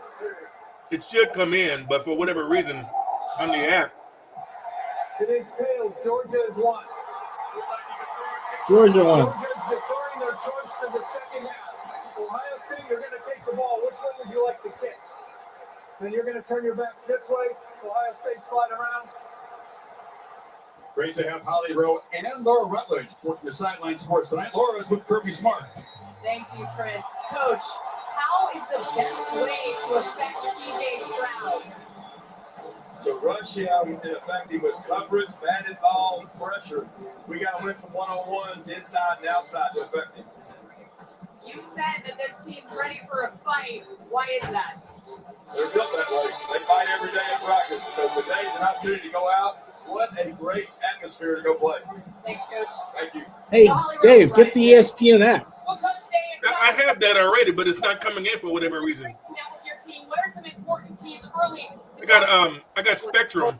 It's been a long month, so it's time to go let it rip. We're going to go let it rip. And we're going to be physical early on and make plays, but it's going to be a long night.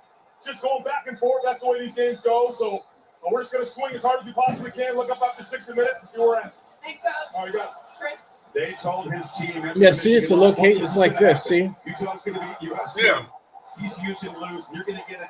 So my wife has it on her phone, and she said when she go to punch it up, it what does it do? It just says it can't stream. Well, I'll talk you through it. How's that? The Buckeyes offense will go to work. Julian Fleming and Xavier Johnson. Keep on going.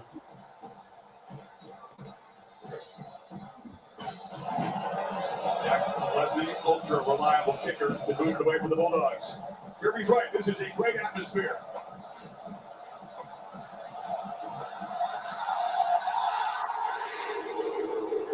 Johnson will let it bounce into the end zone. So here comes C.J. Stroud. He was spectacular in his only previous postseason game of the Rose Bowl. I'm C.J. Stroud, quarterback for the Ohio State University.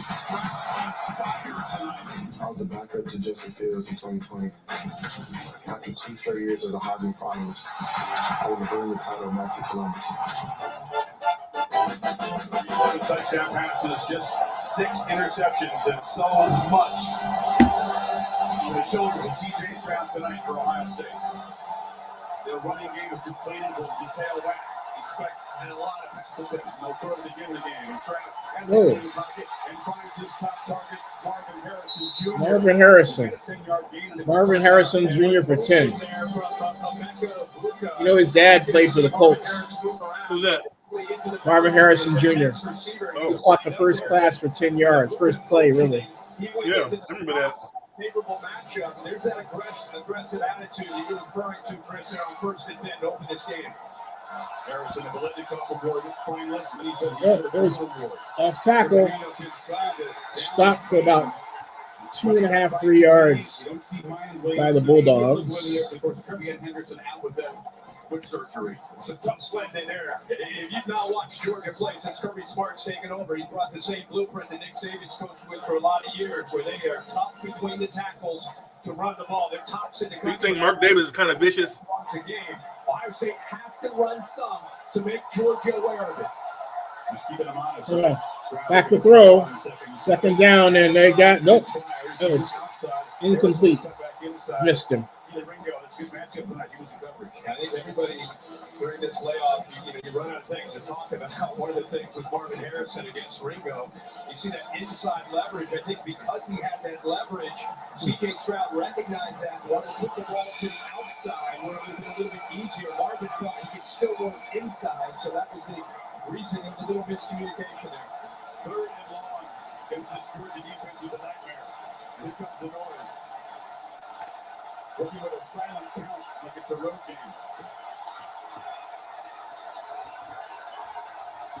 3 by 2. Back to throw. Oh, sacked. Georgia got him. Coming on the Blitz. Yep. Smile Monday. Right up the middle.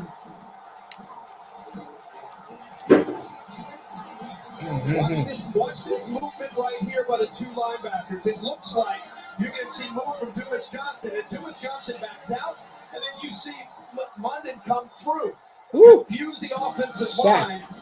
When Dumas Johnson 10 backed out of there, I think they thought the blitz was off, but instead they rotate, and Munden ends up coming home for the sack.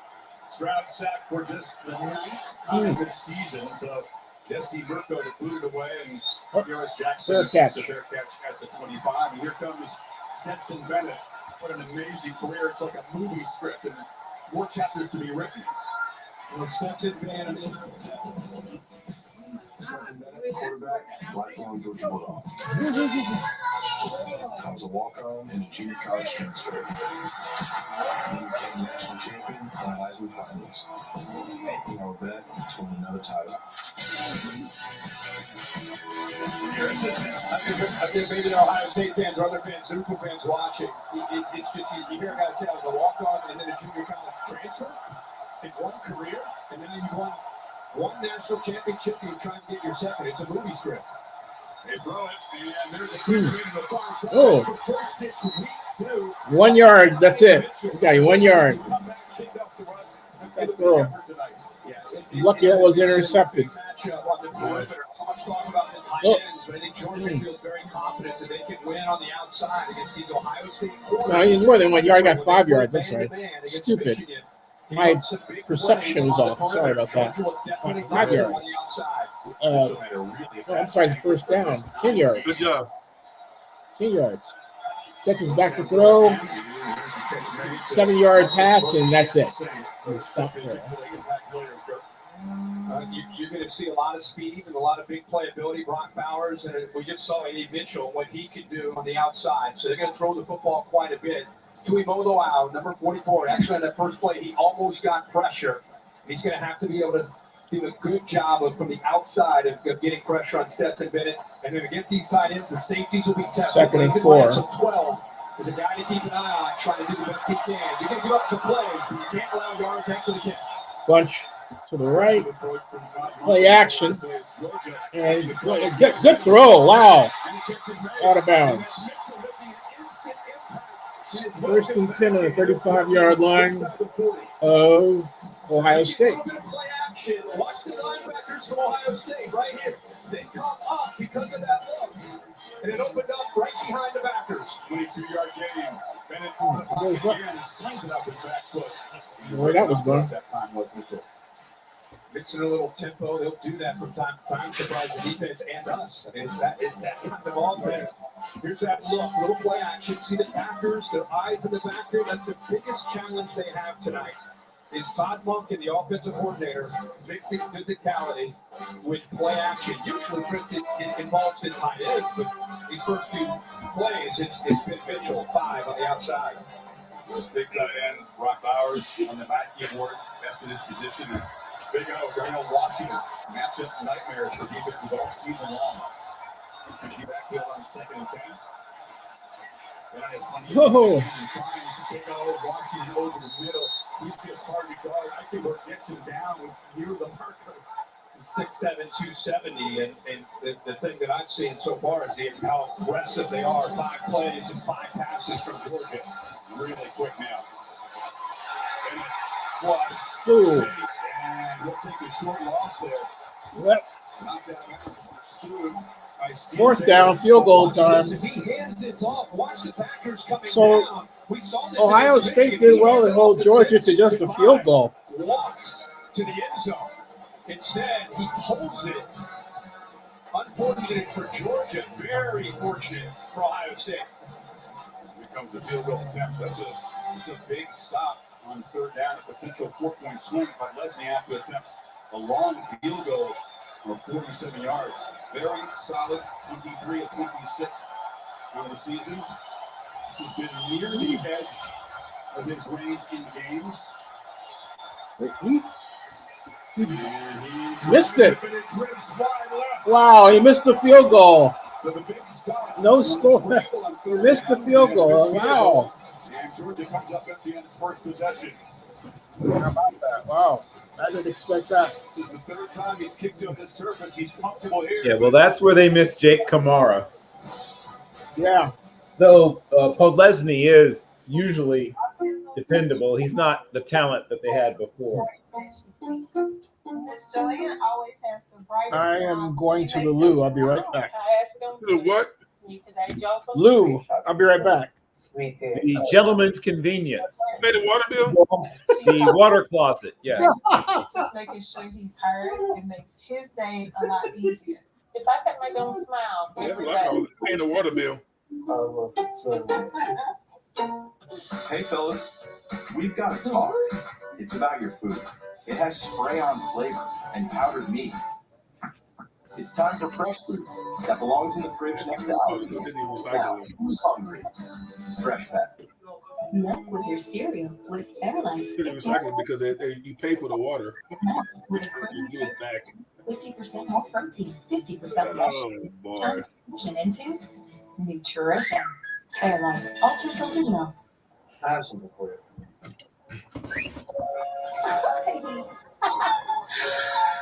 I have something for you too.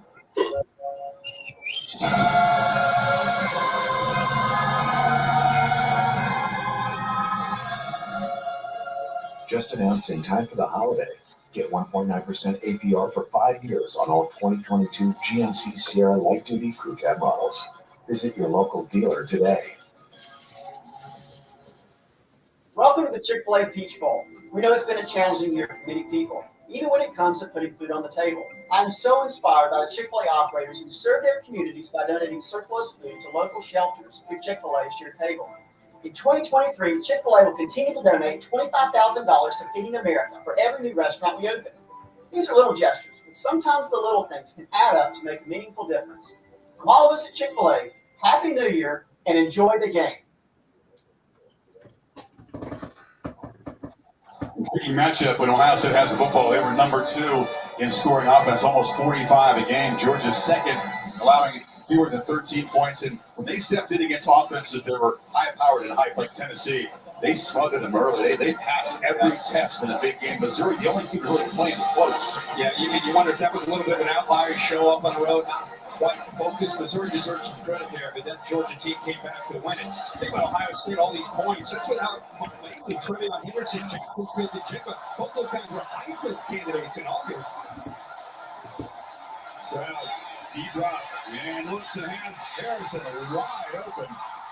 Amari Lassiter is lost in coverage here in Georgia territory. He goes against Amari Lassiter. Watch him turn it right here. Watch this route by Marvin Harrison. Sells it to the inside there, puts his foot in the ground and separates. Lassiter gets turned around.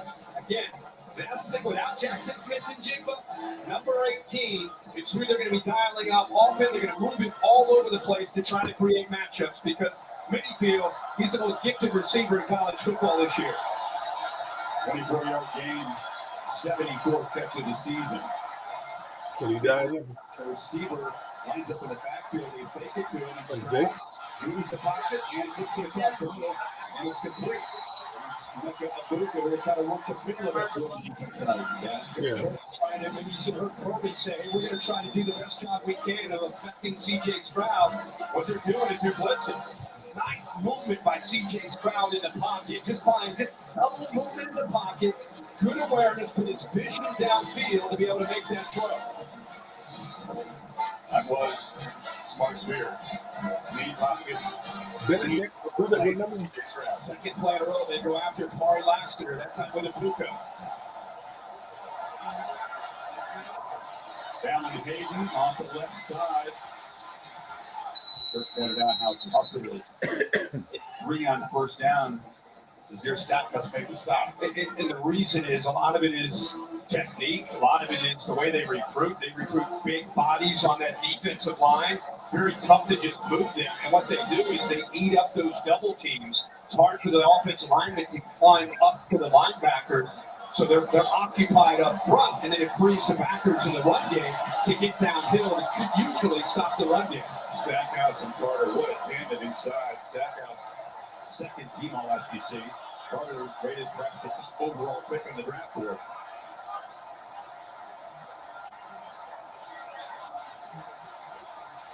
Plenty of time for Stroud. Directing receivers, puts it to the end zone. Touchdown! Marvin Harrison Jr. making a huge impact. Well, that was good.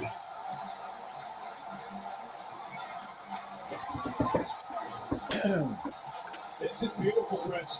Okay, so 3-by-1, and then he comes back in motion to the slot to make it a 2-by-2 with a nasty split, as they call it.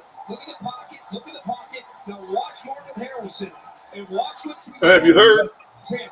Scramble drills, and yes. Have you heard? Yeah, well, so that was not the original route concept, and then he changed it on the fly in the scramble drill.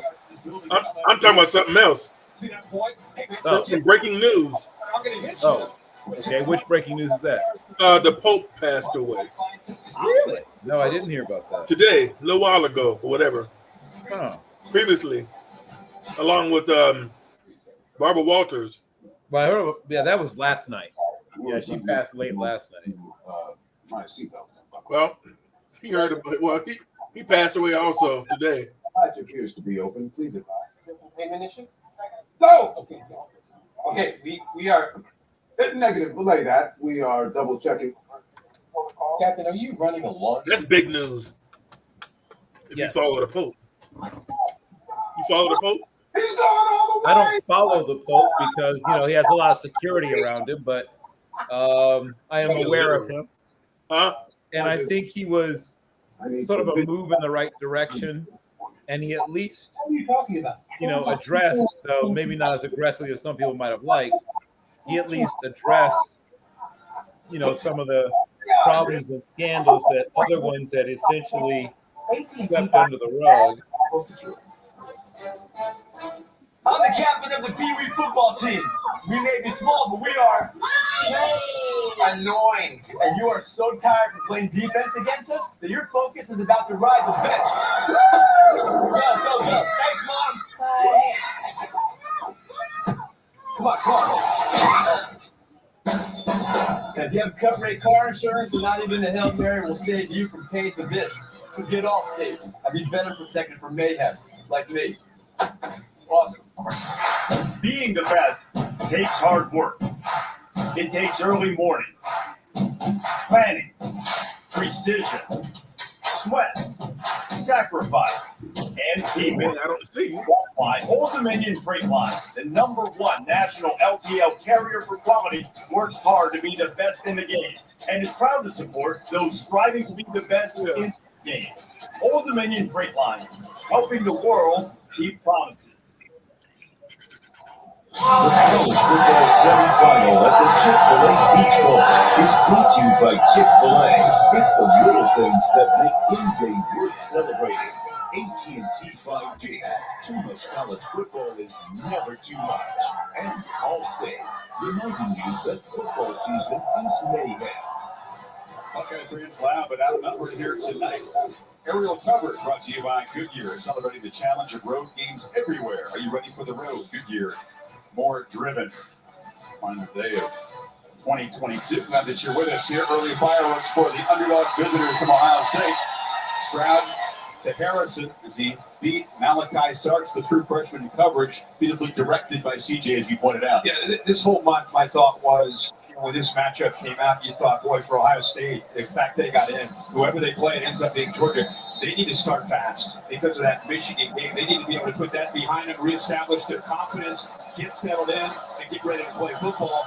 We'll see how that goes, but that was a big turn of events, the missed field goal, and then the touchdown. Stroud 3 for 3 for 68 on the drive. Jaden fielding, kickoff specialist, counts it, heading back to the end zone. The only previous meeting between the Bulldogs and the Buckeyes, you got to get back to the Citrus Bowl. Number 4 quarterback in those big shoulder pads. You had Robert Smith, but they had Garrison Hurst. They did have Garrison Hurst, Andre Hastings, Eric Sire. We had Robert Smith. Eddie George was on that team. Look away. We chose late. That's called a trap color, Jeff. Either red or white. Fullback heard white. I called red. He runs in and he fumbled. And Eric Sire let him right down for the game-winning touchdown. Great game. Georgia is always so good. Eric does the analysis of the Georgia radio broadcast.